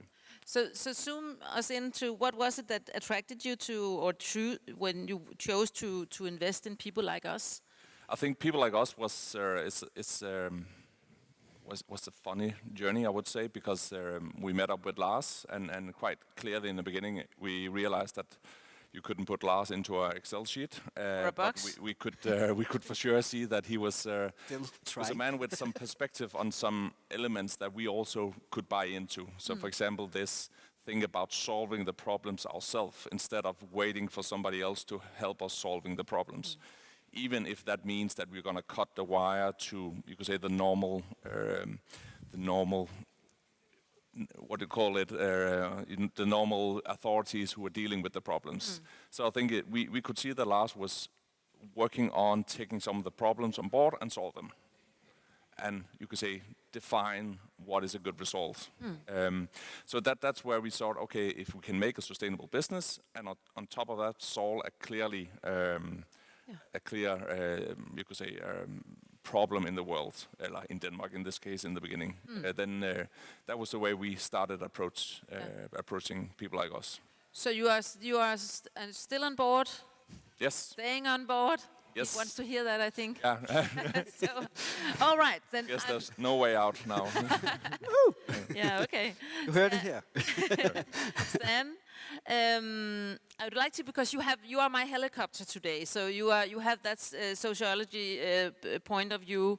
So if you could take the helicopter up with us and see, listening to these stories, let's try to talk about some of the barriers and pitfalls that companies and investors have in this area if they want to, do better, be better, and give back, as Sten is saying. I mean, first of all, I'd like to say, I think it's amazing to see such a company actually also thriving and being able to drink its beer, and to see that it's also an investment type that is growing, an industry that is growing. And I was just reading up the other day that I think around the amount of socially responsible investments today has nearly doubled in the past few years, which is quite ridiculous. And to a certain extent, actually, it was also kind of confirming this idea that I was building around the theory that I was reading, which was about corporate control, and how corporate control has evolved through time, and how originally corporations kind of during the 1800s had this idea of kind of being very predatory. You know, it was very much an idea of cartels and things like that. And that evolved into like looking at how we can make better manufacturing and like and stuff like that. And then in the 60s, more about like marketing. And then in the 1990s, more about financial control. How can we make short-term profit runs and stuff like that? And then, but that's where the theory stops. But then I was thinking, well, you know, with today the rise of like programs, well, kind of like mine, where we kind of look at society as a whole, we could see kind of this change into socially responsible investments, I want to say. Having said that, though, I don't necessarily think the infrastructure today is here to necessarily support those types of investments. I mean, like even like to look maybe at bigger companies like with ESG models and things like that. They aren't necessarily they aren't mandatory, which means like you can't, of course, like compare different companies because some of them do not necessarily have that. And then on top of that, like they're like one kind of writes them. Well, they write them themselves. You know, they're self-responsible for it. So the thing is, like, it calls into question kind of the legitimacy of the information of a lot of these companies that they give.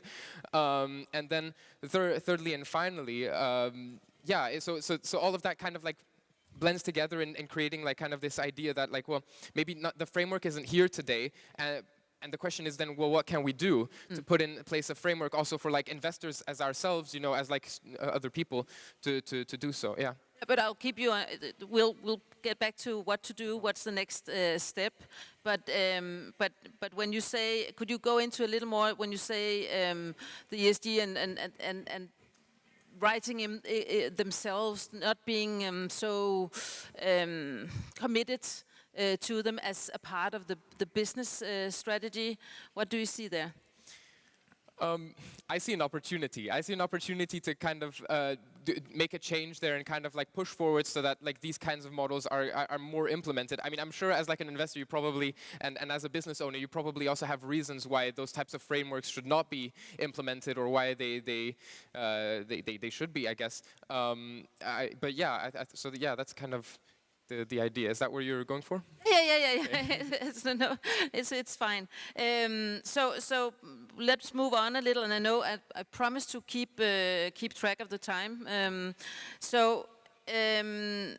Where to go from here? But that was what you actually started, Stan. But I wanted to go to Sten and kind of ask you how to stay on track as an investor. Your future considerations.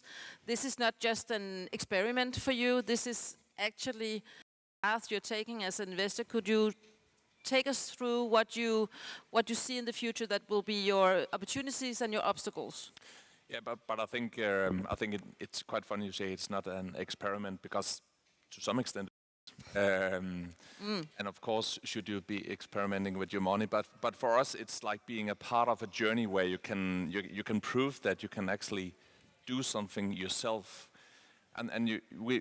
to be honest, we're trying to test right now, should we go for big scale problem solving, or should we maybe try to go for something that works? And I think in this case, we have decided to buy into the model where we try to I think in Denmark you call show the worth from the bottom, or so we don't attack it from the top, where we're trying to say this, you should do it this and this and this and scale it, because then you'll help 100,000 people.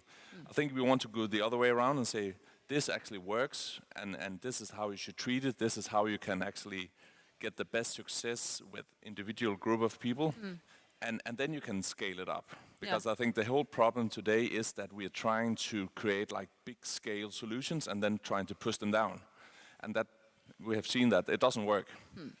But for us as an investor, I think it's important to understand, is that the way to do it? And is that the way you get the most impact? We don't know. That is to be seen. And I think that's what we want to see over the next coming years. Yeah. And we are fine with making an investment that helps 100 people.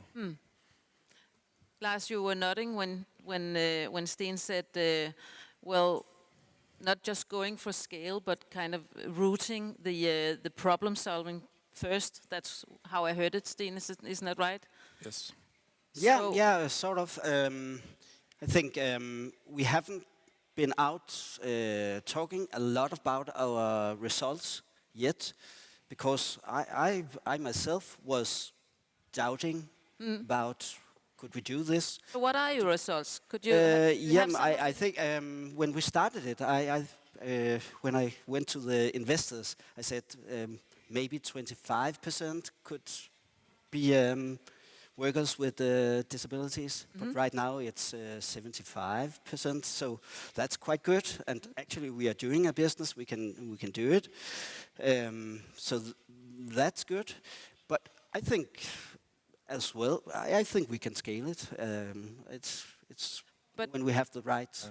But how is it possible to scale something where the fundamental idea of the company is that nothing is in boxes, nobody is the same, everything is different. There's no formula.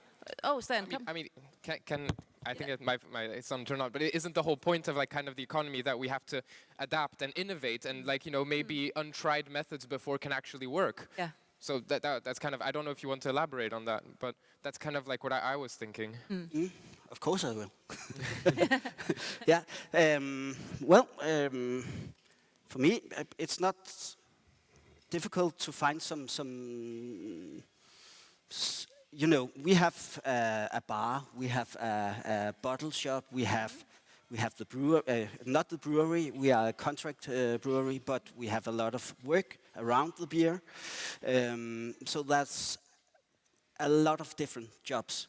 So it's not difficult to find the workers when you scale it. If you do a bottle shop in Stockholm or whatever, you find a box, we have the beers, and we have to make a collab with autism organization or some kind of that, and then we are ready to go. Okay. Yeah.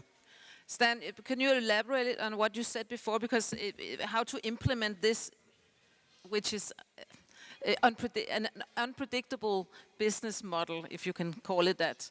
What do we need? Do you need more regulation? Is it the lawmakers we should look at? Is it the change of strategies from business and investors? And how can we work that in a larger scale as a societal way of looking at it? You are right to bring it up, because I don't necessarily think maybe regulation is the best idea for your type of business, and it would definitely be very much counterproductive. So maybe. I'm not entirely sure, honestly. It's a very, very broad question with very. So be unsure. That's we're here to explore. But absolutely, I mean, first and foremost, I do not think that regulation would be the best idea for your type of companies. Maybe for like the really large ones, there would need to be some sort of regulations for those that are very deeply already implemented and who maybe do not have the same kind of like business model as you guys. But then how do you distinguish, and how do you like then put that into a policy making? And that's an entirely different question. Yeah. Okay. So now I just want to hear, Lars, what the next step is for people like us, and then I would like to open for the floor if there's any questions, which I hope there is. Lars, what are you planning? Right now we are planning to get settled. We are doing quite good selling beers, but we could do quite better. So. A lot of volume on our beers is the goal right now. We are going into the retail and so on to scale the beers. And from that on, we can add our bars businesses as well. Yeah. And are things getting more back to normal after COVID? Because that was a big setback for the company. Wow.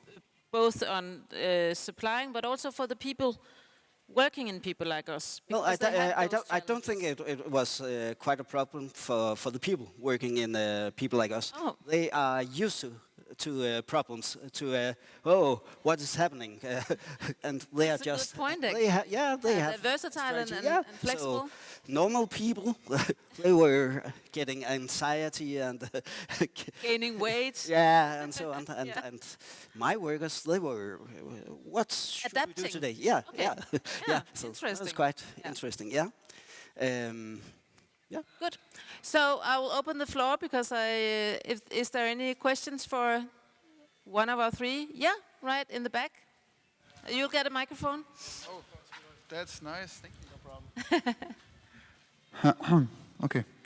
Yeah, thank you very much. I'm really impressed by the company that you're running, and also from an investor's perspective, I have several questions actually. Hope that's okay.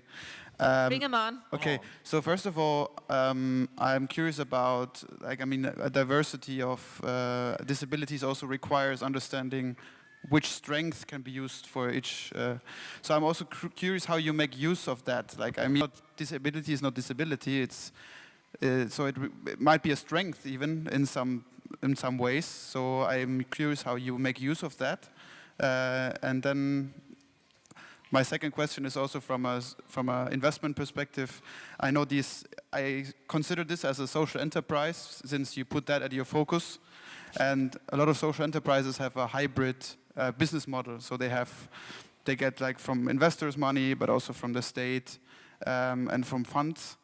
And so I'm really curious about this specific 100% for-profit model that you have in your company, and how from an investment perspective that actually works. Because the problem is actually many social enterprises cannot make it solely by standing on their own feet. So I'm really curious how you, how that was able to be done. Lars, can you start, and will you start, and then you can supplement it, Sten? Is that? Yeah. When you meet people with one disability, you meet one people with a disability. So that's the first. So the diagnosis is, you know how something are, but not the whole person. So that's the start. You don't stigmatize a person with a diagnosis like anyone else. So when you are there as a company, you have to be interested in myself as a leader. I'm interested. I'm using a lot of time with every worker I have. A lot of time can be writing emails, writing texts, whatever, talking, whatever. I can give an example. Rune. Rune is our brewer-ish, we are calling him. He had before had a brewery himself, Devil Brew. When he started that brewery, he went down with stress. He got a diagnosis and got a førtidspension. I don't know what you're calling, but It's social security. yeah, he's fucked. Stopped. You're out. That's a way of putting yes, it. Yes. When he heard about people like us, he was saying, "I would love to do some business with you," and we're starting. Knowing each other, and I found out that he was when he was in transport, he was anxious. I found out where was the good things, the bad things, and he was very good at tasting and making recipes. So I talked with Rune and said, let's make some recipes instead of doing all the process in beer. And Rune was, I like it. And when I met Rune, he couldn't take the train from Lyngby to Copenhagen. In this weekend, we were at Faroe Islands. Yeah. Yes. In the midst of the yeah, Atlantic. doing a traveling together, and he is traveling around the world and making beers with the breweries. Yeah. So that's one kind of way. And when you have the recipes, and he is used to that, something is happening. He listen at my problems and try to solve them with my. It's quite amazing. Did you want to supplement? There was. Yeah, I really like the second part of your question. Of course, it's related to my area, but you could say that's a classic question. How do you actually make it work when people have this disability and you need to create some income. It doesn't match. But I think what you're also trying to say here is if you look at individual persons, they might take a little bit of time to monitor and to keep going. But once you have done that, they're actually like, yeah, let's put it normal employees, which mean that you can take advantage of them, that do a brilliant job, which mean that you can actually run a business. Of course, there will... Actually, when people are visiting our bar or bottle shop, people are saying, where are they? You're here. Can we feed them? Oh. So I think it's the answer is that it's running like a normal business, and we don't get funding from some kind of pension funds or whatever you could think of funds. So it is a totally normal company, but of course you could say there is some internal matrix that you need to monitor maybe in a different way. Nope, I totally disagree. You have to do it in every business. Yeah, you should do. Yeah, that's right. There's a lot of stress in the world. We could stop it.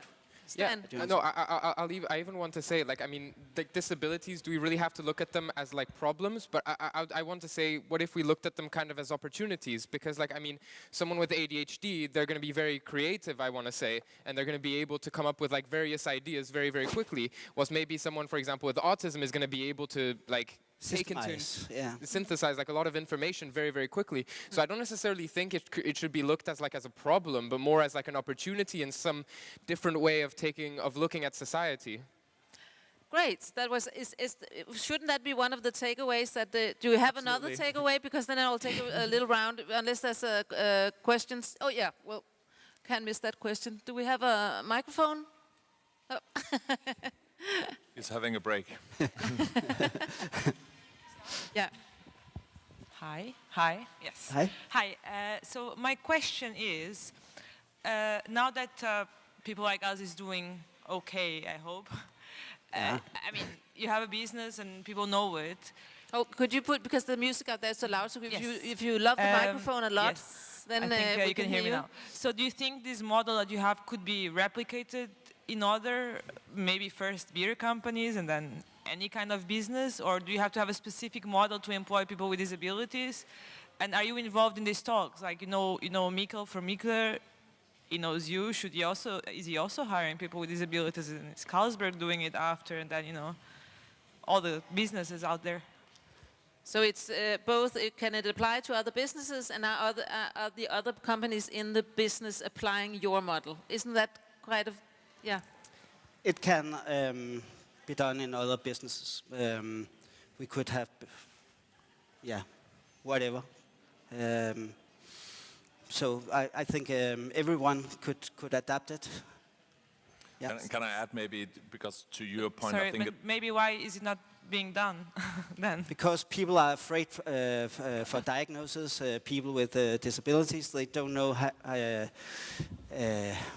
don't know how to respond to a person with disabilities. It's quite frightening, scaring. In Denmark, the past 20 years, we have made some parallel societies.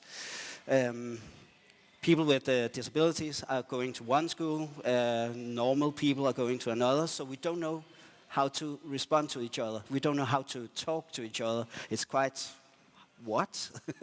How did that? Maybe I can just add, I think larger corporation, now you said Carlsberg, I don't know their policy. Carlsberg could do the same. Yeah. Start brewing in Denmark, Carlsberg. Yeah, but also you can say larger corporations, they like getting certificates, they like to be able to document in some kind of ESG framework, and I think that's probably, it's okay, that's how it is, but it should also go the other way around, that why is it that you always need to measure on a top level approach, why we have 10% of these type of people, they're actually doing this well. I think we need to invent like a new model of looking at people instead of doing it because you get some good publicity. I don't think you have to invent it. You just have to be curious of any people. Try to talk to each other. Yeah, be curious. So we have I think it's going to be the final question, or we're going to get thrown Yes. off the stage. So yeah, please come. Hi, no, really quick. Thank you, first of all, for sharing your inspiring journey. It's really amazing, and I'm getting a beer right after. Now, a question very quick to Steen as an investor. Without naming, of course, other companies, do you plan on investing, or are you investing in other types of social organizations that are working with other segments or employees than a disabled person, or would you be able to name just another kind of type of socially focused organization? I think the good thing about being a part of a small family business investment company, if you will, is that you decide what you want to do yourself. And we haven't written down like a strategy manual where we want to invest. But to answer your questions, I think we will do. For us, it's extremely important that we have a good chemistry with the founder, and we can buy into what you could say what the person wants to do for the society. Whether it's within beers or something else, it's not that important for us. But of course, to some extent, we need to be able to validate the underlying business. But I didn't know a lot about beers rather than the rest of you. Do probably now. do. But yeah, so to answer your question, I think if I manage to do that, is that I think for us it's most important the person who is driving it and what is the goal for you could say to secure this social element. Final takeaways. Did you have? No, I'm done. You're done. You started out saying, looking at the possibilities. Do you have another takeaway to people to? No, honestly, I think that would probably be the main takeaway that I would want to bring to the table is that like just because there is like a challenge doesn't necessarily mean it's a problem, but more an opportunity. Great. And Steen, takeaway. No. You agree? Yeah. Oh, I think be open-minded and look at more variables than just the Excel sheet.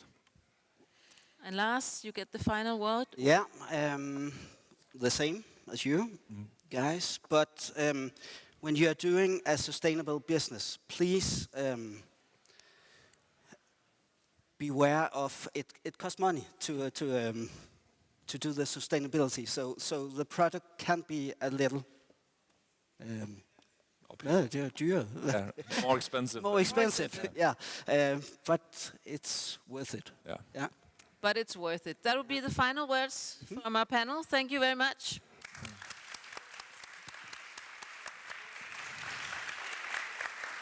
That was fantastic. All right. Thank you.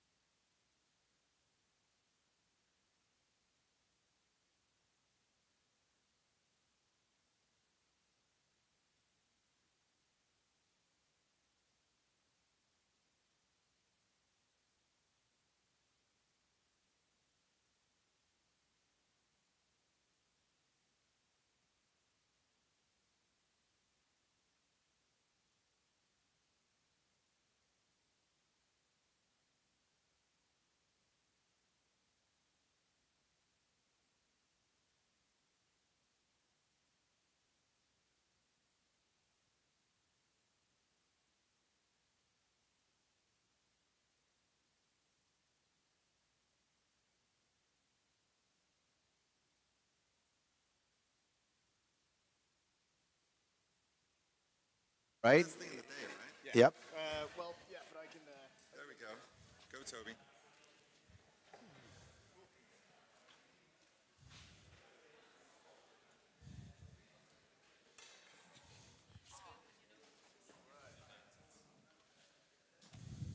I rearranged becomes like call the mother of my kids. I'm like, can you pick up strong enough? Wow. Can you pick up the stick? Because I can answer this pen. I would like to this one. Okay, so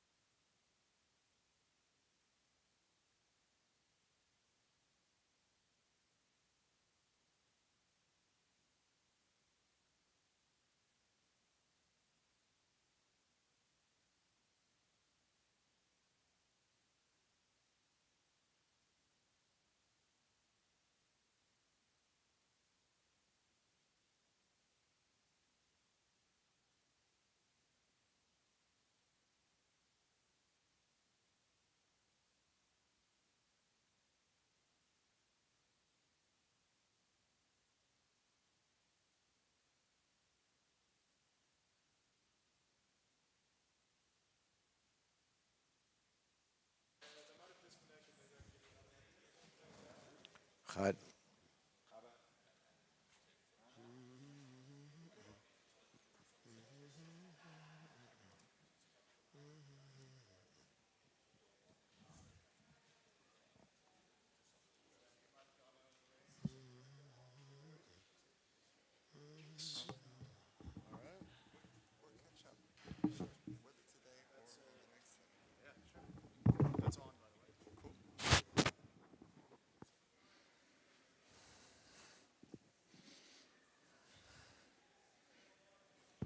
All right, ladies and gentlemen, my name is still Nick Horton. We are here at the main stage at Green Impact Week.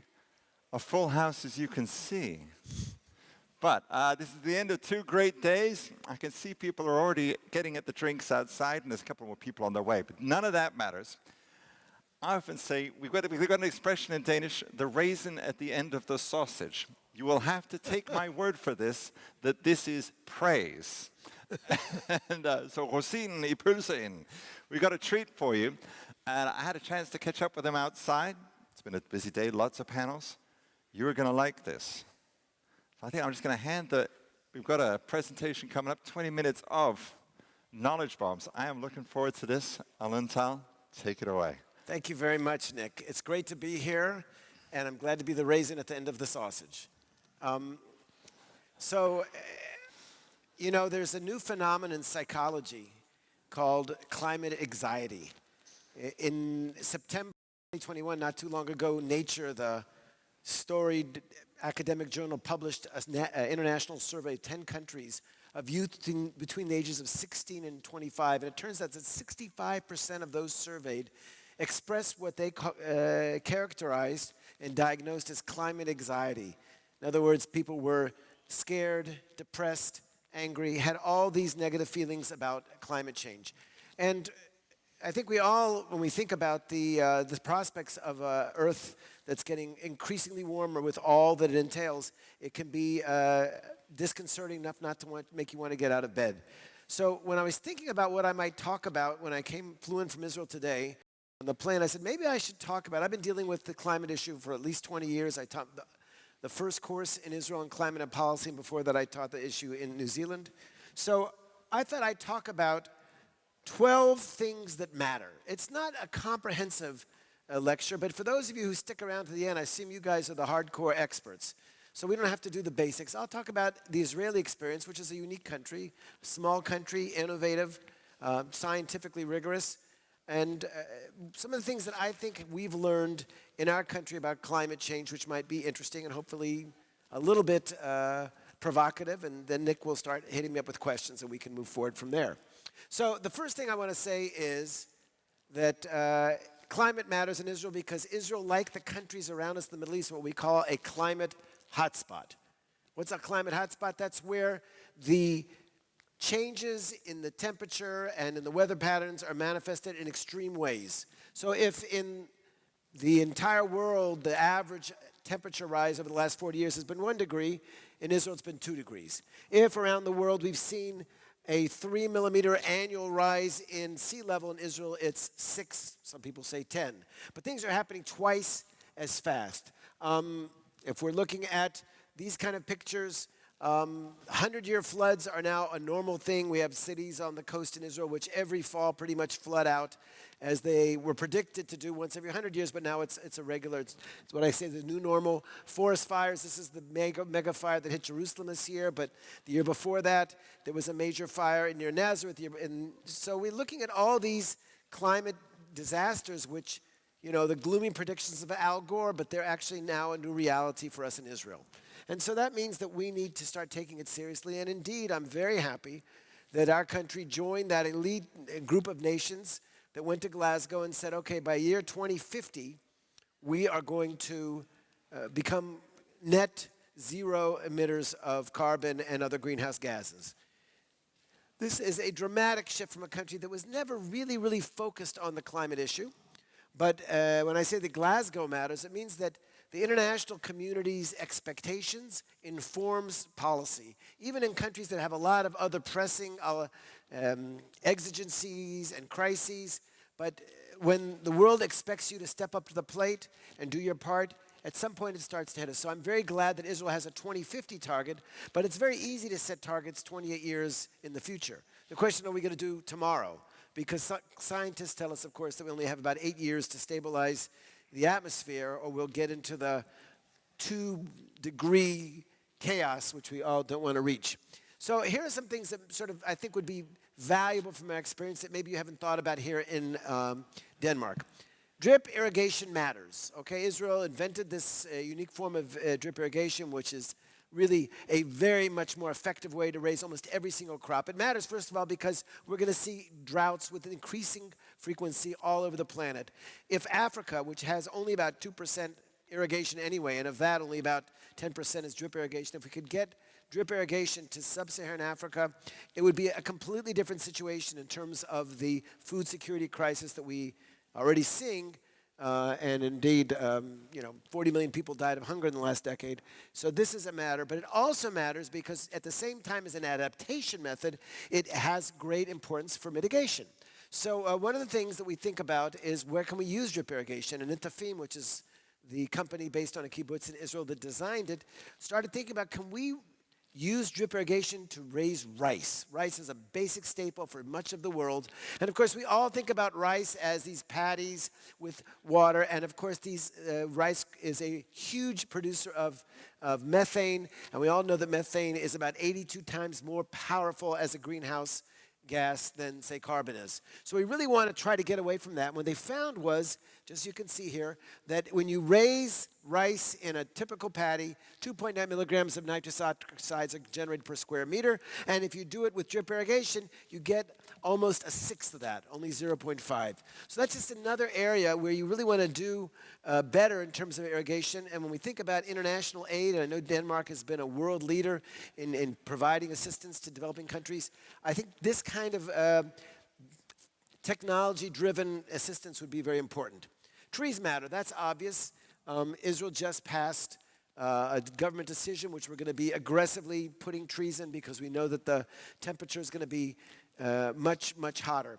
But trees matter, of course, because we need to start sequestering carbon. Even if we get to 100% renewable energy, there is a lot of emissions which are going to sneak out. And one of the things that we think about in Israel is, can we plant trees in the dry lands? Because Israel is largely a country which is either hyper-arid deserts or what we call,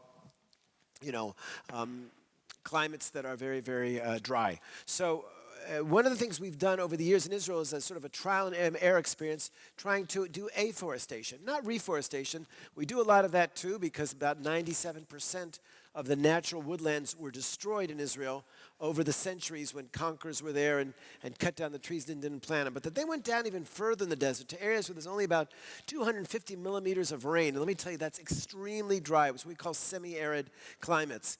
And it turns out that not only can you plant trees if you use certain kinds of planting technologies and find the right species, but they will sequester carbon at the same rate basically as European forests. And that flew in the face of all conventional knowledge. And Israel's a teeny country. That's not going to affect the carbon balance of the planet. But when we think about that huge swath of the Sahel and the so-called green wall which they want to plant there to stop the spread of the Sahara Desert, which has failed up until now, these kind of technologies will matter. So what you're looking at is Yatir, which is Israel's largest forest, and you can see in the background those hills there. I think we can see. Maybe I can't. No, you can't. But okay, if you look back in the foreground, you can see desert hills. That's what this was until they planted the forest. And so I think that this kind of an intervention is something which maybe purists wouldn't want to do. They want to leave the desert as it is. But when we start thinking realistically about what we need to do to start taking carbon out of the atmosphere, planting trees everywhere, including in dry lands and deserts, is important. The next thing I think we want to talk about here is hydrogen matters. And today there was a small workshop on hydrogen in Poland.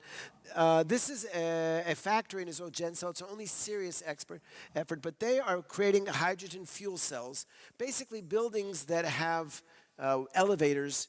In many countries are required to have backup generators because if you have a power shortage, and there's increasing power shortages for a variety of reasons, you've got to be able to get people in the elevators up and down, okay? And if you have a traditional backup generator, it's diesel powered, it's polluting, it's messy, it's noisy. But hydrogen fuel cells are clean, and now they're taking this technology and going further. So one of the things they realize is they can use the same technology and start charging electric cars. Now Israel is way behind Denmark, certainly behind the good people of Norway. I think are 80% now of new vehicles are electric, but we're going to have to get there like everybody else. And so the question is, how are we going to provide the electricity? Our grid is nowhere prepared for that kind of increase in demand. And I think that particularly if you're looking at areas that are off the grid or don't want to be on the grid, hydrogen is going to be a good thing to do. Desalination matters. Why does desalination matter? Because as I said, the number of people in the world who are living in water-scarce regions is going up. A, because those populations are growing, and B, because there's less and less water. We also in Israel have areas that we can already see the precipitation changes. Our neighbors to the east, Jordan, is a country that has perhaps the greatest water crisis in the world. It was the second most water-scarce country, and then it took in 2 million Syrian refugees after the Syrian war, and they have a real problem, okay? So desalination, where you take water out of the sea and push it through very, very sophisticated membranes, and out of one side, 70% H2O and 30% brine. This is a technology which has come down in price dramatically. And as a result of that, today in Israel, pretty much everybody drinks desalinated water. So in a country where we have about a fifth of the minimum amount of water which you're expected to have in a Western country for basic needs, we still have, I would say, great water security. Nobody doesn't think that when they turn the tap on, they won't get water. Now, the trouble with desalination, it's a miracle technology, and like I said, it removes all of this uncertainty about our water sources. And here you can see Israel's moved production along the coast. We're moving up great. But water desalination requires a huge amount of energy. You've got to push that water through these membranes. And so when you think about the amount of electricity you're going to need if you're moving water system over to a desal system, you are actually exacerbating the problem of greenhouse gases. It's all connected. So we have to start connecting our water challenge to the energy challenge. This is a picture of the city of Tel Aviv, Israel's largest city. One of the last articles I wrote, today I'm a politician, but I still have dabble in academia, an article that came out 4 months ago where a postdoc and me decided to calculate how much land we would need in Israel to produce solar electricity, because that's all we really do in terms of renewable, to meet the energy demands for the desalination in Israel in the year 2050. And it turns out it takes about half the land of Tel Aviv. Now, that's not a lot of land if you live in a country like, a large country like Chad or Canada or United States. But in Israel, which is half the size of Denmark, it's a lot of land. And so we have to start thinking about other ways to do that. And one of the ways we can do that, maybe, is stop thinking like an energy island. So my 7th point out of the 12 that we're going through is that peace matters. That when we think about our region and our real challenges, which are how are we going to leave our children a planet which is healthy, we need to start working together. So what you have here is a map. You can see Israel's on the west side by the sea, and then you have the Palestinian Authority in the middle, and that big this country on the right is Jordan. It's 3 times the size of Israel, and it's almost entirely desert. Now, Jordan doesn't have access to a sea where the people live. They have a small access to the south, but it's very far away. But they're relatively close to the Mediterranean Sea if Israel would share water with them. And indeed, this is the idea that an NGO called EcoPeace, that I was one of the founders of and served on the board until just recently, came up with. They said we should be taking water from the Mediterranean and sending it to Jordan, but who's going to power that water? Let the Jordanians provide us with electricity. And it's win-win-win, because in the same way that each side gets the resource they need, one gets clean energy, the other one gets perfect H2O, we also are building on the most or helping to build the most scarce resource in the region, which is trust. And the fact that we are helping each other to solve these existential problems matters a lot. So already we have an infrastructure in Israel. You can see this giant pipe comes out of the Sea of Galilee, which is in the north of Israel, and brings water under the old peace treaty to Jordan, about 50 million cubic meters. That would, for you guys, would mean something like 50 billion liters of water a year, which we provide them according to the peace treaty. But the idea is, why not do a lot more? Because there's a lot more Jordanians than there were in the peace treaty. And what you see here, is a meeting that took place in Dubai just about 5-6 months ago. You can see the woman sitting here on there with the corona mask. She is our Minister of Energy, Karine El-Arar, and she is a brilliant woman. She has MS, but it doesn't hold her down for a second. And she signed a water agreement with the Jordanians where we will do exactly that. And this dream that the NGO kept talking about year after year, and they do side events, then everybody says, they're crazy, it's never going to happen. A new government came in and said, you know, this makes sense. And the Jordanians stepped up the plate. The United Arab Emirates has a deep pocket, and they can provide the cash up front. And it's going to happen. 200 million cubic meters of water will be desalinized, sent to the Sea of Galilee, where it'll sit in a reservoir, and use that same infrastructure to pump it in. And in return, Israel's going to get a huge amount of clean energy. So that's the way we have to start thinking, because up until now, our poor performance in energy, renewable energy, was because we considered to be an energy island. Nobody will send us energy when the wind stops blowing or when the sun isn't shining. But when we can start working with our neighbors, then all of a sudden the grid becomes much more richer and easier to do. But like I said, we have a problem in Israel that we don't have a lot of space. And as somebody who cares not only about climate change, but also biodiversity, we have fantastic habitats, 115 mammal species in Israel. That's almost as much as Europe. We have more bats than all of Europe together. The meeting place of 3 continents, Africa, Asia, and Europe, gives Israel a rich natural system which is almost unimaginable. 3,000 species of plants. But if we turn it all into solar fields, it's going to be ugly, and it's not going to be good for nature. And my great fear is that in 30, 40 years, when we all moved over to hydrogen, we have a considerable solid waste problem in our hand. So the next thing that matters is voltaic electricity production. We have substantial, about 20% of our land is used for agriculture. There are many, many ways, as you can see, where you can actually produce better yields by using the shade carefully and integrating solar facilities in with agriculture. I think this is a very big issue, particularly for countries like Denmark that don't have unlimited land resources. The next issue that matters, and this is something I think a lot about in Israel, but it's true for the world, is that demography matters.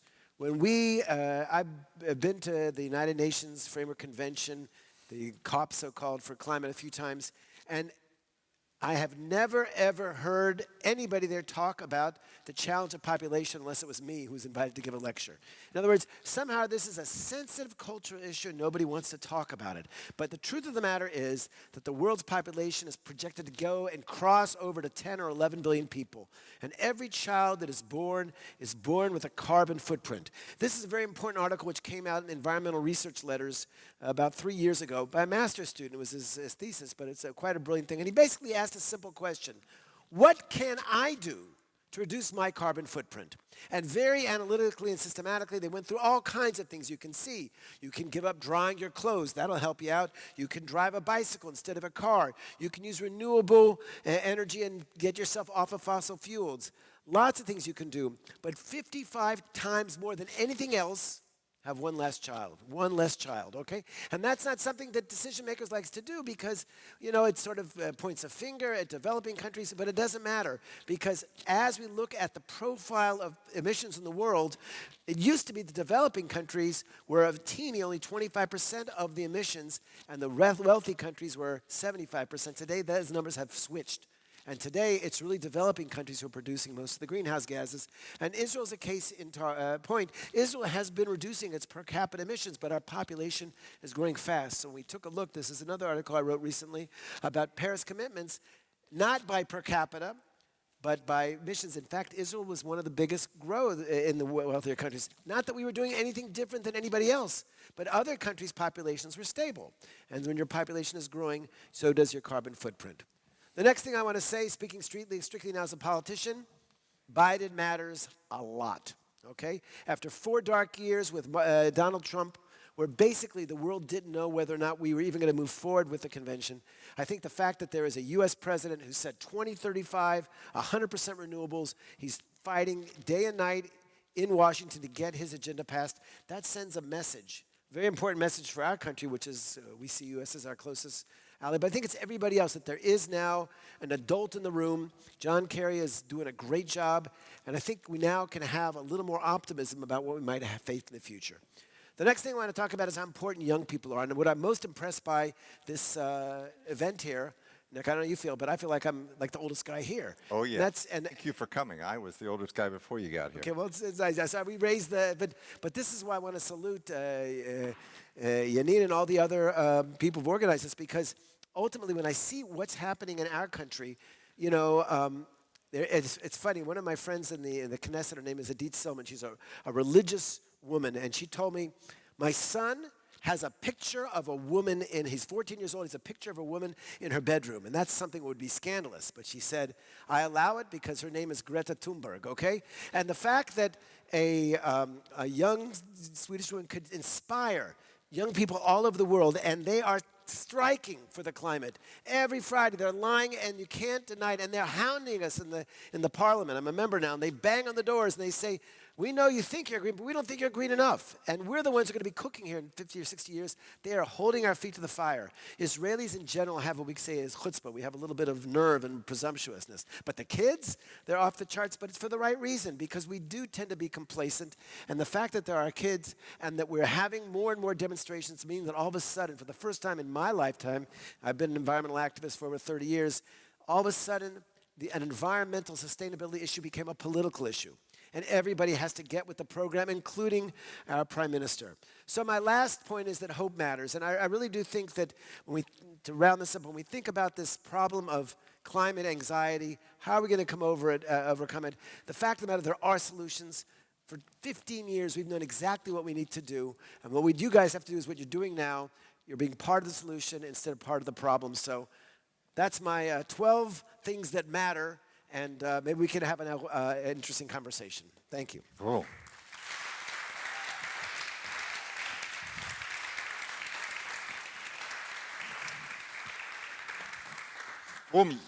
You said, I always say, be brief, be interesting. Bam, you hit the nail on the head. You did it. You hit your time hacks. They were good slides. I loved it. And so if anything, I'm like, God, where do we start? Human, wherever you are, thank you. Thank you. Thank you. Let's all thank him. Come on. Yeah. A great event. I love this. To be honest, you asked who I do, and I host a lot of stuff. I work in this space, and I showed up yesterday, and somebody asked, so what are you doing here? I said, I'm going to be hosting a lot of stuff. He said, are you getting paid? And I was like, I don't know. I can't remember whether Human told me or not, but whatever he says, wherever you need to be, whatever he says, be somewhere, I show up. Because he gets the best people, these conversations. God, so where do we begin? So I mentioned, we had a quick talk before we came up here, and I mentioned that I'd been to Israel in 1984. And when you mentioned up here, you said it was half the size of Denmark, and you mentioned it's got twice the population. That's correct. And when I was in Israel in 1984, if I remember right, this is before the wall falling. This is before an awful lot of things happening. The populations were kind of the same. So the population of Israel has doubled in the last... That's correct. About every 30 years we double. That's All right. Cool. And I also remember before I went down to the library and I got out a couple of books about Israel because I was going to be there for 3 years. And so I said, then I knew there was a lot had happened, and that you are a very talkative people, talk as much as some of the rest of us. And I see this picture they had this picture from space of Israel, and you could see the borders of Israel from space because it was green and the rest of the Middle East wasn't. Which ties in too. So a bunch of things. So you mentioned at the end, you said Biden matters. In the beginning, you said Glasgow matters. And I was wondering, you have a across-the-board consensus politically, do you? Or everybody agrees this? Well, I think when I look at the political map in Israel, it's very encouraging for the following reason. I grew up in the United States. What's that right there? The political map of Israel is very encouraging. Well, on this issue. There's other issues. Okay. But look, I grew up in the United States. When I was a child, there was a president by the name of Richard Nixon, who was a Republican president. And looking retrospectively, and I am an academic and historically, he probably was the best environmental president in the country's history. And he was a Republican on the right wing. But in those days, everybody seemed to care if their children breathed clean air, if they opened the tap, and they get water that you could drink without getting sick.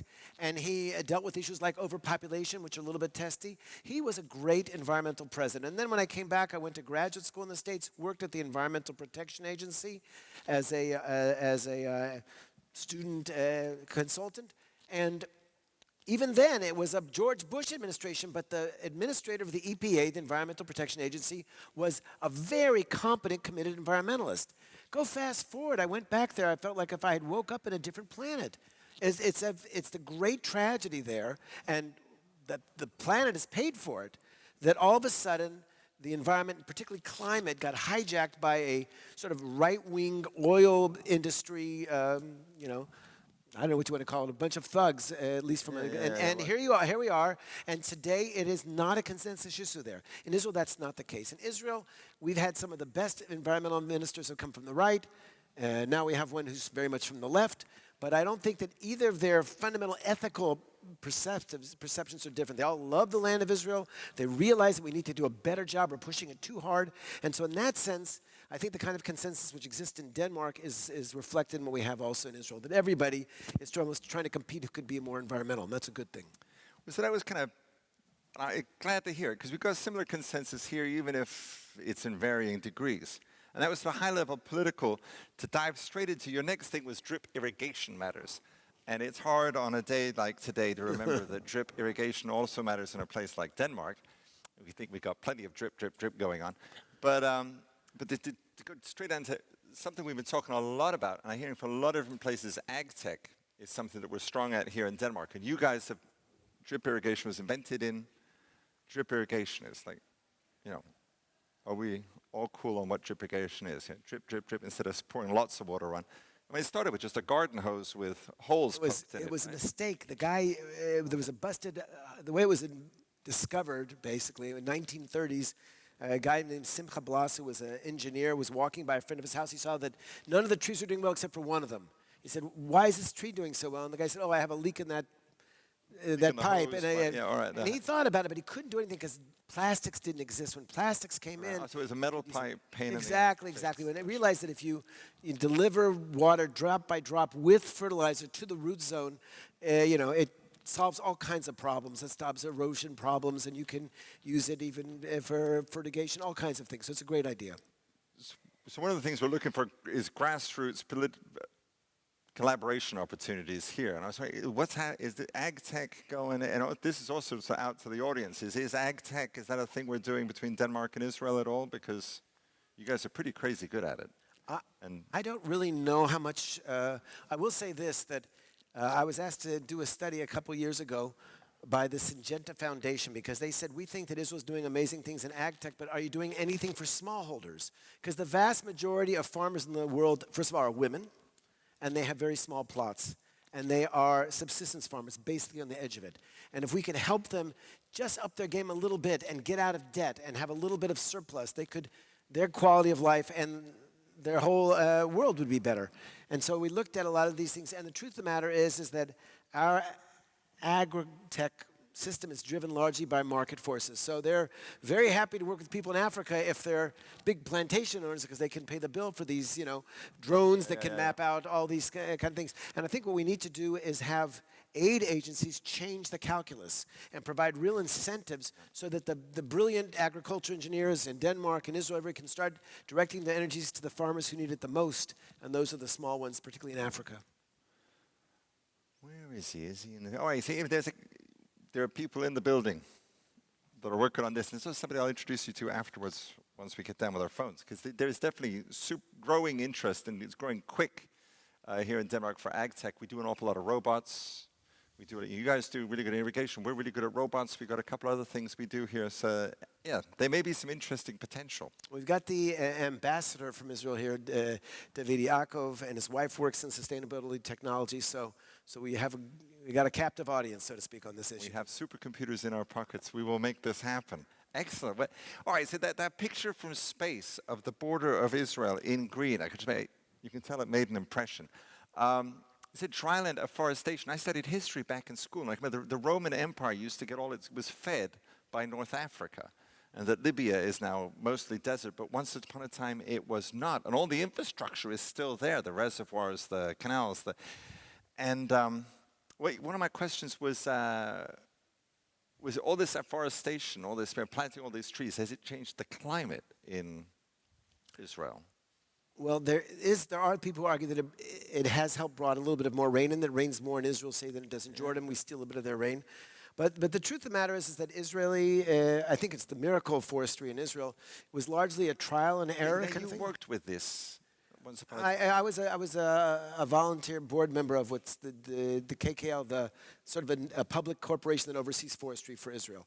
And what you realize is that forestry, when it came to Israel, was a country that were, like I said, 97% of the indigenous woodlands was pretty much eliminated. And when they came back, part of the national impulse of the Jewish people return there was to be a blessing on the land, to return the vegetation to its natural state. But nobody knew what the natural state was because it had all been gone since the Crusaders cut down trees, and the Romans cut down trees, and the Seljuk Turks, and of course the Ottomans were the worst of all, so there were no trees left. And so they started trying, and a lot of the trees they planted were monocultures. A lot of times they died. It was a long learning curve, but eventually the forestry agency started hiring ecologists. And once they came on board, they began to explain that things like diversity is important, find indigenous trees, and to do this a little bit more scientifically with a sense of when we plant trees, we don't want to have to take care of them forever. We want them to take care of themselves and find trees that are drought resistant. And today I think you could say that many countries around the world come to Israel to learn how to plant trees. I spent a summer in China teaching, and China has all kinds of aspirations in terms of planting, and their trees at 450 millimeters of rain are dying still because there was a political act more than it was an ecological act. So I would say there are scientists who understand these issues, and if you listen to them, you can do just that. You can change the landscape and for the better and bring back. And remember, we're talking about planting trees. It's not just that you're taking carbon out of there and put it in the trunk. The real carbon sequestration takes place in the soil.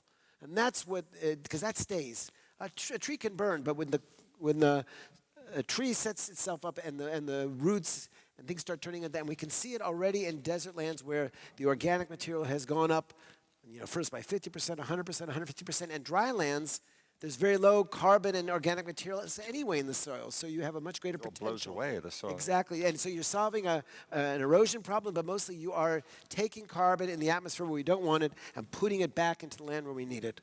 So right. It's good. Cool. All right, so desalination was another thing. So you answered I was going, I had a bunch of questions. Thank you very much. 20 minutes. Boy, you answered an awful lot of them because I'm like, does it taste good? Because I've had also desalinated water before, and you're like, okay, I get the whole point with Evian. But with this Peace Matters, with the water between, so how far was that project between you guys and Jordan? It's a bit of a distance if you're talking about how long is it going to be from the deserts. Always a good thing. Like, how far along is that project? Well, I asked the Minister of Energy, I bumped into her in the Parliament. The benefits of having somebody from the Parliament is... Because it was, a lot of times we've had plenty of agreements with our neighbors that were really good for a headline and not much more. So I said to her, what's going on with this? So the good news is they've hired I think a lieutenant general, former lieutenant general, to be the project manager from Israel's side. And what I've learned in our country is if you want something to happen, you need to have somebody who wakes up in the morning and all they're thinking about is, how can I make this happen? And if they're a military person, even better, because we're talking to a storied veteran of American Special Forces here. Paratroopers up on. So we know that there's a certain get things done ethos there. So we have a guy, his name is, for those who are interested, Asher Ben Lulu, and I hope to meet with him soon sort of get a progress report. But I don't think it'll happen unless we continue to remind the government that this is a critical project, because it should be the first of many of cooperations where we realize that if we work together and stop fighting over lands, but realize we're all in this together, we can maybe create a better Middle East for the future. See, now, I couldn't help, when you talk about cross-border movement, for those of you that don't know, we have not always been friends with the Swedes. And they were the scourge of Europe during this, in the 30 Years' War. And so in Norway, Sweden, and Denmark, we've been at each other's throats for an awfully long time at this sort of... You'd never know it, though, today. You'd never know it today, but we are historically in an unusual lull. that this cross-border collaboration is even something that we're figuring out up here, that we've got windmills, and it blows. And the Norwegians have got an awful lot of dams, and then the Swedes have dams, and they also have nuclear power. And lo and behold, within like the last 15 years, we've actually figured out how to connect the distribution systems of the three places together, which is really useful. And even connected to, I heard from the Norwegians, actually, that they're given the thing in Ukraine, that they're supplying a lot of electricity into Europe, that actually it's getting a little critical. It's good it's raining at the moment because the dams are getting a little low up in Norway. But anyway, this cross-border, I guess the point with this is that Israel and Jordan, you guys will be able to figure this out, because if we can do it with the Swedes and the Norwegians after having hated each other for thousands of years, there's hope for you guys as well. I appreciate that perspective. Our perspective is that all Scandinavians look alike, think alike, they almost speak alike, and it's maybe easier for you than to bridge maybe a Muslim-Jewish divide, but I guess that's something I'll take with me away, that if Sweden, Norway, and Denmark get their act together, then Palestine, Israel, and Jordan can also do the same. It Take can't your be that blessing hard. with us. Exactly. We hated each other for forever and ever and ever and ever. So, there's hope for you, too. And this agrivoltaic interesting. I was thinking, all right, how do you make the shade and so the shade and the thing with this problems becoming opportunities. I thought, nice one. Nice one. The truth of the matter is that our agri-tech industry in Israel really emerged from kibbutzim, the communal farms. All these people who probably should have gone to engineering school, but for ideological reasons became farmers, and then they had real problems to deal with. And about half of the inventions are because there was one, for example, we have a very unique kind of valve which allows you to turn water on from a distance, and it was designed by a guy who was living on a farm on the border with Lebanon. There were snipers on the other side, and he was literally afraid to go there in the daylight. So he designed this valve so he wouldn't get shot at, okay? So there's all kinds of interesting stories how necessity became the mother of invention. And I think that that's very important, that it means that you want to have farmers who are not just know how to raise crops, but have technical capabilities.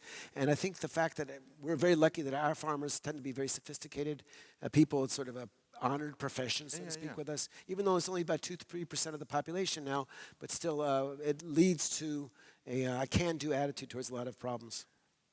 There's also a similar thing with Denmark, that there's this sort of a social dimension to farming, that there was this thing called the Højskole, sort of what we would call it retreats. But there was this idea, that there was this priest, getting on for 200 plus years ago, who had this idea about 5 minutes. He was, let's bring the farmers in, let's teach them about culture, and let's also teach them new farming techniques. And we got together, we've also got this, the dairy system that Danes figured out early. We don't have a lot of land, so what we produce on the land has to be higher value. So we went into cheese production and bacon, bred a pig with an extra rib. I never quite figured that one out, but more ribs, more bacon. But it wouldn't work in our country, but there are places that's a... Well, I'm not sure genetic modification, I'm not sure it quite worked today, but the last three things you said about Biden matters, youth matters, hope matters, I thought that brought back to people. Right? And here you are in Copenhagen. Mind you speak English with a New York accent, or an East Coast accent at least. And I couldn't help but think, I grew up in New York, and that we used to talk about how New York had 6 boroughs, right? There was Staten Island, Queens, Manhattan, Brooklyn, the Bronx, and Tel Aviv. And that now I've noticed, I'm like, wow, maybe as quick as you're growing, maybe it'll go the other way around. But that it's people, that it's connections between people. And one of the advantages that Israel has had is that it may be a little country, in a tough neighborhood, but that it's connected to a million other places. And that you say America's your biggest friend, good heavens, try going to an American university and not running into, an awful lot of Jewish professors. You are super well connected to the world's intelligentsia, and that global connection, has that helped with these issues? Well, I think, first of all, we all are in a very different place today than we were before the COVID epidemic. I mean, Zoom brought us all together in ways that we could never imagine. And in the same way that people work remotely in the way they never before. So there was already these kind of connections, but I think now we're going to be looking at all new levels. But for sure, one of the things that's happened over look at, in general, the Israeli high-tech industry, we're not very good at creating big corporations. We're very good at startups which have a good idea and then, selling ways to Google and scaling it up. And there's many, many cases like that where we had this company, Mobileye, which is really important for the technologies we need for autonomous vehicles, and they sold it to Intel, and that's what we're going to need to do. I think as a country to find partners around the world, and certainly Denmark would be a great partner. And we saw a lot of interesting ideas, and I saw the same entrepreneurial spirit here in the wonderful exhibitions. Before we wrap up, is there anybody who had a question from the audience? Because I think we're going to get the gong soon. Are you running away right when we finish? I'm here, so people can really come around. We should put a pitch. I understand there's going to be a prize ceremony for the winning pitch and technology. Is that right, Janina? Really? Yeah. Yes. Exactly. All right, cool. Well, listen, a very, very final point. Yeah. So stick around. Don't go anywhere, because really, really innovative ideas. Stay with us. Listen, Stay with us, please. Thank you. Thank you very much. Thank Thank you. you. It's great. Can I get one last thing in? Thank you so much. Yeah, Right. Wait a second. I got to get a picture taken. would you? We need a picture. We need a picture. Yeah, well, he'll Woman. Would you do us an honor and also hand over the prize? Excellent. I like that. All right. We're going to get when it comes, right? All right, here we go. All right. Required safety. There we go. And the little green thing is what we're looking at. Otherwise, it'll look weird. 1, 2, 3. And again. All right. Again. Sounds great. Thank you so much. Thanks. Thank you so much. Thank you so much. Awesome.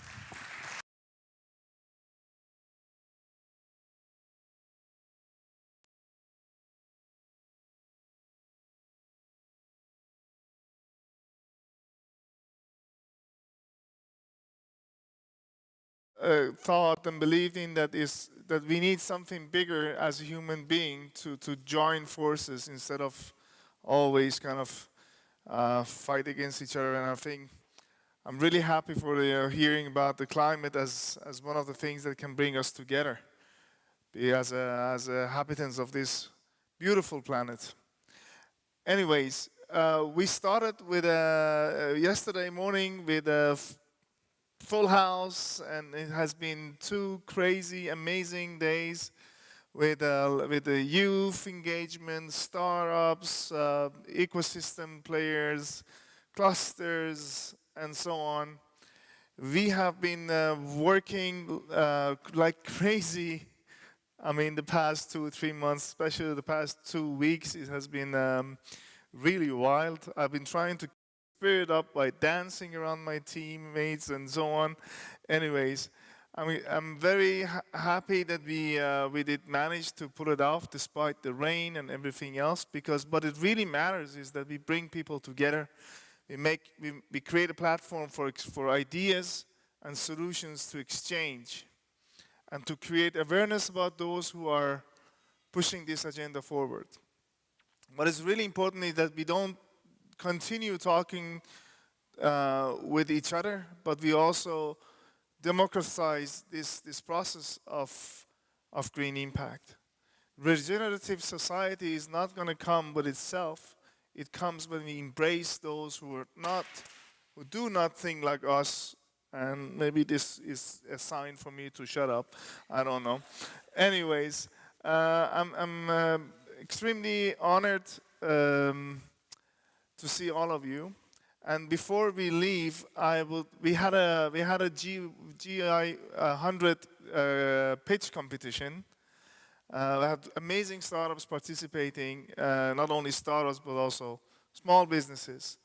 And that's basically what we love to do. We love to celebrate solutions, celebrate people behind them, and the partnerships behind them, because we tend to forget that there is also a bunch of, it takes a strong ecosystem. Ask Israelis.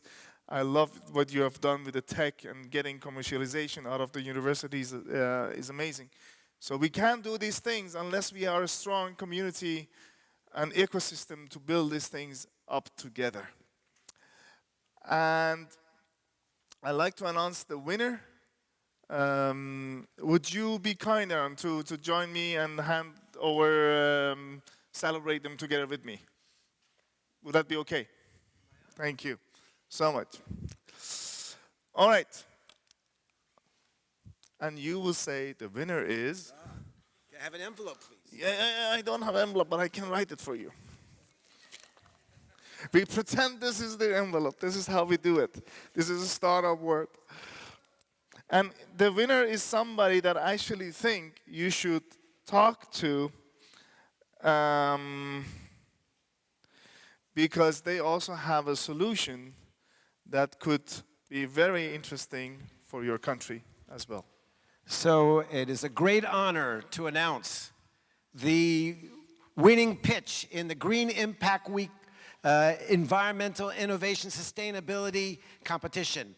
Give it up for Wave Piston. Thank you so much. Awesome.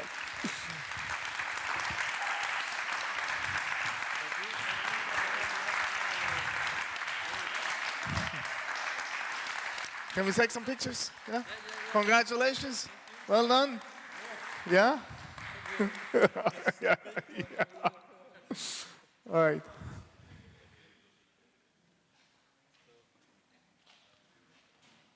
Thank you so much. Thank you so much. Thank you. Thank you. All right. Thank you so much.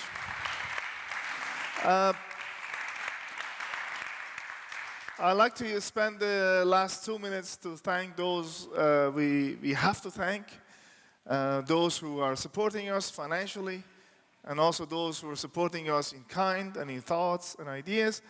Our sponsors, great partners, Vækstfonden, Innovationsfonden, Tuborgfonden with the youth setup that I'm really happy about.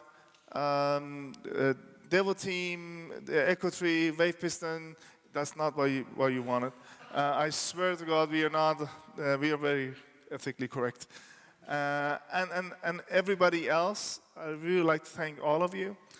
But most of all, I would like to thank the youth. We had the amazing youth council represented. We tried to really make sure that the youth got the voice. So we had a philosophy that about 40% of our panels should have a youth representative.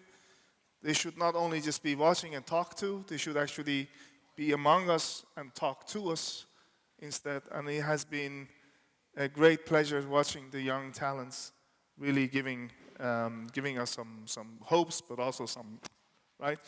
Anyways, Malte, thank you so much for your contribution with that. Among others, with partners.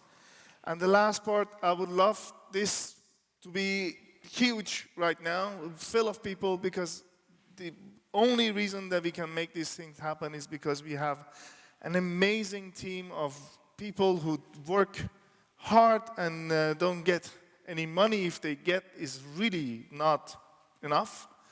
To my team, as Sustainery, to the volunteers, I have no words to express my admiration for you and inspiration that you're giving us. Thank you for letting this thing happen. We see you again, hopefully next year. The more the merrier. Thank you.